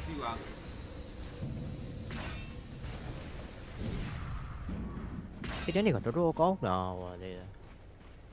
နော်ခစ်တဲ့ miracle လောက်ဖြစ်နေအကုန်လုံးsmart နေတယ်လို့ခံစားနေရတယ်အော်ဒီလက်နေမဲ့အခုမှ18နှစ်ပဲရှိသေးတယ်ကွာဒီလားလုံးလုံးမင်း2နှစ်လောက်ပဲကျူတာပြန်ရပြီဒီလက်နေပေးကြတစ်နှစ်တောင်လိုပါတစ်နှစ်လောက်တစ်နှစ်တွင်းမှာဖြစ်သွားတယ်တစ်နှစ်လောက်လည်းဖြစ်သွားနိုင်တာနော်ဖြစ်သွားနိုင်ဟိုသေးကြတခုကတော့ဒီသူ career ဟောနော် professional career တွေမှာပြန်ရအောင်ရတော့ရတာပေါ့တော့ဒီလက်ကြီးနေရကဲ Jameson နဲ့ BKB Crowbar တခါလေးကြီးထားပေးပြီးတော့ပဲကျွန်တော် Aegis Scout တယ်ပြီး Refresher Shot သုံးလို့ရသေးလားမသိဘူး Refresher Shot ကိုပဲကျွန်တော်ဖိနေမှာထည့်ထားသေးတယ်ပေါ့နော်စေတန်းနေနောက်မှာကျွန်တော်ကြက်ပြောင်းခံထားရတဲ့ Stone Spirit ပြတ်တော့မယ်ဒီနေ့နောက်မှာလည်းကျွန်တော် Dukelis ကို Fly အပါတော့ခေါ်ပြီးသားသေးရဗျ Emo ကြောင်မြအကိုပြေးတော့ No one နောက်ကနေကျွန်တော် Arsenal line မဲ့အနေထားတော့အဆင်မပြေကျွန်တော် Fly Cheese တော့တောက်ကောက်ထားသေးရဗျ From Beyond Row Up Rolling Thunder Fly အနေနဲ့ကျွန်တော် Ram နဲ့တော့ညှိနေပြီ No one BK ပြန်ကြည့်ပြီးသားလားရေးနေပဲကျွန်တော် Cheese တော့ fly စားထားသေးရဆိုတော့ still life ပဲကျွန်တော် second မှာလဲဟို mega green ကာနေရပြီပေါ့နော်စေတန်းနေ fly ကို live ဖို့တော့ကတော့နောက်မှာ ram နဲ့လမ်းဆွဲနေပြန်ပြီအဲ့တော့ရှေ့ကနေ time dilation အရင်ကိုနှေးသွားပြီနည်း fire ပါတိုးခံလိုက်ရတဲ့ fly မရတော့ဘူးကျွန်တော်စေတန်းနေ unstoppable နောက်မှာလဲ oli အနေနဲ့ကတော့ကျွန်တော် second မှာရွာပြတ်နေပါနော်ကဲပါအောင်ဟဲ့ပူပါအောင်ဟဲ့လောက်ပါအောင်ဟဲ့အော် chrono ဟုတ်တယ်ဗော နည်း fire နဲ့ဒီစေတန်းနေနောက်မှာ ram နဲ့ထပ်ဆွဲထားသေးပြီစေတန်းနေ wicked sick double kill တော့စေတန်းနေရဲ့ ဘိုင်ဘယ်တော့ရှိတယ်ညာလိုမျိုးပါကြမလဲနိုင်ဆော့ကာကလုံးဝဘိုင်ဘယ်မရှိဘူးအဲ့တော့ကျွန်တော်တို့ဘိုင်ဘယ်လုံးရင်တော့မ4ရောက်5ရောက်ဖေးတော့ပြက်နေမိနေနဲ့တိတာတယ်လုံးချက်ပြကြကဲပြီးနောက်မှာတော့ကျွန်တော် ice blast ညီဝါရစေတန်းနေနေနေတော့ကျွန်တော် ram နဲ့ damage အောက်မှာ reson နဲ့ pause နေတော့ mana 0ပြုတ်သွားတဲ့ stone spirit ကျွန်တော်ပြန်တော့ဖြည့်ပေးထားသေးတယ်နော်ကြီးပေးထားသေးတယ်ဒုက္ခလစ်ကတော့ AC ပဲအေဆိုစင်နဲ့တော့ချိုးနေရဗျတော့ဖြတ်တိုက်ရရှိုးသွားโอเคပြန်ထားပြီ AC ပါပဲဒီမှာရင်ခုန်စရာမရှိဘူးvessel ဒီမှာ link speed ပြတ်သွားတဲ့နောက်မှာ Satan နဲ့တာဝါပဲတဲချိုးမှာလာပေါ့နော် BKB လက် vortex နဲ့တော့ face up by 4 step နဲ့တော့ပြန် save ထားလိုက်ရင် time dilation အဝင်ထွက်လေးတွေကြားထဲမှာတော့ကျွန်တော် nice stock ကပြန်ထွက်လာဖို့ရတော်တော်စောင့်ယူရတယ်25 second တော့ကြာနေသေးရဗျအဲ့တော့ only ပဲကျွန်တော် Satan တဲရိုက်နေဆိုရင်ရတယ်မှာကျွန်တော်ချက်ပြောင်းပြန်ရဖို့ကလည်း emo ကျွန်တော်3 second လိုနေသေးတယ်အဲ့ beyond rolling thunder နဲ့တော့နောက်မှာကျွန်တော် dagger နဲ့ peak up roll up ကျွန်တော် tail rise ဒါပေမဲ့ Satan နဲ့ BKB နဲ့ fire နဲ့တော့ free ဖြစ်နေ emo ခုံဝင်ရသွားသေးဗျ။ Ice Black ကတော့ကျွန်တော် face lap point ကိုကတ်တိုးလေးသွားညှိလိုက်ရင် face lap point နောက်အသေးသေးပြေးပြီးတိုးပေးလိုက်ရင်စစ်တန်းနေသွားပြီထင်တယ်။အဲ့စစ်တန်းနေပြတ်သွားပြီ wicked sick K3 and သွားပြီခမလေးကျွန်တော် silent ဖြစ်နေတဲ့ကျွန်တော်ဒါ Star Speed USF တော့ကျွန်တော် fly ပြန်လေရောက်ရှိလာလိုက်ကျွန်တော် Dex Extension ကြီးဂျိုင်းမှာကျွန်တော် emo no one တကောက်ကိုကျွန်တော်အပြက်ဖြတ်ဖို့တော့လွယ်မလို့ Astro ပြတ်ထွက်သွားနောက်မှလည်းကျွန်တော် DM ပြန်နေခဲ့တယ်ဆိုရင် Let Vortex ကောင်းမှလည်း Willow Wings Brightlit ကျွန်တော် fly နေကြားထဲမှာတော့ fly ရဲ့ Brightlit နေကြားထဲမှာတော့ကျွန်တော် double kill ပါfly နေကြားထဲမှာရောက်သွားပြီဟေးအဲ့တော့ဒီတစ်ခါတော့နည်းနည်းလောရတယ်လား ice black ညှိသွားတာဟိုဝင်ထော်ဒီဆော့လို့ရရတဲ့သားနဲ့ BKB သုံးပြီးတော့သုံးချိုးတယ်ဟိုကလည်းတဲတန်ကောင်းနေ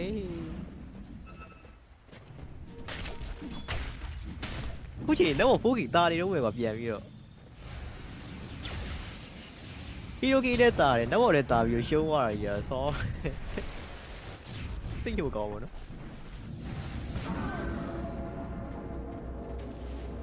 ကုန်တာနေဟာယူ white တကောင်နဲ့မနိုင် စဉ်းစားကြည့်လိုက်မယ်ဆိုလို့ရှိရင်တော့ Keep Off the Light network က voice rate network ထက်တော့များသေးတယ်1600just say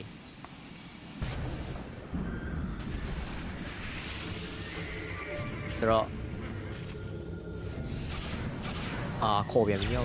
ဟုတ်တယ် okay voice မရှိတဲ့အချိန်မှာတော့ second tower တစ်လုံးတော့ရလောက်တယ်အပြီးတော့ပြန်ပတ်ရမှာပေါ့တော့ဒီလောက်ပဲအများကြီးယူလို့မရဘူး Cú mà lâu thì bác mà một cú bác lại lâu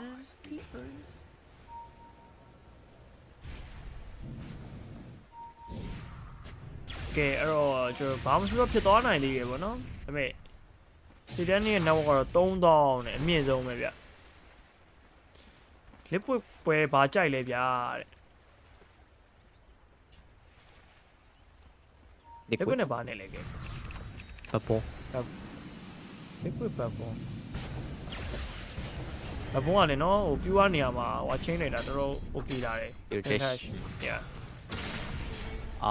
ဘာကြိုက်လဲဆိုတော့ဟိုCommentators ဘယ်လိုပြောပြူရနေရမှာ Commentators ချင်းလိုက်လို့ကောင်းလာတဲ့ဘက်ဘွန်းနဲ့ဒီမစ်ခေးနေရာမှာဟိုတရဝါဝင်စော့နေလို့စိုးရတဲ့ liquid နဲ့လုံးဝမှာတော့ဟုတ်တယ်ဘက်ဘုံဝင်တာလေးပဲကြိုက်ဘက်ဘုံပဲသွားနေတယ်ဘက်ဘုံအရင်လိုမစော်ကားရဲတော့ပဲ British ဝင်လာတော့ဆော့တော့ကောင်းလာတယ်ဘက်ဘုံလေးမနေ့ကမဟုတ်တနေ့ရောတနေ့က Ura 2-0 နဲ့နိုင်တာဒါပေမဲ့ Prevision တော့ 0-2 နဲ့ပြန်ရှုံးတာပေါ့Prevision ကတော့ခတ်ပါ Yeah Beyond Rolling Thunder ပြေးဝင်လာပြန်ပြီဖက်မှာကျွန်တော် Emo ကြောက်ပြောင်းနေတော့ Let it Vortex ဂျာ Ice Betty နေ Face the Point 4 step မျိုးစိတ်ရခံလိုက်ရပြီကျွန်တော် BKB ပွင့်သွားတဲ့ strain မှာကျွန်တော်နောက်တစ်ပတ်ကျွန်တော်အသေးအံတော့ပြေးထွက်သွားပြန်မျိုးစိတ်တက်နေသေမလို့ပဲရောက်အေးညှိကုန်တော့မှာပဲအဲ့တော့ Okay Oli ကတော့ Neutral Creep တက်လို့ show သွားပြီဒီမှာလည်း Yoshi Crane နဲ့ Dukelis တကောင် Visit တင်ခံထားရတဲ့ဆိုရင်နေရာတစ်ခုမှာတော့ Dukelis ကိုမထက်ရတယ်ဗျအဲ့ Face the Point ရဲ့ enemy ညားချက်တေးဆိုတာတော့ထိန်းနေတာတွေကကွက်တီပဲ BKB ပွင့်သွားလို့တာဗောနော် Resonant Pause No one That's some blame နဲ့တူပဲနောက်မှာ Brightly Astra Step again Beyond လေးကိုပြန်ရပါပြီအေးရတော့ကျွန်တော်တော့ဆွဲလုံးလာနေရောက်ပြီဟုတ်တယ် Jacob brother တကယ်ကျိုးနေတာကွာဟိုတကယ်ဆော့နေရပဲတကယ်ဆော့ဟုတ်ကဲ့လက်ကွက်ကေးကိုပါချထားမိရဲ့တဲ့ကြီးပြဒါဆိုတော့ချထားမိရဲ့ဆိုတော့ပြက်သမျှအကြောင်းကောင်းပဲကိုလက်ပေါ့ချမှာပါချတာလက်ကွက်ကတော့ဆော့မှာပါဒါပေမဲ့အဲ့လိုမျိုးတေးကြလားမတေးကြလားဆိုတော့အဲ့လို50-50ပဲအရင်ကြီးကိုတင်မှာဟိုကိုရီပြောနေကြအပိုင်တစ်လို့မျိုးတော့ဟုတ်မနေဘူးအပိုင်တစ်တော့မဟုတ်ရန်ကောင်းနေ OG ပို့လိုက်တယ်ဟိုစဉ်းစားစီရမယ် OG ကပြန်ထွက်လာရင်တော့ရန်ပူကောင်းသွားမှာနော်ကဲ Rolling Thunder တော့ကျွန်တော် ball line ပြူးတော့မယ် Silencz ပိတ်ခံထားရတဲ့ Stone Spirit အဲ့မှာချက်ပြောင်း Night Class ပြတ်သွားပြီဗျအဲ့တော့နော်ဒီပွဲမှာတော့ supporter တွေဆော့ရတာမြမျက်ရည်နဲ့မျက်ခွက်ပဲပါသေးတာ Night Soul ကနေ Stone Spirit တဲ့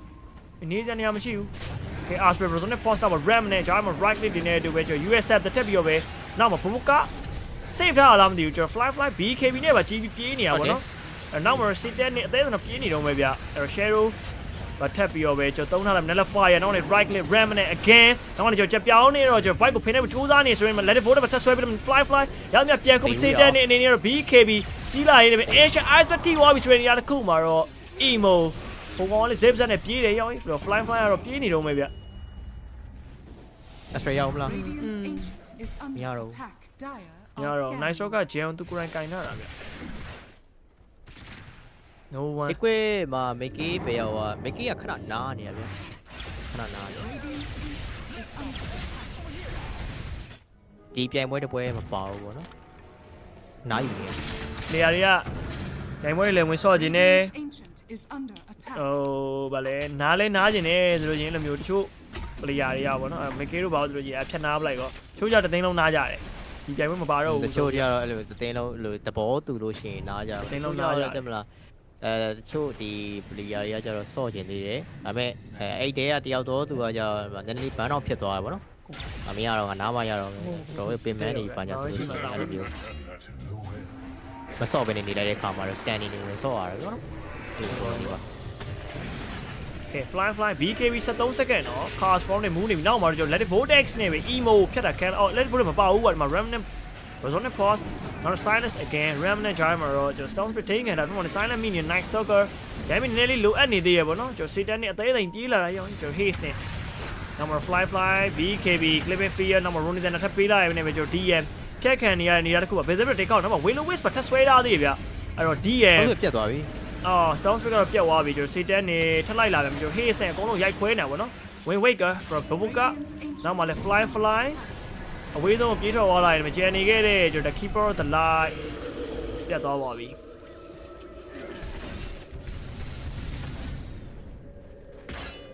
ကဲကာရင်သေးလားကာရင်သေးလား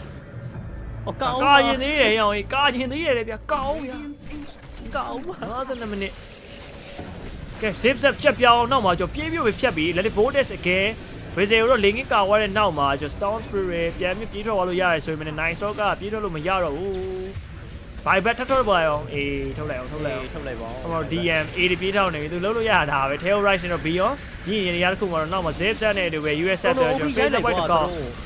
ခုတော့ off လိုက်ကွာဒီမှာ fortification ထပ်ပေးထားအောင်ပဲပေါ့နော်ပေးအောင်စစ်နေပေးအောင် what နောက်မှာမပုံးနေရတဲ့ကောင်လာပြီရရှိပါ no one BKB အဲ့တော့ basic ကောက်သွားတော့ chrono ပြတ်အုပ်ပေးလိုက်နေပဲကျွန်တော် supporter တကောင်တော့အလုံးမထက်ရသွားလိုက်နေပဲကျွန်တော် GG ဇုံ over သွားတာပေါ့နော်ဒီဘာ duration over verification winner over နော်တုံရပါတယ်မိုက်ပါတယ်အဲ့တော့ဒီပဲလို့ထင်ပါတယ်အနေ Kelvin လေးပဲဖြစ်ပါတယ်ဘာလဲအနေ Kelvin လေး in the list တို့ချက်မပြောနဲ့တဝက်တစ်ပြက်ကလေအိုဂျီတို့ secret လို့ကြတော့လေနားကကြာများကြာနေပြီလားလို့လေအဲ့လိုမျိုးပြောနေလေမပြောင်းပေါ်မလာတော့သူတို့ကဟိုအနားရောက်သွားကိုဖောဆိုမှရောက်သွားဟိုဆိုမှရောက်သွားဟိုနားကများပြီးပြင်းပြီးတောက်ပြင်းနေဖြစ်တော့ပြင်းအောင်မလာရင်တော့အေးဟုတ်တယ်ကဲဆိုတော့တော်တော်လေးကြည့်လို့ကောင်းတဲ့ပွဲပါကျွန်တော်တို့ပုံမှန်မြင်နေကြဒီပုံစံတိုင်းမသွားဘူးပေါ့နော်ဒီပွဲကဟုတ်တယ်တကောင်ကဘယ်လိုပြောမလဲတစ်ဖက်အသင်းရဗျာအဲ့လိုတောက်လျှောက်လိုက်ပြီးဖိနေတဲ့အချိန်မှာဖိခံရတဲ့အသင်းရတယ်တကယ်ကိုနှိမ့်နေတကယ်မှတကယ်ကိုနှိမ့်နေဒါပေမဲ့တူးတဲ့တော့ကယ်ပြီးတကောင်ကအရန်ထောင်နေရအဲ့တော့အဲ့တကောင်ဘယ်သူမှမနိုင်ဘူးဖြစ်နေဟိုဘက်ကကောင်နေရတယ်အဲ့လိုမျိုး approach ကဟောပါနော်ဘယ်ပြောမလဲဟိုကောင်အနောက်က background တန်နေဖြောက်ထားလိုက်ပါနော်ငါပြောနေတာထပ်သွားတော်တော်ဟောဖြစ်ပါတယ်တော်တော်တိုးပေးထားတယ်ဘယ်လိုပြောရမလဲကွာဒီလားအဲ့လိုမျိုးပုံမှန်ကျွန်တော်မြင်တွေ့နေကြဒီ game တွေလို့မဟုတ်ဘူးပေါ့နော်ဒီလားတကယ်ညစိတ်တက်နေတဲ့တကယ်ဒီဝဲ 9v1 ဟောတာဟုတ်တယ်ပြောမယ်ဆိုရင်ဟိုဟာလေးဟို streamer play style နေအောင်နည်းနည်းသွားဆင်နော်အဲ့ tennis rap player လေးနိုင်ဟုတ်တယ် Silencz ပါလားမသိcarry go Pillar boy ကိုပါ Crimson Cat ထည့်ရကောင်လား Pillar boy ကို Crimson Cat နဲ့ရှုံးသွားတာပါအဲ့ဘက်ပြန်ရှုံးသွားတယ်ပြစီနေဆိုတော့ကြည့်လို့ကောင်းတယ်ဒီပွဲလိုမျိုးဒါတမှုထူးကြတဲ့ပွဲလေးပေါ့နော်ဒါစိတ်တက်နစ်ကတော့တကယ်ကို highlight လုပ်စရာplayer တယောက်ဖြစ်သွားတာပေါ့ဒီပွဲမှာအခုဟိုပါဘောနော်ပြနေ highlight မှာဆိုလို့ရှိရင်စောင်းတိတာဆိုတော့တပွဲလုံးသူ carry သွားတယ် position 1နေရာနဲ့ ထိုက်တန်နေပေါ့နော်ထိုက်တန်ပါတယ်နော်ကောင်းတယ်ကွာကဲတော့ game number 2ဘာတွေဆက်ဖြစ်ဦးမှာလဲကျွန်တော်ဒါ danger ညီကိုတွေအနေနဲ့ကလည်းဒါပြန်လာနိုင်အောင်မလားဒါမှမဟုတ်ရှင်ကျွန်တော် perivation သူတို့မှာလုံးဝဟို tier 1 စစ် carry တယောက်ရထားတဲ့ဒါ perivation အနေနဲ့ကရောကျွန်တော် game number 2ထပ်ပြီးအုံအောင်မလားဆိုတော့ကျွန်တော် game number 2မှာပြန်တွေ့ကြတာပေါ့ဗျာဆက်ဆောင်ကြည့်ကြပါပြောလိုက်ပြီနော် bro thank you ပါကိုရေ thank you ပါပို့ပေးရတဲ့ thank you ပါဟုတ်တယ်နော်ကိုရီပါနိုင်သွားတာလို့ကိုရီနှစ်ယောက်ပါနိုင်သွားပြီဟုတ်တယ်ကဲ thank you ပါတော့ game number 2စောင့်ကြတာပေါ့ဗျာပြန်တွေ့ကြရတော့ဗျာ see you ပါ see you ပါfrom Void on top lane, like barely TPing out, like these small things. If they manage to kill the Void a couple of times, suddenly this game is actually a win for Yakul Bros with a Night Stalker carry. I think that was a very cool game, and it speaks to how interesting this team is to watch. I also think that when Void got too many items, it became impossible to fight, but they still make it work somehow with split pushing, with the catching the Dark Willow first, the Death Prophet, kiting out the Void, buying hexes on Coddle, buying hexes, and they know that they have to burst this Void to win this game.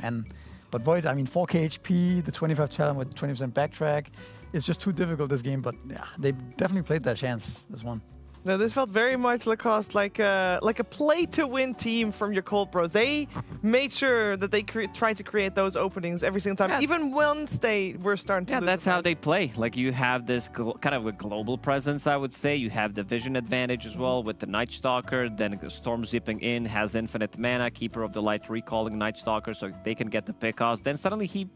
gets Shadowblade / Silver Edge, and he becomes very, very difficult to catch. How many times we saw him running away on a different side of the map because they have no vision. He's flying over the cliffs. But this team, they always seem to have something that they can fall back to, even if they are playing from behind. And also, Paravision, they're showing that they are a team that they want to experiment in some of these picks. Faceless Void carry, I thought this hero was dead, but he also makes it work. He was overall, 23rd in the draft, and it felt very good. Not at the early stages, because he got a counterpick by Night Stalker. This was something that he was struggling against, but overall, really like the itemization. New Scotty, it does give you 35 all stats, which gives you 770 HP, so makes you super tanky. Yeah, he was 11-2. They only managed to kill him twice at the end of that game, and they tried so hard, Misery. They tried really hard to take him down. Yeah, I mean, I think he played well, because I think if he starts dying on the map, then their lifeline kind of falls apart, and they can start losing buildings. And, you know, the further behind they get, they were like 5-6k behind perhaps at most, maybe 10 at most, right? If it gets 20, then it gets scary, because then there's too much damage and too much HP on the heroes that it's hard for Paravision to ever fight them. But the Void, yeah, he got the items he needed and carried this one. Yeah, there were a lot of little back and forth plays, also big plays that I wanted to highlight in this game. Just seemed like very high skill, 5-head plays from both sides. That the first one, I want to highlight 9 class with behind the tower ward, where he fears the Storm Spirit from one bramble into another, allowing him to effectively solo kill him from half HP. And here's the one that we saw in the highlights where Satanic gets the chrono and he Storm Spirit zips through, remaining invulnerable while also getting the pull onto Satanic, which actually turns the fight. You saw one of Satanic's 2 deaths in that game. This was where they needed to get the momentum on Yakult Brothers. We're going to see the time where Yakult Brothers now has the momentum on the map, and 9 class is still making plays like this. You actually see several times, other than this play, where he's going for solo kills, forcing TPs and getting out, and this was the one that got a kill, but he did that multiple times in the game. And then, in this one, I'm now struggling to remember what I highlighted about. Oh, this is the crazy fight back and forth where I felt like there was one fight later on where you even needed a split screen because you can't feel like you can capture everything that's happening in this game. You have Beyond causing chaos in the back lines on one side. You have DM causing chaos in the back lines on the other. It felt like at this point in the game that was Paravision going to ever be able to bring down these tanky guys? You were mentioning Misery, 7k net worth lead. If that was 10, 15k at any point, did any of this ever go in their favor? But managing to kite the fight just long enough, DM playing with this hero health pool almost near perfectly here, drew all the attention to himself for so long. And this is when, by the way, there's a fight going on at tier 3 bottom or top for Radiant. During all of this, Paravision has managed to like sneak in these extra kills on the map so often. 9 class now scouting out the rest of Yakult Brothers. They then smoked towards Yakult Brothers base, retreated to this ward, assumed they were going to come through it, and that then led to this favorable engagement where he had to pop his BKB at the start on Fly. So there are so many like small moves on the map that you guys were talking about, TPs out, setting up for team fights. It's like, yeah, Yakult Brothers, they're going to be able to take the fight okay, but they don't have a BKB on their carry at this point. And this was the type of thing where it's a perfectly even game on the net worth score, and they end up having these ridiculously I don't want to use the word discombobulated again, but Jesus, they're so chaotic all over the place. I don't even know what I'm seeing when I'm looking at these fights. I feel like, hats off to the observers. I'll say that much. There were some 6 split screens, and that game was like, that was the final test if you had to graduate as an observer for sure. It really was. There's one final thing that I want to say, or ask rather, about this game, mostly for my own gameplay. Misery, is it good to buy? Should I buy Midas first on Ancient Declaration? Yeah, why not? Sometimes you can scale more get more gold. Do you feel like Ollie made the right decision there? Because obviously they played a lineup where you kind of felt like they wanted to end relatively early. And he, like, Midas, we're going late to be fair. Yakult has been going really late in the game, so it makes sense. I think it's okay. I actually was saying this the other day that this patch feels like a Midas patch. If you think about it, every game we watch is 60 minutes, 50 minutes plus, whatever. Yeah. Why not just invest in that Midas early? Get in early, you know, the stocks can rise and you can get more items later on. I think there's something to be said for the Midas in this patch. Yeah. Okay, so start building Midas first on your supports. Heard it here first. Saw Ollie do it already. Let's see if he does this again in game number 2 coming your way after a break.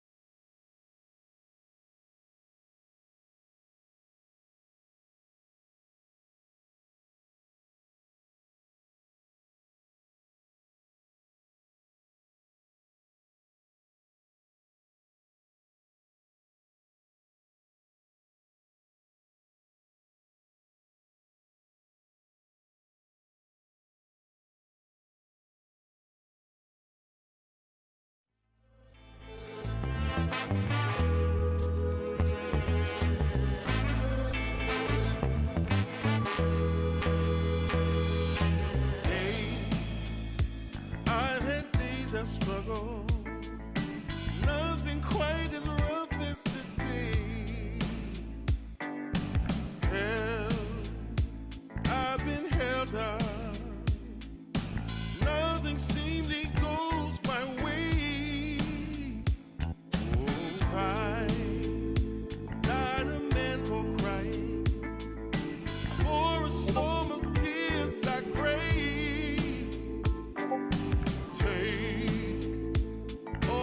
Sorrow from me. How much more do I have to pray? Foolish of me, you might say. I make my way out of this here my way. All reservations I have come to bear. It's clear that I'm not going anywhere.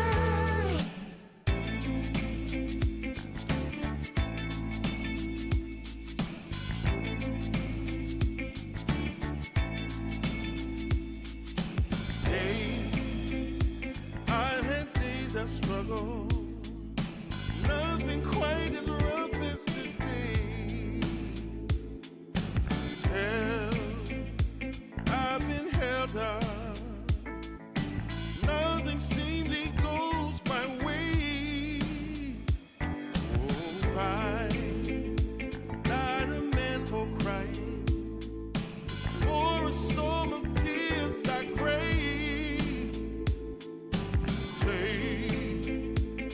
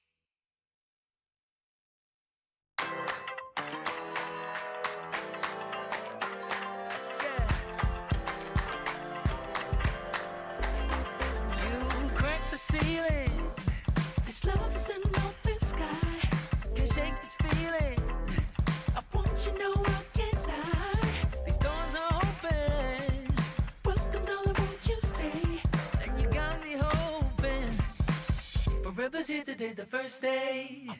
wanna be closer to you. Closer to you, yeah. You to be all mine. I got all these choices, but I so made up my mind, yeah. There's nobody better, gotta be you. 1,000 voices, 'cause it's so good to be alive, yeah. There's nobody better, so it's gotta be you. These myths are busted, the quicks are screening on my side. It's done and dusted, I'm never getting off this ride. Life with you is golden, so how can I go back to silver love? I'll be holding on, can't get enough. Wanna be closer to you. Closer to you, yeah. You to be all mine. Oh, yeah. Got all these choices, yeah. But I so made up my mind.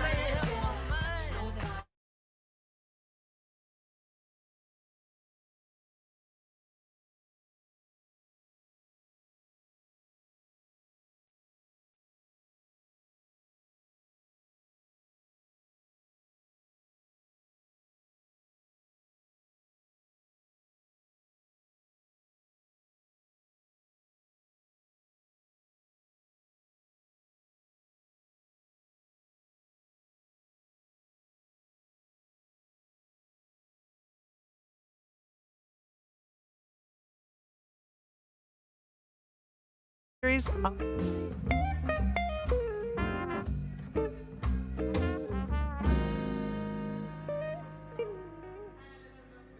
10 seconds remaining.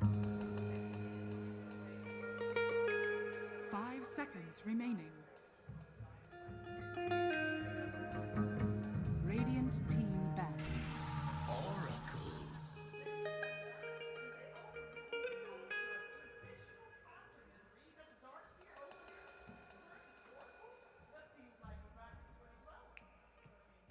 Radiant team ban.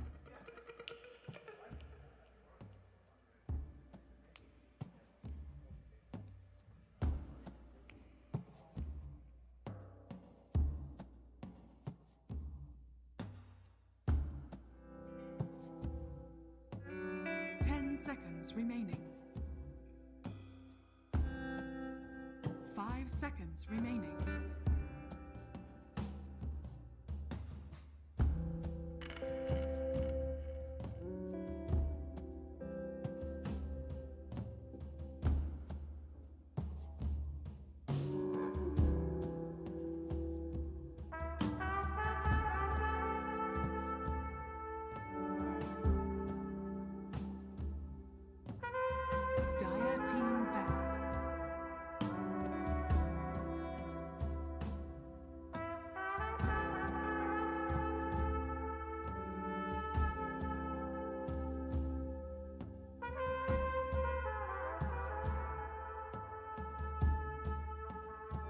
Seconds remaining.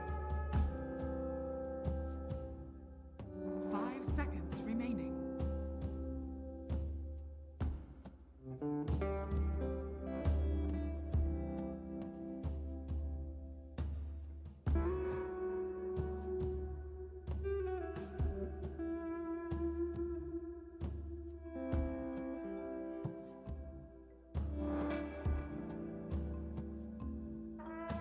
Yeah, yo, what's up guys? အားလုံးပဲမင်္ဂလာပါကျွန်တော် Game number 2 Burmese Restream versus ကျွန်တော် Jacob Brother Best of 3 series ရဲ့ Game number 2ကနေပြန်ပြီးကြိုဆိုလိုက်ပါတယ်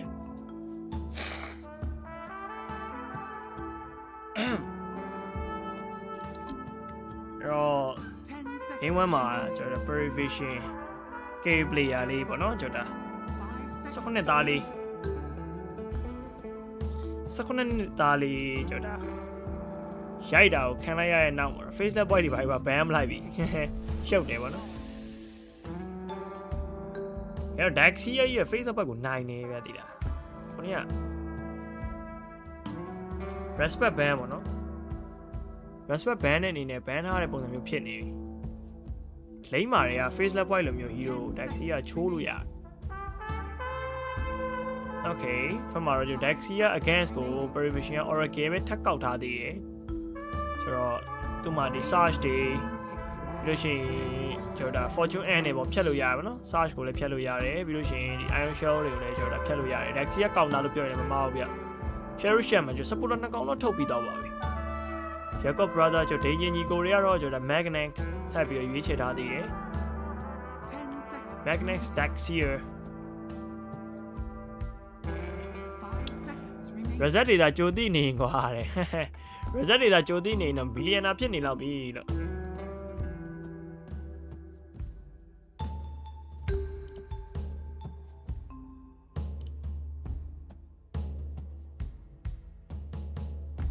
ဘယ်လိုစိတ်ဆိုးနေပုံစံပဲစိတ်လေးကိုရှော့ထားပါစိတ်လေးကိုရှော့တာ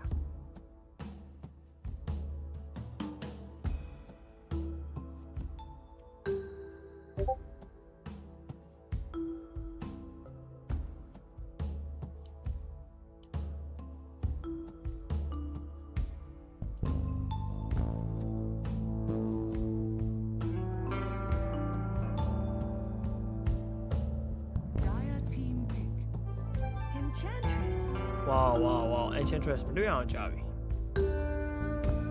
Enchantress ကတော့5ဖြစ်သွားမှထင်တယ် Enchantress 5 Magnex 4အဲ့ဒါမှကျွန်တော် Dexia of lane နဲ့ပေါ့နော်ကျွန်တော် minute carry နဲ့တော့ hide ထားသေးတယ် 10 seconds remaining Prevision ဘက်ကကျွန်တော်နှစ်ကောင်ပြန်ထုတ်ခွင့်ရမှာဗျနှစ်ကောင်ပြန်ပြရမယ်ပေါ့နော်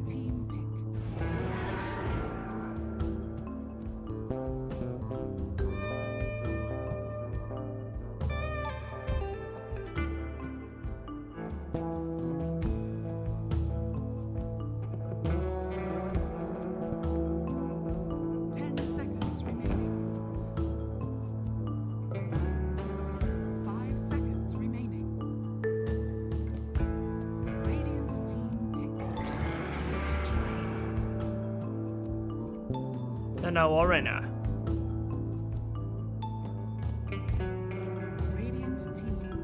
Sender Warren okay ဟို Stone Spirit ပြန်ပစ်ထားသေးတယ်ဗျ Jacob Brother Emo Stone Spirit again ပေါ့နော်ဒီဘောက Voice Spirit လွတ်နေရဆိုပေမဲ့လည်းကျွန်တော် Voice Spirit က game မကောင်းဗျ Stone Spirit ကပိုကောင်းတယ် Stone Spirit ကိုရွေးချယ်ထားပါတယ်Satanic ရဲ့ကျွန်တော် Asha Warrior ပြီး DM ရဲ့ Sender ပေါ့နော်ကျွန်တော်second page ရထားတဲ့ overall last pick ကိုတော့ကျွန်တော် mid ကိုပဲဒီပေါ့နော် mid ကိုပဲပေးထားသေးတယ်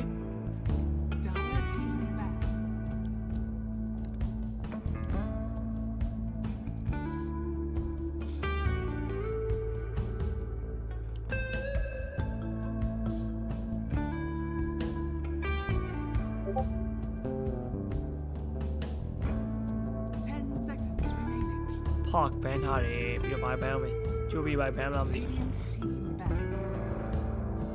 Prevision sniper ကောင်းသွားပြီ sniper က lane နေတော့ဟုတ်တယ်ဆိုပေမဲ့ lane မှာတူတူလိုက်မလို့ပြမယ် lane မှာချိုးလို့တော့ကောင်းတယ်ဆိုပေမဲ့အမှပါလာတဲ့ကောင်ရဲ့ Enchantress ကြီးပြသေးတယ်ဘယ်လိုမျိုးပြန်စဉ်းစားလို့ရလဲဆိုတော့ Stone Spirit ကိုတော့ sniper နိုင်တယ်ဆိုတော့ဒီနားဗျာတင်မလားဟို late game ရောက်လို့ရှိရင်တော့ sniper နားကို Stone Spirit က blue ကတ်လို့ရတယ်ဆိုပေမဲ့လည်းအဲ့လိုမျိုးကတ်လို့မရအောင် lane ကိုချိုးပလိုက်လို့ရတယ်ခွေးလိုနားလို့ချိုးပလိုက်လို့ရတယ်ပေါ့နော်ဒါပေမဲ့အဲ့လိုချိုးဖို့တော့က supporter တစ်ကောင်လိုအပ်တယ်ဒီဘက်က Oracle နဲ့ Share Shaman လာမယ်ဆိုရင်တော့မှကျွန်တော်ပြန်မလို့ရတဲ့ Enchantress ကရှိနေတယ် Enchantress အဲ့လိုမျိုးဒီ4မိနစ်လောက်မှာ Enchant ညှို့လာပြီးတော့အလဲမှာ Stone Spirit နဲ့ပေါင်းပြီးတော့နော် Sniper ကိုဝိုင်းပြီးပြင်းလိုက်လို့ရှိရင်ဝူရှူဝါကြီးဖြစ်ကုန်နေမယ်အဲ့တော့ Sniper မပစ်လာဘူးလို့တော့ထင်တာပဲ Sniper နဲ့စားလို့ရှိရင်အဲ့လိုမျိုး lane creep ကောင်းကောင်းရှင်းလို့ရတယ်ကျွန်တော် QB ဘက်တော့ပို့ကြိုက်သေးတယ် ဖြုတ်ပြီးကြိုက်တယ်အဲ့ပင့်လည်းပင့်မှာပေါ့နော်ကြည့်ရမှာပဲကျွန်တော်စနိုက်ပါတော့တိတ်တော့မကြအောင်ဒါပေမဲ့ no one အပိုင် hero ဆိုတော့ပင့်မလားမပင့်မလားတော့ကြည့်ရမယ်ဒီက enchantress power ကိုနည်းနည်းလေးသဘောပေါက်တယ်ဗျ enchantress က mid ကိုသူကရှုံးတဲ့ lane ဆိုရင်တော့မှနိုင်အောင်ထိန်းလို့ရတယ်နိုင်အောင်ပြန်ပြီးကူညီပေးလို့ရတယ်ပေါ့နော်ဒါရရှိမှာပွဲတွေအများကြီးကြည့်ခဲ့ပြီးသားပြီးတော့ Viper Amber တို့ဘာတို့ Viper Monkey တို့ဘာတို့လည်းမ enchantress တစ်ကောင်နဲ့နေအဲ့လူလာစရာမလိုပေါ့နော် neutral creep လွတ်လိုက်ပြီးတော့မှသွားပြီး cancer သွားပေးနေရတော့ပေါ့အဲ့လိုမျိုးရှိတယ်အဲ့ sniper အဲ့လိုမျိုးချိုးလွယ်တယ်ဗျအဲ့လိုဒီမှာပါ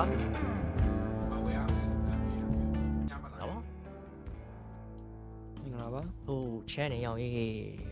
မိုးရတောက်လျှောက်ရွာ ကောင်းတာဗောမိုးရတော့ကောင်းတာဗောဗျာအေးတာဗောအေးလို့ကောင်းတာ မိုးရတော့ကောင်းလားဆိုတော့သွားလို့လာလို့ကလွယ်ရင်ကျန်တာကုန်ကောင်းပါတယ်မိုးရတာ ကွေးလို့တော့ကောင်း ကိုကြီးတော့ဆောင်းကောင်း ပဲငါသိပါတယ်မင်းငါရဲ့ဒီနေတဲ့အခန်းကြီးอ่ะဆောင်းအပူအေး ဆိုရမှာအေးနေအေး ဆောင်းဟို temperature ထိန်းချုပ်ရတော့ခက်တယ်မိုးရွာလို့ရှိရင်shaker အဲ့လိုမျိုးလေးပါ shaker mid shaker overall less bit နော် fly luna satanic asa warrior emo ရဲ့ stone spirit ကျွန်တော် no one shaker ပြီးတော့ boboka magnus ကျွန်တော် beyond နဲ့တွဲမယ်ပေါ့နော် oli ကတော့ fly နဲ့သွားမှာဖြစ်ပြီးတော့ဒီဘက်က dugalix နဲ့ကျွန်တော် satanic နဲ့တွဲဖြစ်မယ်ကျွန်တော် dm နဲ့ 9 class နဲ့ကျူသွားမယ်ပေါ့နော်အဲ့လိုမျိုးလေးနော် sniper ပြောရတယ်မကောင်းထူခံနိုင်ရင်များတယ်ကျွန်တော်စပစ်ပါမကောင်းနောက်ဆိုပါမကောင်းဒီကောင်လိန်ချိုးမယ်ဆိုရင်တော့မသိမလားမenchantress mid ကcrit တကောင်ခေါ်လာပြီးတော့လာကန်ဆာကြီးလာပေးနေစနိုက်ပါတက်မယ်ကားကြိတ်နေတယ်တာဝါ damage တွေခံပြီးဝင်တိုက်ပြီးတော့ဒီပွဲကဒီယာကူဘရတာပြန်နိုင်သွားမယ်ထင်တယ်ပိုင်ဟီရိုရထားလို့ထင်တယ်ရှမန်တော့ပါနော်စတောင်းစရီအာဆာဝရီရဲ့ no ကောင်တိုင်းနော်အာဆာကိုထိမ့်မဲ့ကောင်မရှိဘူးဒီပွဲမှာအဲစေတန်တဲ့ကောင်ပဲကြောက်နေရဗျာဒီစေတန်တဲ့ကောင်ဒီပွဲလဲ gain ကောင်းနေအာဆာဝရီယာ AC ဘဲကောင်သူ့တားမှာ stone spirit လည်းမလွယ်ဘူး magnus ကလည်းခုနကိုပြောတဲ့ပြာချောင်းပြီးွားပါညာဆိုလို့ရှိရင် magnus ကလည်း RP နဲ့ထိမ့်မရအောင် daxia ဆိုတဲ့ကောင်ကလည်းအာဆာကန်ကဘလို့မှအဆင်မပြေအဲ့ဒါအောင်မှ daxia oregon ထပ်ထောက်တာခံထားရတယ်daxia gain ပြောင်းမယ်အာဆာဝရီယာလိမ့်နိုင်ပြီးတော့လူမျိုးစွတ်ဆက်ကျုံသွားလို့ရှိရင်အဲ့ဒါကားကြိတ်တော့မှာကျွန်တော် perivision ပဲထပ်ရွေးနေတယ် Revision all the way လား all the way ပဲ yeah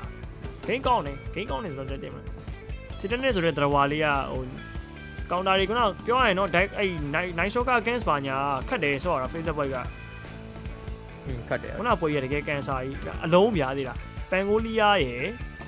stone spirit က night shocker ကဘယ်ကောက်ခုတ်လို့မရအောင်ညစဉ်းစားကြည့်လိုက်ရင်ပြောတာအမြဲတမ်းဆော့ပါကိုရီးယားလေးလည်းပြစစ်စရာလေးကနော်အဲ့ပန်တာလေးကငါကိုရီးယားဟို intro ဝင်လို့ရှိရင်ကိုရီးယားကိုဆွဲပြရတယ်ကောင်လေးကဒီပွဲကပြောခတ်တယ်ကွာဒီပွဲရရတော့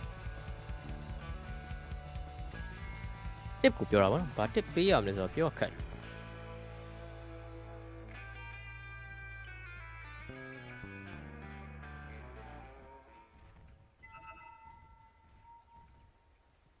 ယာကူဘရာသာ handicap plus လေးပို့ကြိုက်တယ်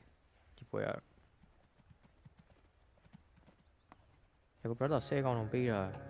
handicap လေးတွားယူရင်ယူပေါ့နော်ယာကူဘရာသာဘက်ကအဲ့ဒါရယ် The battle begins ပြီးတော့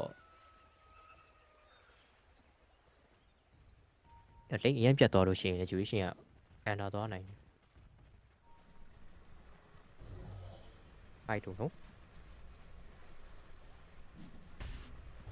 တော်အခုက lot တော့ခတ်ထားတယ်ဘာမှမထည့်မရအောင်ကျွန်တော်တွားကြည့်ရတော့Yakuza handicap plus လေးယူရင်ယူကြည့်ပါနော်ကဲတော့ဂိမ်းတန်လေးပြန်ကျေးလိုက်ပါ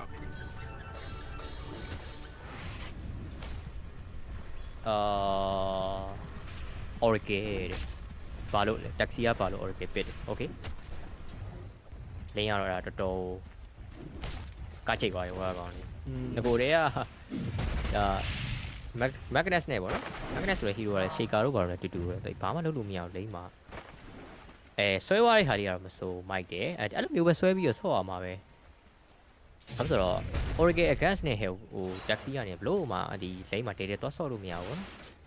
အောင် share တင်ထားလို့ရှိရင်အောင် share ကိုချက်ချင်းပြန်ဖြတ်ဟောပေါ်ကျွမ်းရတယ်ဆိုတဲ့ခါကျအပေါ်လန်ကတော့လုံးဝ prevision အသာလိမ့်ကြီးပဲပေါ့နော်ပေးထားအောင်မယ်တော်တော်ပြတ်ပါတယ်ပေါ်လန်ညိုကေမပေးရဘူးအတွက်ပဲလောက်ရမှာဗျအောင်လည်းမှာတော့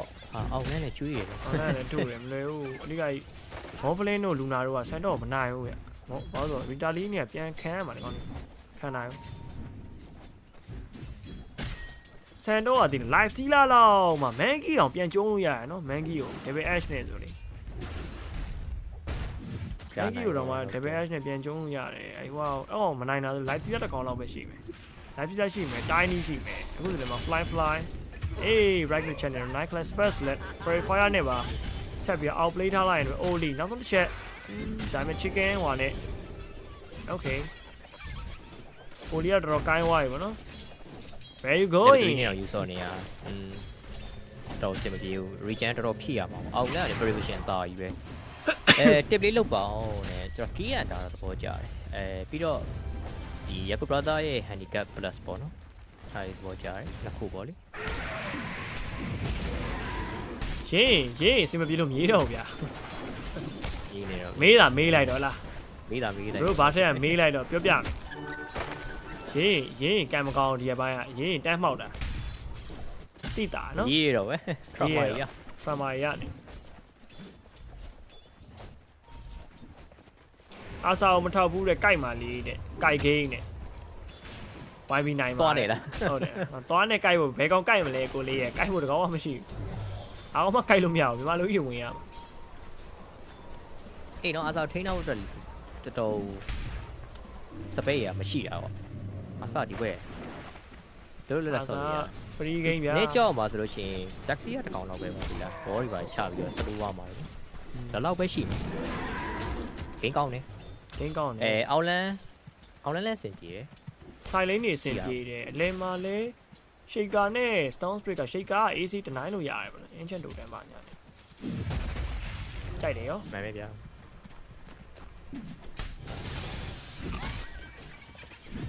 shaker ပဲယူရမှာ stone spirit နဲ့ဆိုတော့stone spirit ကယူထားတဲ့ first set ကလည်းနည်းနည်းထူးဆန်းတယ်ဟို static type မဟုတ်ဘူးပေါ့လမ်းလျှောက်ပြီးတော့ဒါ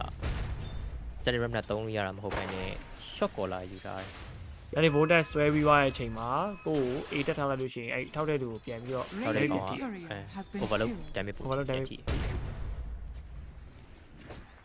ဘာဒီကောင် ancient totem ထောင်းထားတဲ့အချိန်မှာဒီကောင် letting voltage သွားဆွဲမယ်တင်တယ်ဟုတ်တယ်ဗါလေနာနေပြီဗျာscrewer okay ပုကလှုပ်နေတာเนาะကျွန်တော် Douglas နဲ့အဝေးဆုံးကိုခေါ်သွားတာဗျDouglas မှာကတော့တရားလောက်ဆိုလို့ဒီကောင်မှာ lotus ပါတယ်အဲ့ lotus လေးသာထည့်ပေးလိုက်တယ်ပဲဆိုလို့ရှိရင်လုံးဝပြန်တက်လို့ရတော့တယ် emo ဒါပေမဲ့ဘိုးကလုတ်သွားတဲ့ quality ကတော်တော်ပိုမိုက်သွားတယ်ဗောနော်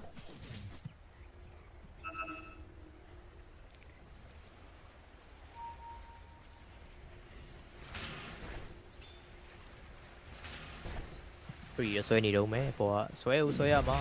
တဲတော့ထိန်လို့မရဘူးရေစစ်တက်နစ်ကလည်းလာပြီးတော့ပေါင်းမှုအတွက်ကိုလုံနေဆိုရင်မမီတော့ဘူးဗျအဲ့တော့ကပြန်ပြေးရပြီ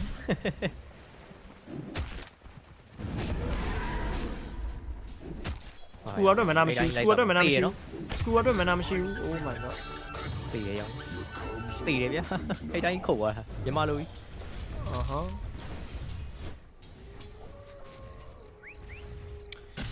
ဒီမှာပြောဒီက fight နေ try ဒီကတော့ new item တွေက board the dev ကဘယ်လိုလဲရှင်းပြပါလားKelvin ရှင်းပြပါလိမ့်မယ်နောက် try ကပြောလို့ရအောင်ပြောပေးလိုက်တာပြန်ရောက်တာပဲပြန်ရောက်တာတော့ပြေးခေါ်ပြန်မူးရစီပြန်ရောက်လာမူးရတာကိုယ်ဒီမိုင်းမူးရပြီ Kelvin ရှိတ်လိုက်တော့ရှိတ်လိုက်တော့ဒီမှာမိုးကြိုးတွေပြည့်နေတယ်ဒီ fight နေ try item both of the death ဆိုတာကအရင်တော့ brother ဟိုကလေ necronomicon မဲ့လေအကောင့်ထုတ်လို့ရတယ်ပြောချင်တာကတော့အထီးနဲ့မှထွက်လာတယ် အထီးကကြတော့မီလီကောင်အမကကြတော့ range ကောင်ပေါ့နော် အေးကောင်း အဲ့လိုမျိုးလေးလားမှတ်ထားလိုက်တော့ အတီးကဟို vision မြင်ရတယ် ဒီခွင့်ရင်မနာဘန်းနေ ခွင့်မနာဘန်းနဲ့ပြီးရင် Jam effect ပါတယ် ပြီးဟုတ်တယ်ဟိုဟာ invisible unit တွေမြင်ရတဲ့ effect ပါတယ် true sight effect ပါတယ်ပေါ့ပြီးတော့ဟိုကကြတော့အမကကြတော့3မှမနာဘန်းတာနော် ဟုတ်တယ်နှိပ်သုံးရတာ နှိပ်သုံး ပြည့်ဆိုဟို neutral မနာဘန်းနဲ့ neutral creep နဲ့sorry ဟို top creep နဲ့တူတယ် ဟုတ်တယ်ပြီးတော့တခုရှိတာကအဲ့ထီးကိုပေါ့နော်အထီးဆိုတာဘီလီကောင်ပြောတာအထီးကိုတတ်လိုက်မယ်ဆိုလို့ရှိရင်အဲ့တတ်လိုက်တဲ့ကောင်က redundant damage ပြန်ထီးတယ်အဲ့ဒါတခုရှိတယ်ပေါ့နော် အဲ့ဒါပါပဲလေဂိမ်းမှာကျတော့တင်မလား supporter တွေဆိုလို့ရှိရင်လည်း item 6ခွက်တွေပြည့်လာကြပြီဗျာဒါပါတော့ supporter တကောင်ပြီးတော့ obison တွေလည်းမနိုင်တော့ဘူးဆိုလို့ရှိရင် necronomicon အဲ့ဒီဟာ boss of the deck ကအကောင်းဆုံးပဲပြီးတော့ clip တစ်ခုထွက်လာသေးတယ်နော် giant copter fly ရဲ့ giant copter မလားလားအဲ့ဒါဟုတ်ပါဘူး giant copter ဟုတ်တယ် fly giant fly ရဲ့ giant copter ကြီး item 6ခွက်အပြည့်နေကိုအဲ့ necronomicon ဘယ်နှကောင်နှစ်စုံလောင်းနေ boss of the deck နှစ်ခုပေါ့နော်ဖြတ်ပြီးတော့ A ထောက်လိုက်တာမှတစ်ခါတန်း short ရတယ် random damage ထိပြီးတော့ကဲWestern တော့ share fight နေပြီ fly တစ်ဖက်မှာကျ shaker နဲ့ပေါင်းပြီးပြဿနာတက်နေတယ်ပဲ ash အိုးရောလူနိုင်လွတ်ထွက်သွားပြီ okay screw ရတော့ဖက်မှာ echo slam ancient totem right ထောက်လို့မရတဲ့အနေထားတစ်ခုပေါ့နော် no one အဲ့ဒါ no one တိုင်ပတ်ကွာ no one TP ထောက်လာတာ ရှိနေတယ်ရောကောရှိနေတယ်ဘိုးကကြီးနေတယ်လို့ TP ထောက်သွားတာငါပေါ်တယ်ပေါ်မှာပဲ RDC လုံနေလိုက်တယ်ခဏအေးနော်တင်လိုက်တာ clip တွေလေပြပို့ဆိုးရတာမင်းအကိုကြီးပါခွဲပလိုက်တာဟောသေးလားနှမျောစရာဟုတ်ပါအကြာကြီးပဲရောက်ရေ10 second ထပ်ဆောင်ဒီချိန်မှာစတုံးဆွဲကမကြီး network တွေတက်နေတယ်တဖြည်းဖြည်းနဲ့အလဲမှာ create စားလိုက်ရတော့ကဲကိုဝင်းတို့လာနောက်နဲ့အထီးနဲ့မှတဲ့ထုတ်ထားတဲ့အချိန်နဲ့ကြာရင်ကလေးမွေးသေးလားတဲ့မမွေးဘူးရှော့ပေါက်ကြရည်နော်အဲ့ဒါပဲအိမ်အောင်တွေတွေကပေါက်ကြရည်ပြောပဲတွေးနေရသိလားအိမ်အောင်တွေတိတာတယ်လို့အိမ်အောင်တွေရတိတာပဲကဲအလဲမှာ fortune end နေတယ်ပဲနော် no one okay emo လိုက်ပြစ်ပြီးတင်နေ stabby save ပေးလိုက်ပြီ okay အဲ့တော့ 9 class 3 versus 1တော့ကြားရရောက်တော့သူလည်းတဲပြန်ပြေးရတယ်နော်我那还把不漏呗，把不漏，见多啊，这是呗。ကိုဘိုးကပ်လာလာဝါလေးကကိုဘိုးကပ်က AOE နဲ့ပါမြန်တာနော်ဖောင်းဆိုပြီးတော့အဲ့ပတ်လေမှာဟုတ်တယ် ဘူးဆော့ bearing လို့ပဲ drum လို့ပါတော့ပေါ့ and story ကတော့မဟုတ်ဒါပေမဲ့ movement speed မြန်တယ်ဘိုးကဆိုတော့တကယ်လမ်းလျှောက်နိုင်တဲ့ကောင်နော်တွေ့မှာပါ Magnus ကတော့အပေါ်မှာမနေတော့တော့ပေါင်းနဲ့တင်းနဲ့တယ်သိလားဟိုမှာအဲ့စီဒန်နဲ့သွားနေလို့ချင်းလက်ကွာစီဒန်နဲ့က devil တွေဖတ်ကုန်လိမ့်မယ်ခုနတစ်ခေါက်သေသွားတော့ကောင်တင်ဖတ်သွားမသွားတော့9 class ကျုံသွားပြီ9 class ကျုံသွားပြီ okay where you going slow လိုက်ပြီနောက်မှာ lucent bin screwer 9 class piano shaker ချုပ်ထားသေးရဆိုရင်မလေ luna right leg အောက်မှာတော့ကျွန်တော်ပြတ်ပါပြီရတကယ်ကိုချုပ်ပြီးလုပ်ပြီးကွာနဲ့လောက်တာရေးဆက်တယ်ချောင်းရဒီနားဘုတ်ဆူးချောင်းရဒီကျုံးလို့တဲ့ယူကျော်ရုံနဲ့ scepter စကဲနဲ့မသွားရင်နိုင်နေတဲ့ဒီမောက်ဘယ်လိုသိရလဲကဲကလှန်ကြည့်ရတယ်နဲ့ဟုတ်ကျော်က Liquipedia သွားလှန်ကြည့်တတ်တာနေမှာပါ Liquipedia ပါပြတာဟိုအဲ့ဒါပြတာဒါအလွယ်ပြောလိုက်တာဗောနော်မြင်တော့ဆိုတယ်အမမြင်တော့ဘေးစင်မှာလည်းထီးမရှိရလေအကောင်ကဲဒူကလေး slide chase ကနောက်မှာ shot အေးချက်ပြောင်း shot ကအငိမ့်လေးပဲရောက်ရင် emo ဟိုမှာဘကနေပြေးပြီး scroll နဲ့ဖြတ်ပေးဆိုမှနောက်ကျသွားပြီ eclipse သုံးထားတဲ့ fly over အေးပိတ်မိနေကောင်းလိုက်တဲ့ fisher ကြီးကွာ what the hell 9 class ချက်ပြောင်းရတော့မယ် ammo နဲ့ပြေးရဆိုပေမဲ့လည်းအမပိုဆိုးသွားပြီရောက်အေး armor မရှိတော့ဘူးအဲ့တော့ overpower 3 swipe effect နဲ့ပါကြတာလူနာလာတေသွားလို့ပြောသွားတယ်ဗောနော်အာစာကြီးစီမှာတေတာကွာမင်းတို့ကောင်ကြီးရက်ဆက်တယ်ရောက်ရင် Radiant's bottom tower is under attack လူနာတော့တိုင်ပတ်သွားတာတကယ်နဲ့ fisher ထောင်းနေတာဒီကောင်ထောင်းတာမဟုတ်ဘူးတကယ်ဟုတ်တယ်ဘုက strong spirit ကိုထောင်းတာအဲ fisher ကြီးကြာရွှေရှင်ပြေးလို့မရတော့ပြန်ပြေးထွက်ဖို့လမ်းပိတ်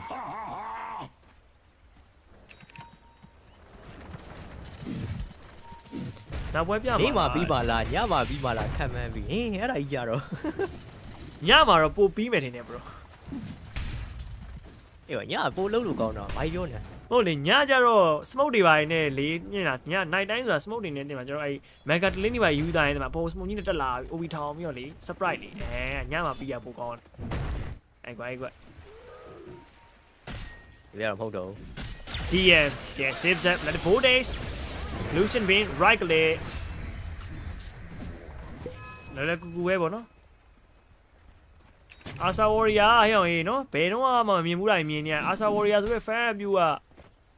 ဟိုခက်တဲ့ကောင်က Luna လိုမျိုး soft fan လိုကောင်းတဲ့ကောင်ရဲ့အပေါ်မှာနောက်ဘက်ကို2000လောက်ကိုဖြတ်ထားတာလေရနိုင်သွားလည်းပါလိုမျိုး Luna ကိုယ်တိုင်ကသူ Luna ကိုပေါ့နော်သူကိုယ်တိုင်တက်လိုက်တာလည်းပါတယ်တော်ဖတ်နေတယ်ဖတ်နေတယ်ဟုတ်တယ်မှန်မယ်2000နီးပါးလောက်ဖတ်နေတာမတေးကြောက်စရာကြီးဟေ့ကွာ Asa အဲ့နောက်ဝက်နဲ့ဆိုလို့ရှိရင်စဉ်းစားရင်17မိနစ်ကိုFury ပြီးပြီနော်အော်ဒက်က Echo Slam နောက်မှာ stop မှာဖြတ်ထောင်းပေးလိုက်ရင် Fortune End နဲ့ရပြီနော်မအော်ပြီ2မဲ့ပြန်တော့အလှပေးထားသေးရေဆိုပေမဲ့လေကျွန်တော်ဘာမှရှိမနေဘူးပေါ့နော်ကျွန်တော် Force Prominent မကဲပြီးတော့ Fly ဟိုပါဒီရပြန်လှုပ်ချင်နေတယ်ထမ Beyond တိုးပေးလိုက်တော့ကျွန်တော် Eclipse တွေဆိုပေမဲ့လေကျွန်တော်Blame Me Fan နဲ့ပါသူကိုယ်တိုင်တော်တော်ပြန်လာသွားပြီနော် Fly နောက်တစ်ချက်ပဲထိသွားတာ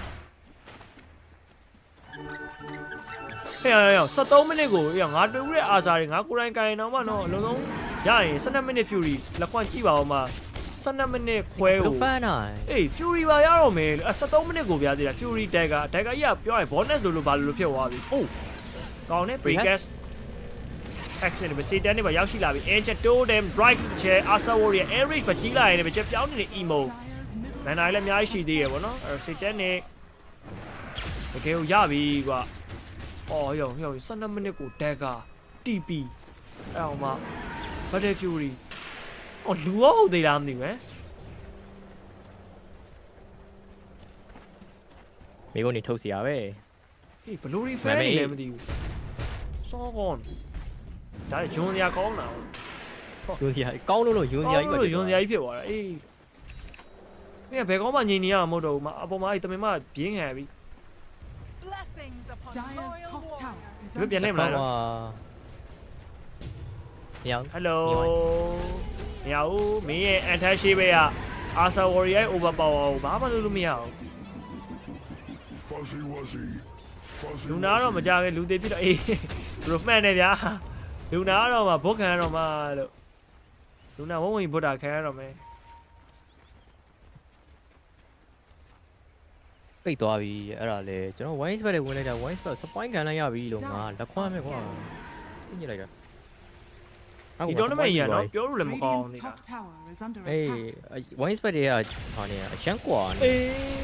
Ancient Totem Fisher Mana 0ဖြစ်သွားတယ်ကောင်းလေးချက်ပြောင်းတော့မှ OP 3 match screwer နဲ့တော့ထဲဒီမှာဆွဲထည့်လာလိုက်တယ်တော့မှ Stabby Echo Slam no one ပြန်ခွဲထားလိုက်မယ်ရှက်ကဲချုပ်ကန်ထားတဲ့ကျုပ်တာ Sound Spirit ပြတ်သွားပြီလို့အော်ရော Wall Replica ထွက်လာတဲ့အတူရင်းနဲ့ဆိုတော့ကိုကပိုပြီး damage ထွက်သွားတယ်တော့မှ Oli Summon Water မှာညက်နေလိုက်ရင်းနဲ့ပဲ Oli တကောင်မှာကျွန်တော် Fisher နဲ့ထက်ရတယ်ဗောနော်အိုင်Orege ဝမ်းနဲ့ရှော့သွားသေးတယ်အေးအောင်မလေးစင်တဲ့နဲ့ fly ကိုလိုက်မေးနေပြီအင်းချက်သေးတော့သေးတယ်လုံးဝရှူရတတ်ပဲသေးရဗျာအဲ့ဒါပြော့အော်စလိုက်ကွာ Facebook နဲ့ win လေးစင်နေလုံးဝမလုပ် Radiant structures are fortified. Radiant's middle tower အစတော့ RP3 man ပါညာနော်စင်ပြေလောက်တယ်လို့ခံစားလိုက်ရတာဒါပေမဲ့ခဏလေးပဲ follow ခဏတာပဲအေး follow မပါဘူးပို့ဆိုးပါအော်တကယ် Ancient Totem emo DM ကိုတော့မရရအောင်တော့ပါလိုက်ခေါ်နေတယ်ပဲ Ash နဲ့ပါဟိုကောင်ကကျွတ်တာတေးမှာတိလို့ပေါ့နော်ရသမျှ damage ကိုပေးခဲ့ရဗျာ no one နဲ့ပြန်ထွက်သွားပါတယ်တဲ့နေရော Radiant's top tower လူနာတော့ဆေးရုံရောက်ပြီဟိုလူနာဆေးရုံရောက်တာမဟုတ်ဘူးသိလားဟိုဗါလေခွဲစိတ်နေနဲ့လူနာမှာဟိုဂရင်းကျိုးကြတာဖြစ်နေပြီခွဲစိတ်ဂရင်းပြုတ်ချလူနာပြင်းခံနေရပြီကဲ screw again Dukelis အေး Asa Warrior အနေနဲ့ပြေးကုန်ဘမကပ်ပြတ်သွားနောက်မှာတော့ Ambidance နဲ့တူတဲ့ Dukelis Okay Oli ပြန်ပေးရပြီ Satan နဲ့ Monster Kid Dabaki လူနာနှစ်စားဖြစ်တော့မယ်နော်ဟေးဘယ်တော့အဲ့ကောင်ကြီးရှိပါဘူးဒီကောက်ပါနော် ဟိုနက်ဖျားကြီး ကြားမြင်နေရနေရလားဗျနားမှာချမယ်ဆိုတော့နေရာတကောင်မတကောင်ရှိတယ် ဟိုတကယ်တော့ငါတို့လက်ခံမှာတိလားငယ်တော့ရေတော့ reaction ကိုဘယ်ကောင်မှမမီဘူးနော် CS:GO မှာဆိုလို့လေနေတော့ Tin Spirit ကအဲ Spirit Academy ရပဲတော့စောက်ရဲချင်းအကုန်လုံးရိုက်ခွဲနေရရမ်းချမ်းလာပါပြီဆိုတော့ဟိုမှာဟိုဘိုးကြီးတွေကို CS:GO ဘိုးကြီးတွေကိုရိုက်ခွဲနေရတော့16နှစ်သားလေးဒီမှာလေဒူတူးမှာဆိုလို့ရှိရင်လေအခု Spirit Academy ရပဲဒါဟိုပါဘောနော်ဒါတူနောက်ပေါက်လေးစစ်တန်းနဲ့ကျူးလန်အောင်ပြောရင်အာဆာနဲ့လူနာဆိုတာအဲ့ဒါ network ကပြောင်းပြန်ဖြစ်နေရမှာလူနာ network က11000ဖြစ်နေပြီးတော့အာဆာ network က8000ကျော်လောက်ဖြစ်နေရမှာဒါပုံမှန်ပဲ default ပဲ Okay agent totem facial နောက်မှာပြေးဝင်လာပြီ cyber web fly လှုပ်လို့မရဘူး ဘယ်မှာနေလို့မရဘူးရအောင်တိုတယ်ကီအကောင့်60 KB တိုတယ်ကီအကောင့်60ကြီးကြတော့ဒီဘွဲကတော်တော်ဖျားတာမယ် bro တော်တော်ဖျားတာမှာလှုပ်တပတ်သက်ကြီးလှုပ်နေတာဒီမှာ very very ဒီကောင်နေနည်းနည်း YB ဘက်ခုံနည်းနည်းပြန်လုံခိုင်းဒါဆိုတော့ဖြစ်နိုင်တယ်ဟိုကလှုပ်ကိုမလှုပ်ဟုတ်တယ်ရောက brother အဲ့လိုအခန်းကြီးမဲ့တလိုင်းဖြစ်နေတာအဆင်မပြေဘူးတသိန်းနဲ့ကျူးသွားလိမ့်မယ်ဟုတ်တယ်ဆူတောင်းဘာမwhat bash ပါလာပြီထင်တယ် ဘယ်တီဝါဟုတ်တယ်ငါပြောတာမှန်တယ်ဟိအောင်ကြီးကွက်တီပဲအဲ Stone Spirit ဆိုတဲ့ကောင်က Asa Warrior ဝင်နိုင်လို့ရှိရင် bash ပါမှာပဲတေးမှာ bash မပါပဲတေးကြဘာကြောင့်မှတော့မရှိတော့ bash ပါလာပြီဘိုကထက်သေးဦးမလားမသိဘူးဒီ series ကတော့စိတ်တက်နစ်ကအကျုံကြီးယူပြီးတော့ဒီကောင် emo ပေါက်တယ်ဒီလား emo public မှာဟိုညှိတာလားမသိပထမဆုံး series ရဲ့ဟိုတစ်ပြီးတော့ဟိုမှာဟို smiley face တွေလောက်နေတာဟိုအောချက်တယ်ဟိုလေတပ်လိုက်တာဟိုအောချက်တွေစပန်းနေတယ်ပြောချင်တာကဒီလားဒီပွဲဒီကောင်ကလုံးဝဂျက်ကူဘရာတော့လုံးဝဟိုဖူတေးထုမယ်ပဲတေးထုမယ်ဆိုတဲ့ပုံစံနဲ့တကယ်လည်းထုနေရပဲnight class ချက်ပြောင်း what ဒီဘက်မှာ Asa Warrior RP2 မပြန်တော့ပေးထားသေးတယ်ကျွန်တော် emo okay နဲ့ပဲ let go dash ကျွန်တော် vegan war က3 match range ရမယ်ကျွန်တော် Asa Warrior အနေနဲ့ကတော့ force promise နဲ့ပဲကျွန်တော်ပြန်တော့ no လာပြီပေါ့နော်အဲ့တော့ Stampy storm နဲ့တူပဲကျွန်တော် stone spirit တော့ကိုင်းမ echo slam from no one 3 man မှာထပ်ပြီးခွဲပေးထားတာရင်းနဲ့ပဲ okay ဒီဘက်မှာလည်းကျွန်တော် Asa Warrior eclipse damage အောင်ပါတဲ့တော့ပြေးနေရတော့မယ် fly loosen be right click ဒီဘက်မှာ action တွေပြေးနေရုံပဲဆိုရင်ရတစ်ခုမှာပဲ right click ချက်စာလိုအပ်နေသေးတယ်ကျွန်တော် decker ကိုတော့ beyond နေနဲ့ iron shell လေးနဲ့ပဲကျွန်တော်ကတ်ပေးထားတာရင်းနဲ့ပဲပတ်ဆက်တယ်ညှိတယ်တဲ့လားညှိတယ်အဲ့ကောင် no one screw out မှာ loosen be facial တော့ပြန်ပြီးထောင်းမိတာတော့မယ်ပေါ့နော် ancient totem ducalis dn ကျွန်တော်ကွဲထွက်သွားပြီဗျအဲ့တော့ split နေရဆိုရင်ရန်ကုန်မှာ loosen be နဲ့ fly ducalis ကိုပဲကျွန်တော်ရွေးချယ်ပြီးတတ်မယ်နော် bacon နောက်ကနေကျွန်တော် claim cape tp ဆိုရင်ရတစ်ခုမှာတော့ဘာမှဖြတ်เสียမရှိဘူး screw out လည်းခုမှကျွန်တော်ကူတောင်းနေတဲ့ပုံစံပဲပေါ့နော် Dire's bottom tower is under attack. မဆိုးလာတော့ဘူးပါတယ်နော်17-22ဆိုတော့ပြန်တော့အဓိက right စစ်တပ်နစ်ကိုပြန်ရလိုက်တာရလိုက်တာတော်တော်စူးပေါက်သွားတာ share ဘယ်သူရောက်သွားလဲ fly မလား fly ဟုတ်တယ်ခေါ်လိုက်ကြီး1000ကျော်ရောက်သွားအဲ့ဒါကတကယ်မတ်နေရဖြည်းလို့ပါတကပွင့်မှုတော့ကတစ်စက္ကန့်ပဲလို့တော့သိလားဟုတ်တယ်တကောတောက်လျှောက်နှိမ့်နေတာနှိမ့်နေရလိုက်တော့ဒီကောင်ဟိုအန်ရှင်းနေဟိုပြေးကောက်သွားဘီယွန်ပြေးကောက်သွားတာဟုတ်တယ်ဒီဘက်ဆို့နေပြီဟုတ်တယ် evo တကယ်ဆို့နေတာ public ဒီမှာလောင်တာထင်တယ်လေလားတစ်ပေါင်ဒီနေ့ TI ဘယ်နေ့ရတော့လဲ bro အဲ့လိုမျိုးခံဖမ်းလို့မရဘူးဗျဘာလို့ဆိုတော့ပြောခဲ့ဘူးပါတယ်အမြင်နဲ့ gaming လက်တီတာကြီးပဲတရားတီလုံးတစ်နှစ်လုံးအုပ်ဆိုးခဲ့ပြီးမှTI မှာ gaming လက်တီတာခွေးဖြစ်သွားတာပေါ့နော်ဟုတ်ကဲ့ပါအော်ရောbash ကလည်းကန်ကောင်း bash ကြီးရောက်ရေးပြီးတော့သူ first လည်းယူထားတာဟုတ်ဒီလား bash က duration ပို့ထားဒီ buff duration ဟုတ်တယ် buff duration ယူတာအဲ့ဒါယူတာဒီနေ့ TI ဘယ်သိရလောက်လဲဆိုတော့ပြောရခက်တယ်ခုနပြောသလိုပဲအနီးနားရောက်မှပဲကြည့်ရမှာဗျဟိုကပြောဖို့ကစောပါသေးရဲ့ဟိုပါဘောနော်ဖြစ်နိုင်ရည်တင်းနေရတော့တီရတဲ့ဟာတွေရောရှိရဲ့ Perivation Tundra Perfection Thunder yeah အဲ့နှစ်သိန်းကထိတ်ဆုံးရပဲပြီးရင် liquid လာအောင်မယ် liquid ကလည်းဖြစ်နိုင်တယ် Spirit အေးရတယ် Spirit ပြီးရင် liquid အဲ့4သိန်းလောက်ပေါ့နော်မှန်ထားတယ်ဟုတ်တယ်အမလည်းဟိုဘာမှပြောလို့မရဘူးလေအန်နာတော့တွေကဖြတ်သိမ်းရင်လည်းသိမ်းသွားနိုင်တာပဲဒါ TI ဆိုတဲ့ဟာနဲ့အရင်ကြီးတယ်အသိန်းတွေကကွာကြီးရှိလာမှရပဲဟုတ်တယ်ကွာကြီးနေကြက်ပါရကွာကြီးနေကြက်ပါရမပြောင်းနဲ့စကားကောင်းပြောတယ်ပြောင်း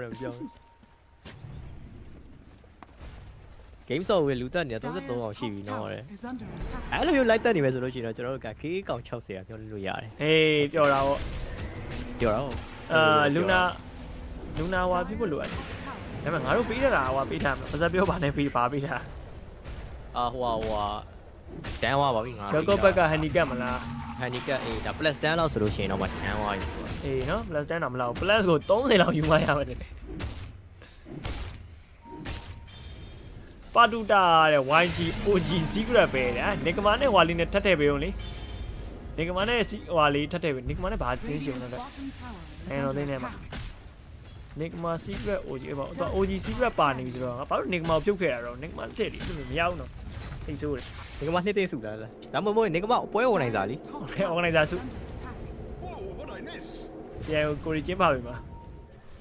ရွေးချယ် over ထားရပြီ43 over ဒီပုံစံတိုင်းသွားမယ်အခုဒီ from the first ages နဲ့တော့ဘာလို့မလဲတော့မသိသေးဘူး second tower တွေရင်ချုပ်မယ်ပဲထားအောင်ပေါ့နော် first tower တွေကဆက်ရှိနေသေးတယ်ဆိုတော့ yeah stay alive ပါပဲဘုလက်ပါအော်တိတယ်ကေကွာအော်ရောတဲက echo slam နောက်မှာ screwer နဲ့ပဲ inch total OP ပေးထားတဲ့တကောင်လည်း emo လက် vortex နဲ့တော့ shaker big wall ပဲဂျာမ stamina နဲ့ပဲထပ်ပြီးပြေးထားလာရင်လုံးဝလွတ်သွားပြီ DM ချက်ကြည့်အောင် night class ချက်မှာလာပြီး cut ပေးထားသေးရဗျဘဘကFisher Ancient Totem မရတော့တကပိတ်သွားပြောရရင်တော့ဆေးုံရောက်ပြီတဲ့ဟုတ်ကဲ့ဗျာစမတ်ကောင်ဟိုလိုက်ပြီးတော့တကောင်နဲ့ဆော့ပြီးလိုက်တက်နေတယ်လို့ဖြစ်နေရတယ်ရွေ့နေရဟုတ်တယ်တယောက်တည်းပဲတကားရိုက်တယ်ရာလုံး blind bet ရနိုင်လား Aura blind bet ဆိုလို့ရှိရင်နော် sorry ပြောစားတယ်အရာလုံးသိမြင်နေတဲ့ပုံစံကြီးနဲ့တော့ကြိုရောက်နေတယ်လို့ပဲ DPS တက်ထားအောင်ဟုတ်တယ် teleportation ရပါဒီကိပါလာအစာ PKB ages နဲ့ကိုတော့ချင်းကောင်းပါပြီနော်ခုချိန်မှာတော့ 9k တော့တာနေတယ်23မိနစ် 9k ဆိုတော့များတယ်လူနာနဲ့တော့ပြက်နေတာလူနာဆိုရင်ကဲယူတကောင်အပြက်ကြီးဖမ်းထားနိုင်တာဗောနော်ကျစင်ချောက်စရာ4တောင်ပြက်4တောင်လောက်ပြက်နေ total literally 4k ပေါ့အဲ့တော့နေကမာရတယ်အခုတရားဝင်နေရှင်ကြတယ်တော့မနေပါဘူးဗျာကျွန်တော်အားပေးနေရအောင်လို့နေလို့ရမှာဘယ်လာတိလို့ပဲရဟိုမှာဂိတ်သိန်းနေဆိုရင်ပြောတာပါဂိတ်သိန်းနေဆိုထပ်ထဲကိုပြောပြ secret OG နေကမာကွန်ဘိုလေးဒါပေမဲ့အရင်တော့လေတိလားပြောရရင်လေအရင်တော့ secret OG နေကမာမှာလေနေကမာအတုပ်ဆုံးတိလားတကယ်ကောင်းပြောတာနေကမာ OG နဲ့နေကမာနဲ့တွေ့လေနေကမာရှုံးတယ် secret နဲ့နေကမာနဲ့တွေ့လေနေကမာရှုံးတယ်ဒါအခုချိန်မှာတော့မှခေါင်းပေါ်ရင်ကော့ပြီးတော့ဟဲ sorry ပဲเนาะ secret လည်းလာနေ OG လည်းမလာနဲ့ကိုနေကမာကဒီမှာမဝိုင်းနဲ့တော့ရှင်းရိုက်နေတရားဝဲသိနေရှင်းရိုက်နေပြီ easy ဂျယ်လီပြက်ပြောင်းခဲ့သေးရဆိုရင်မလဲအိုလီဖက်မှာ Okay ရှက်ကတော့ပြန်ချုပ်ထားသေးရပေါ့နော်အော်ဒါပေမဲ့ emo ပြေးဖြတ်ပြီဗျာ Beyond 9 class ကိုရလိုက်ဖို့ကလည်းကျွန်တော် Beyond ပြဿနာတွေပြတ်တယ်မှာ fight တွေရော Guardian Grave တွေရောအကုန်လုံးအော်သွားပြီးသွားပြီဆိုတဲ့နောက်မှာတော့ Asa Warrior US Scepter နဲ့တော့ကျွန်တော်ထိန်းခံထားရသေးပေါ့နော်အဲ့တော့ overpower ပြတ်သွားတယ်ဒီပြီးခိုးထောင်နေတယ်ကန်ကောင်းသွားတာကျန် Asa Warrior Aegis ကိုသူတို့ပတ်ပြေးနေရဗျာသိလားဒါပေမဲ့ဟိုကောင်နဲ့အတင်းလိုက် post တယ် Radiant structures are fortified. Purification again. Radiant's bottom tower is under attack. GG Aura ပွဲအနေနဲ့ကျွန်တော်စဉ်းစားထားတာAura ကို handicap minus ပေးပြီးဆိုဒီရတကွာ Aura ကအပေါ်ကြီးဖြစ်မှာပေါ့နော်အဲ့တော့ minus ပဲရမှာဖြစ်တယ်ရလေမစိုးဘူးဗျအဲ့ဆိုတော့မနေ့ရတယ်မနေ့ရတယ်မဟုတ်ဘူးမနေ့ကတနေ့ရအောင်တောက်လျှောက် GG ပွဲကိုကတ်ဆိုရှင် melody ရဲ့စောက်ရမ်းဖီ melody ကစောက်ပြတ်တတ်နေတာmelody က melody အေး melody အရှမ်းဖီရဲကောင်ကြီး အဲ့ကောင်တကောင်နဲ့နေဟိုဘက်က hero key တော့ချောက်ရအေးဟုတ်နော် handicap မိုင်းနဲ့ကတန်တယ် တန်တယ် handicap မိုင်းနဲ့က melody တကောင်နဲ့နဲ့တန် ဘိုရာဘက်က handicap လေးယူချင်ယူပေါ့လေဒါပေမဲ့အရင်တော့ safe bet တော့မဟုတ်ဘူးနော်ပြောထားမယ် safe bet တော့မဟုတ် spread ကဒီနေ့မရတော့ဘူးလေအရင်မယုံအောင်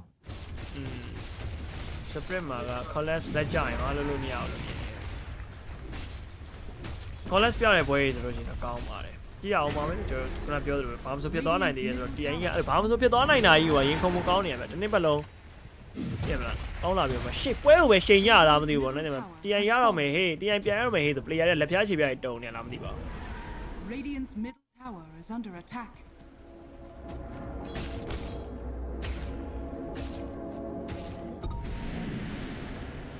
16မိနစ်ဒီချိန်မှာတော့ဒါ gain နဲ့ပြန်သွားရမယ်ဆိုလို့ရှိရင် yellow fire ရသွားပြီပေါ့နော်26မိနစ် item 6ခွက်ပြည့်ပဲဟုတ်တယ်အကောင်နေရတယ်ပတ်လေရိုက်နေ OG က Nigma ကိုနိုင်တယ် Nigma secret ကိုနိုင်တယ် secret OU နိုင်တယ်အဲ့ဒါ secret ဒါအကျဉ်းတော့ဟင်ဟုတ်ဘူးနော်ကျွန်တော်တငယ်ချင်းက timeline ကိုပြောရလေ timeline က timeline တော့ဟုတ်တယ် timeline တော့မတူကျွန်တော်တငယ်ချင်းမှာ secret fan ကျွန်တော်ဖုန်းဆက်ပြီးတော့လေးတိုက်တာကောပွဲကက်စီမှာဆိုမှ secret ပွဲ Nigma ပွဲကက်စီရောမှာ secret ခွေးလုံးတော့လို့ရိုက်တာခံလိုက်ရအဲ့ဒါဘူးနေပါဆိုမှတငယ်ချင်းလေးကဖုန်းဆက်ပြီးတော့တငယ်ချင်းစင်းကြီးလားတန်းတိုက်နော် secret fan တော့ဆိုးတယ်နော်အဖြစ်ကမမေ့ဘူးမှတ်ထားတယ်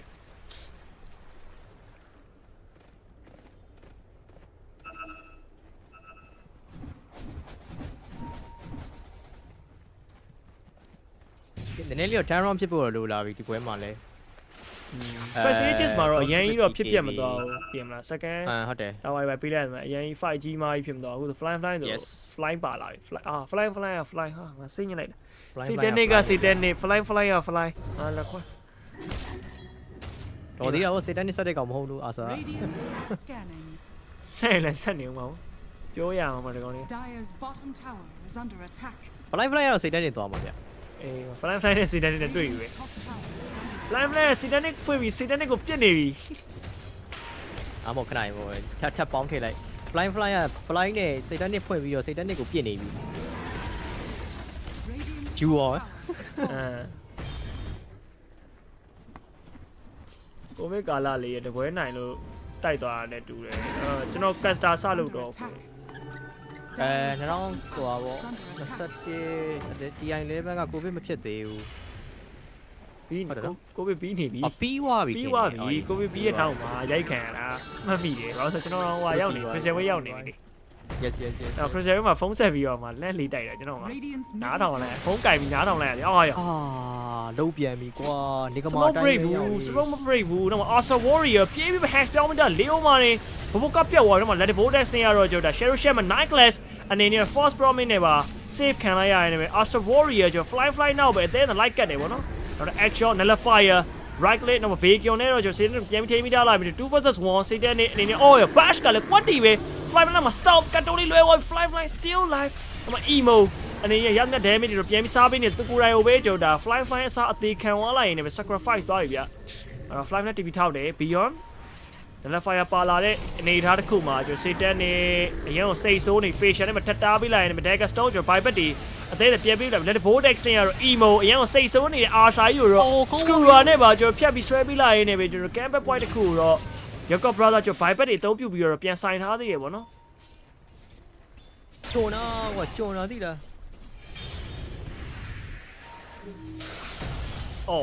facial လေးတော့ထား facial တော်တော်လှတယ်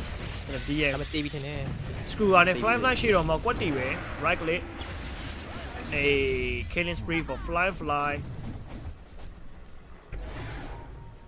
ပြောလို့မရသေးဘူးနော်ပြန်စဉ်းစားကြည့်ရမယ်ဆိုတော့အခုကစေတန်နဲ့ကောင်းကြောင်းနေပဲအမိုးတင်ပြောနေရပါသေးလားခင်ဗျားလည်းစေတန်နဲ့တေးသွားပြီဆိုလို့ရှိရင် carry match ချင်းကိုပြန်ပြီးတော့ realize လုပ်ကြည့်လိုက် Luna ရဲ့ Asa ရဲ့ကွာတယ် Luna စကားဒီပြီးသွားလို့ရှိရင်စေတန်နဲ့တို့စကားဒီကိုပြီးသွားလို့ရှိရင်ပြန်ထည့်လို့ရတာနော်ဟိုကောင်ပြစ်ထည့်လို့ရတယ် yeah fly ပါလာပြီဆိုတော့ Asa မှာအပိုတစ်ခုကအဲ့ MKB သွားကိုသွားရမယ်ဆိုတဲ့ကိစ္စတစ်ခုဖြစ်လာပြီပြီးတော့6ချက်မှာ percentage ကတည်မလား maybe 4ချက်လုံး miss သွားလည်းဖြစ်နိုင်တယ်ဒါမှမဟုတ်3ချက် miss သွားလည်းဖြစ်နိုင်တယ်အဲ့တော့စဉ်းစားကြည့်လိုက်ရင် Asa Warrior ရန်ကိုကျွန်တော် MKB ပြန်လို့သွားပြီ MKB လို့သွားပြီ hero power သုံးပါလေ Yeah, hero power နေထားရလဲကျတော့ Luna နဲ့ Asa နဲ့က Luna အသာကြီးပဲနည်းနည်းလေးပေါ့ပြန်ပြီးတော့ရေကြီးသွားပြီ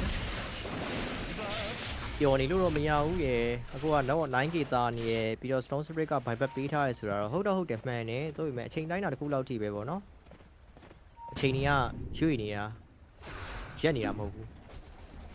အဲ့အချိန်မှာ Luna ဖန်နေမစိတ်နဲ့ပြီးသွားပြီတကယ်ကြီးစိတ်နဲ့ပြီးသွားပြီဟုတ်တယ်ဗျာ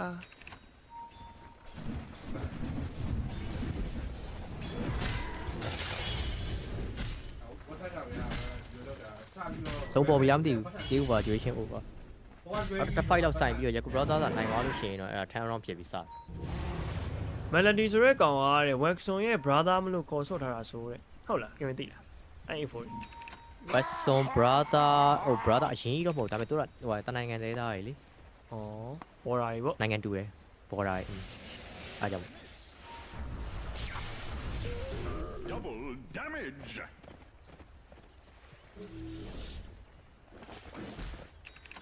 Got just stand la. Got just stand. Waxon ရဲ့စပင်းကြီးတော်တော်သဘောကျတယ် Waxon ကီလိုလိုက်ထားရှည်ထားတယ်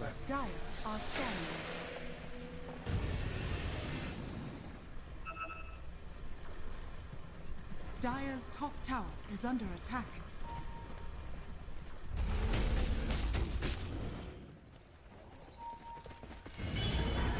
Ông chó gìဖြစ်နိုင်သေးရဲ့နော်ဟုတ်တယ်ဖြစ်နိုင်တယ်သူတော့ရေခုံသွားတဲ့စောင့်ကြည့်ရအောင် ဒီ လေးကို Yaku Brother ရလိုက်ပိုဖြစ်နိုင်သွားပြီပိုဖြစ်နိုင်သွားပြီပြန်ချမယ်ဆိုတော့ကြည့်ရ over Roshan DM နေနဲ့ဘေးနားမှာရှိနေပစ်ထဲကိုတော့မြင်စရာဘာ space ကြီးလဲဘာ space မှာတော့ပစ်ထဲကိုမြင်စရာမရှိဘူးပေါ့နော်အဲ့က Enchantress ကတော့သူ့ရဲ့ကျွန်တော် Enchant လေးညှို့ထားတဲ့အကောင်လေးနေတော့ကျွန်တော် vision တော့ကြည့်လို့ရမယ်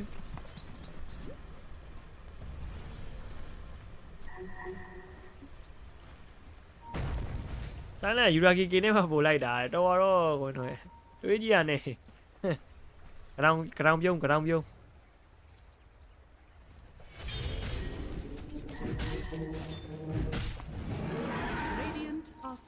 ကြည့်ရတော့ငါတို့ဟိုတစ်ခါလိုဖြစ်တော့မယ်တဲ့ဒါရိုရှင်ပန်နာပါတဲ့ဟိုဘက်ကလည်းမကီးရဲ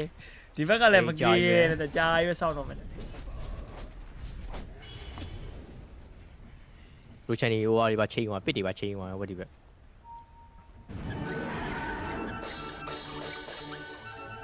အစားထည့်စရာ item မရှိတော့ဘူးကွာအဲ့ဒါ downside တစ်ခုပဲဒီလားရန်ဖတ်နေဆိုပေမဲ့လည်းအဲ့မှာ item 6ခွက်ပြည့်သွားပြီဆိုတော့ဒီကောင်ထည့်စရာမရှိဘူးကွာနေထားအခုဆိုရှင်ကွာ MKB လိုလာပြီကွာဒီလား MKB ထွက်တကွက်ကဒီ Facebook ချမှာပဲရအဲ့ဒါတော့ sibling ဖေးချအောင်တော့ sibling သွားမှာရအဲ့ဒီသွားမှာရမယ်ဗောနော်ဆိုတော့အဲ့အချိန်မှာ fly ကကြတော့ဟိုပုံမှန်တိုင်းဒါဒီ Luna item သွားနေအောင်မယ်6ခွက်ရှင်ပြည့်မယ်ဆိုလို့ရှင်တော့အာစာမနိုင်ဘူးနော်ဘေးနာပြောကလီတော့ရှိတာဗောလေအာစာဟိုဒါ promise တင်ပြီးတော့ပြန်ခုတ်တာပဲဖြစ်ပါပြီအဲ့လိုမျိုးလက်နဲ့လိုက်ရမ်းနေမယ်ဆိုလို့ရှင်တော့ပြောတတ်ဘူးအဲ့လိုပဲပြန်စဉ်းစားကြည့်ရဆိုရင် Yaku Brother ဘက်မှာလည်းထိန်းနိုင်နေကောင်အများကြီးရှိတာပဲကောင်းနိုင် initiation ပေါ့နော် Axia Bacon ဆွဲစုတာတို့ War Replica တို့နောက်ကနေ RP ပေးမှာတို့ Stone Spirit Layy BB နဲ့ Stone Spirit ကလည်းပြန်ဖတ်လာပြီ BKB ပြီးသွားပြီ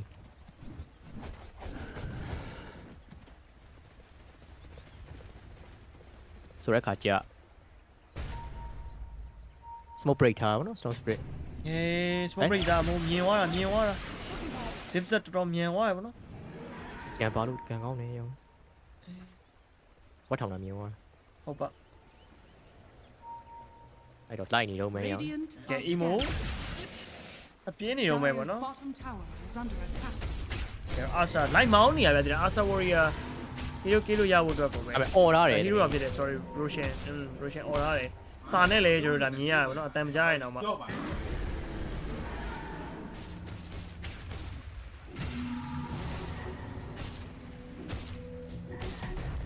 ဟုတ်မလားခုတ်ကဲဘေးနားမှာတော့ခုံဝင်လာပြီ emo ages ကိုတော့စစ်တက်နေမြန်အောင်ကောက်ထားလိုက်ဖက်မှာလေအိုးယောအဲ့တီးပါ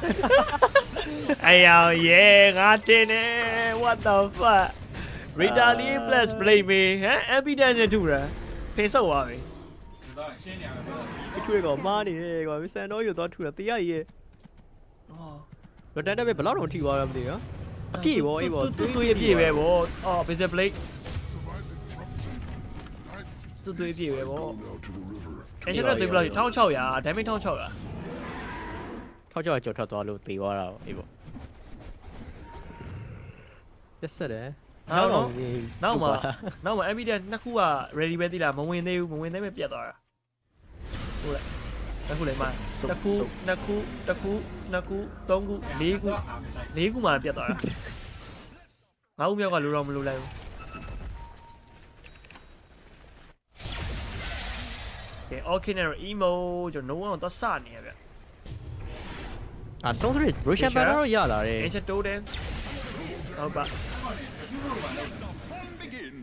အခုမှတစ်ခုကောက်လာပါဆိုပါဟိုတော့လိုက်တယ်ရောက်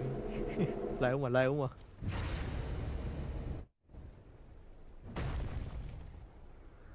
ပေမဲ့မားနေကိုကြီးမှန်တော့မယ်ကတိုးလေးရောက်ကိုရီးယားလွယ်လို့ဆုံးစရက governance ကခုနခုပဲရှိရတနာပါရောကဲ Fisher Beyond ညီတော့ညှိသွားပြီအဲ့တော့ Bay ကတော့ပြန်ပြီးဆွဲစုပြီးတော့ Stamina နဲ့ပါကြိုပြေးလာပြီ Astra Warrior ရော4ချက်5ချက်ပဲခုတ်တယ်ဗျ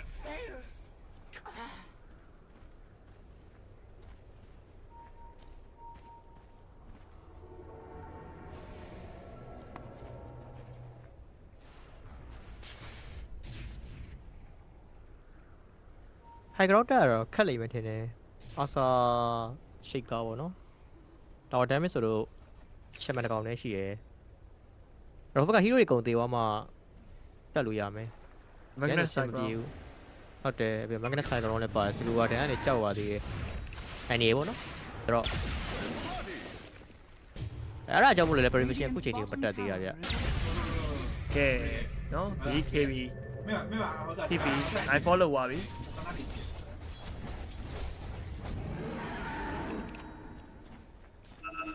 fly ကျွန်တော်စီးတဲ့နောက်မှာတော့ကျွန်တော်ထပ်ပြီးတော့ Deluxe ထပ်သွားပါဗျာအဆောဝရကျွန်တော် MKB လေးတော့သူပြန်တည်ထားသေးရပါတော့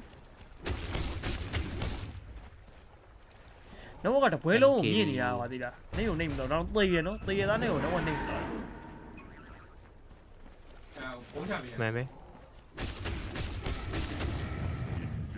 ဟောလူနာအနေနဲ့ကတော့လိုက်လာဆိုရင်မမီသေးဘူးအခုချိန်လေး4000ပြတ်နေသေးတယ်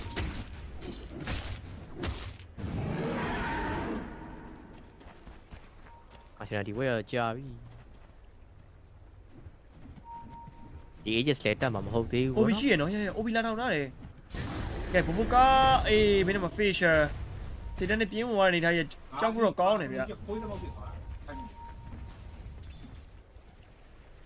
ဟောလာပြန်ဖြတ်ပါအောင်အေးဝက်ကြီးကိုဖြတ်လိုက်ပါဦးဟာရဘယ်ချိန်မြင်ဦးနေနဲ့မမြင်တာလားမဖြတ်တာဟုတ်ပါပြန်ပါတောင်းစပယ်မှာဂျန်နေသေးလားတောင်းစပယ်ရှိတာတောင်းစပယ်လာရင်တော့အေးပါတွေ့တောင်းစပယ်ပေါ်ရောက်တယ်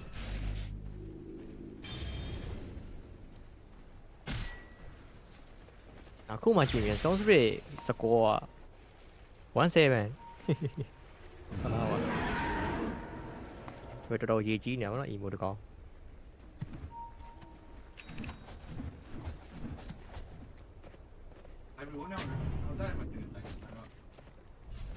ကဲမဲ့ချင်နေတာလူနာတော့ BKB ပါအောင်ထိန်းခံမထိန်းပါဘူး BKB ပါရတယ်ဆိုတော့မှအာဆာဘစ်ဇယ်တွေရှိတယ်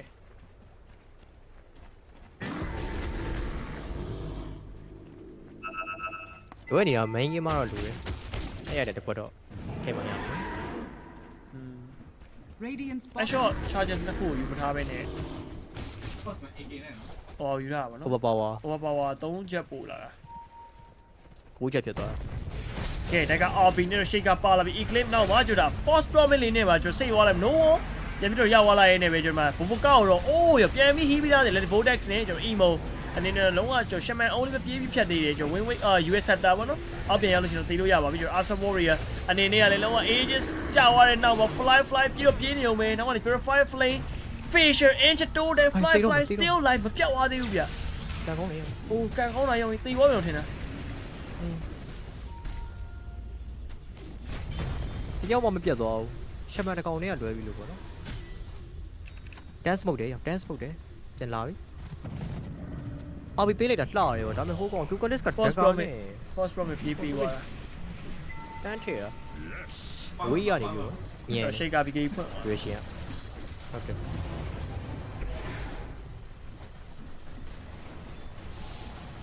My prophecies alone shall sustain me. စုံနေလာပြီတမတာယူရတော့တိတော့တိသွားရနော်တမတာယူရတော့တိသွားနော်အေးစကန်နာတယ်ကိုလေးစကန်နာတယ်ကွက်တိပဲကိုလေးတမတာရသွားဆိုရဲဟိုဟာကြီး info ကြီးကမြင်နေရတယ်ကွာ ကဲဒါကချက်ပြောင်းလဲဒီမှာ Asa Warrior အနေနဲ့တော့နောက်မှာ Let it Voltage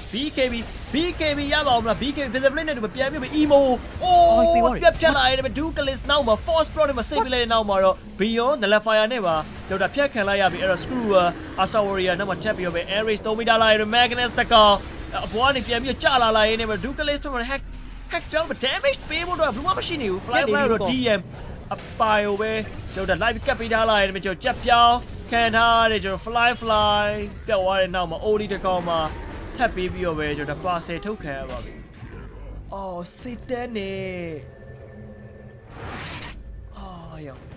။ညခုတ်ရ။ဟိုကောင်လေးလဲတာရှိသမျှအကုန်ပဲသိတာ disable ရလေလုံးဝမထက်အောင်ပေးသွားတာလေ။ဒါပေမဲ့အကုန်ပြတ်ဘူးလို့။ဟိုကောင်လူနာနောက်ကျနေလို့ပဲပြောရမှာပဲသိလားလူနာ။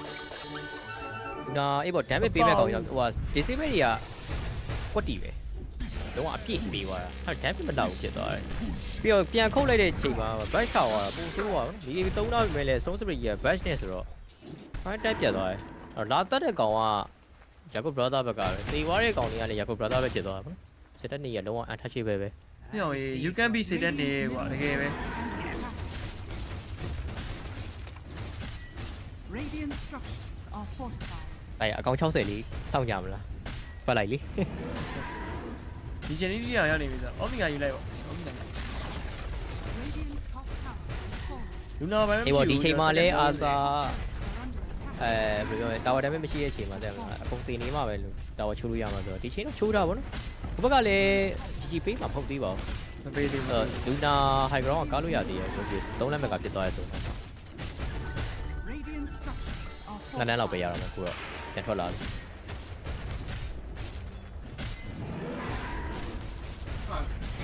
ကဲပြန်ဖက်သွားပြီကျွန်တော်2လိန်းရလိုက်တယ်ပေါ့နော်54ကောင်လားဟုတ်တယ် Force Promise 86ဟုတ်တယ်5054ကောင်တော်ကြာဆောင်းလိုက်ရတယ်စတန်ဒီတော့တော်ကြာဆောင်းလိုက်ရတယ် sorry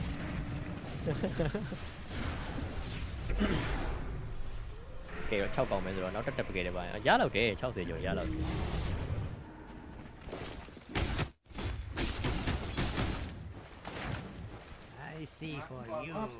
ရွေးရှော့ပါကေးပါဆုံးပေါ်တဲ့ပွဲဖြစ်သွားတော့ဒီပွဲပေါက်ဆွဲနေတဲ့ဥစ္စာကိုပေါ့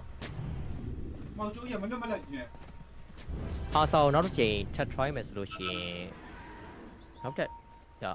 လူနာပြစ်မဲ့ damage တွေပေါ့ဒီကတက်စတော့နဲ့တော့ဘူဘူကာကိုကျွန်တော် mini fisher inch 2 တယ်တော့ဘူဘူကာပြန်ပြေးလို့ရအောင်မယ်ဗျဟို fly ရတော့ပြည့်နေတယ်ဒီမှာလည်း DM blade mainly နဲ့တော့ fly ပြန်တော့နာတယ်ပေါ့နော်အဲ့တော့မှ lucid main ကဲ emo အဲ့ဒါ vortex တွေတော့ကျွန်တော် DM ကိုဖြတ်သိမ်းပြီးဒီမှာလည်းကျွန်တော် shaker inch 2နဲ့ fisher တစ်ချောင်းနောက်တော့ refresher off နဲ့တူပဲ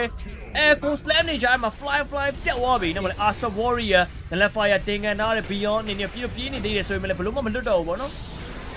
ရောက်နေကောင်းချောက်လိုက်ကြော်လိုက်ပါဦးခေါ်ပြီးလားမသိဘူးခေါ်ပြီးလားမသိဘူးရောက်ဟေးအရှိကာတစ်335 with the damage to Luna အဲ့တော့သိလိုက်ပါရထပ်သိလို့ရသေးတယ်ထပ်သိလို့ရသေးတယ်ဘာမှရှိရဲ okay ကောင်းပါ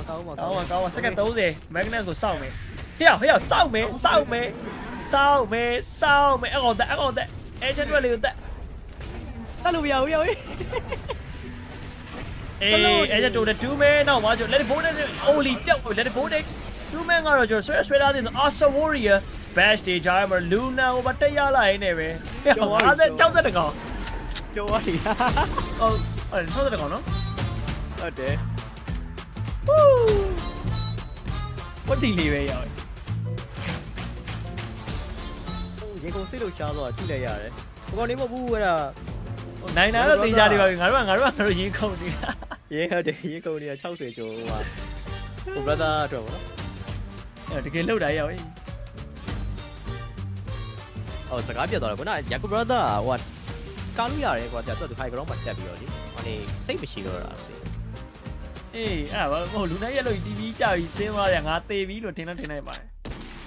အဲ့လိုငဘောမကြီးနေတော့ မတိုင်ခင်မှာလေ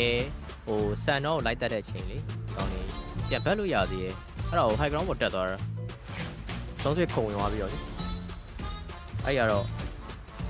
စိတ်မရှိဘူးလို့ပဲပြောအောင်ပေါ့ 3 မိနစ်ကို Fury တက်က Facebook မကြုံဝဆောင်းကောင်းပါရောစီတက်နေ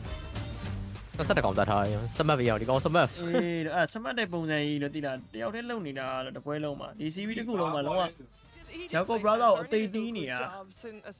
တကယ်ကိုကျွန်တော်တို့ကြည့်လို့ကောင်းတယ်ဗောနော်ဒီတစ်နှစ်ကိုကျွေးတယ်ဟုတ်တယ်60တီး60ကောင်ဖြုတ်သွားပါတယ် 60ကောင် bro 60ကောင် 60ကောင် More smooth for them. Yeah, for sure. ဟောလေစခွန်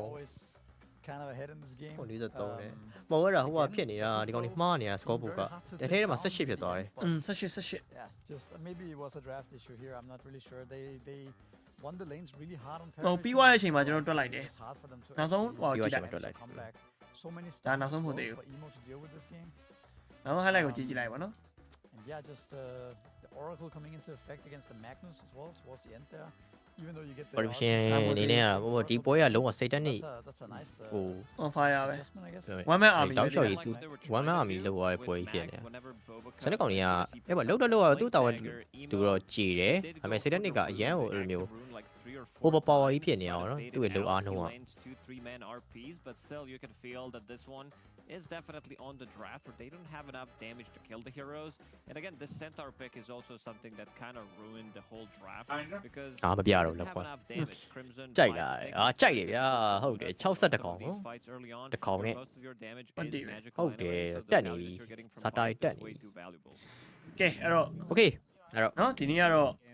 ကျွန်တော်ရဲ့ diet ထုတ်လင်းတင်ဆက်မှု season လေးကတော့ကျွန်တော်ဒီလောက်ပါပဲကျွန်တော်နေ့စဉ်ကျွန်တော်ညနေ4နာရီကျွန်တော် ਨੇ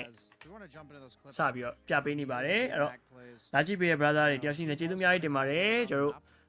ဆက်လက်လဲကျွန်တော်ပွဲပြအောင်မှဖြစ်တဲ့အကြောင်းမလို့လာကြည့်ဖို့အတွက်ဖိတ်ခေါ်လိုက်ရင်းနဲ့ပဲဒီညတော့ good night ပါကျွန်တော်အားလုံးနှုတ်ဆက်လိုက်ပါတယ်ဗျလက်ဖြစ်မှာကျွန်တော်ပြန်တွေ့ပါမယ် see you ပါ see you ပါ GroupStage number 2ကဆက်ပြီးတော့ဆော့ပါအောင်မယ်အဲ့တော့လက်ပြန်လက်ထက်ရှိမှာပေါ့နော်ခဏပါ brother တို့အားလုံးပဲ So not much actually happens in this clip. တေးကြမှာတက်တာပါ ဒီလေးနှိပ်ပေးတော့လို့ရပါတယ်ဗျ We're seeing an invade Parivision's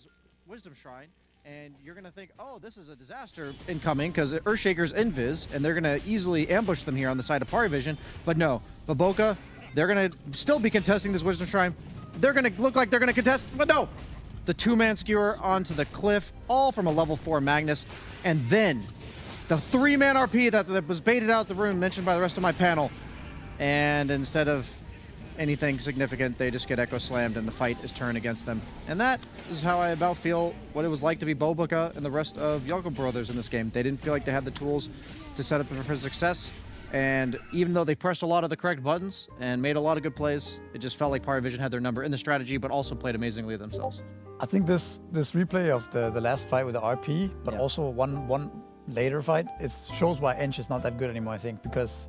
you lack that position 5 damage, right? Imagine that A that game, or Jakiro, or Warlock, or something to follow up on that RP. I think the game is completely different instead of this Ench just standing there trying to like impetus. She did a lot of damage to DM. Yeah, she did. And more damage to herself.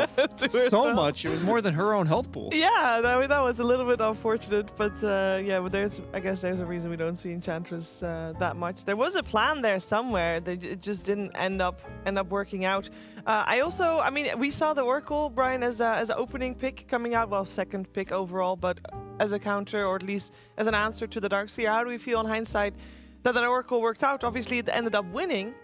Yeah, this is a hero that both these teams had already picked up since the patch one time each, and I'm always a believer that you don't pick the hero that the other team is like master tier on, like they've been signature with it for a while. Why? Because they know exactly how to beat it, and the hero I'm talking about is Darkseer. Like DM is, I feel like, the best Darkseer in competitive that I've seen in recent past. And if you're gonna open the draft with first pick overall Darkseer, they're gonna dissect this pick better than any other team in the world. They gave it the Oracle, the lane counter, but also the Ursa. I think that was also a bit of an oversight. Not only is Ursa really good against Darkseer, it's usually getting banned out in that second phase, but then it's also good against the Ursa, or against the Magnus and the Enchantress. So it's okay if the Ursa is really good against Darkseer in a vacuum, but if you have, that was not an intentional pun, but it's also, I just distracted myself with my own dumb humor, but if it's also good against the other two heroes it's seen so far in the draft, I think that's just a bit too much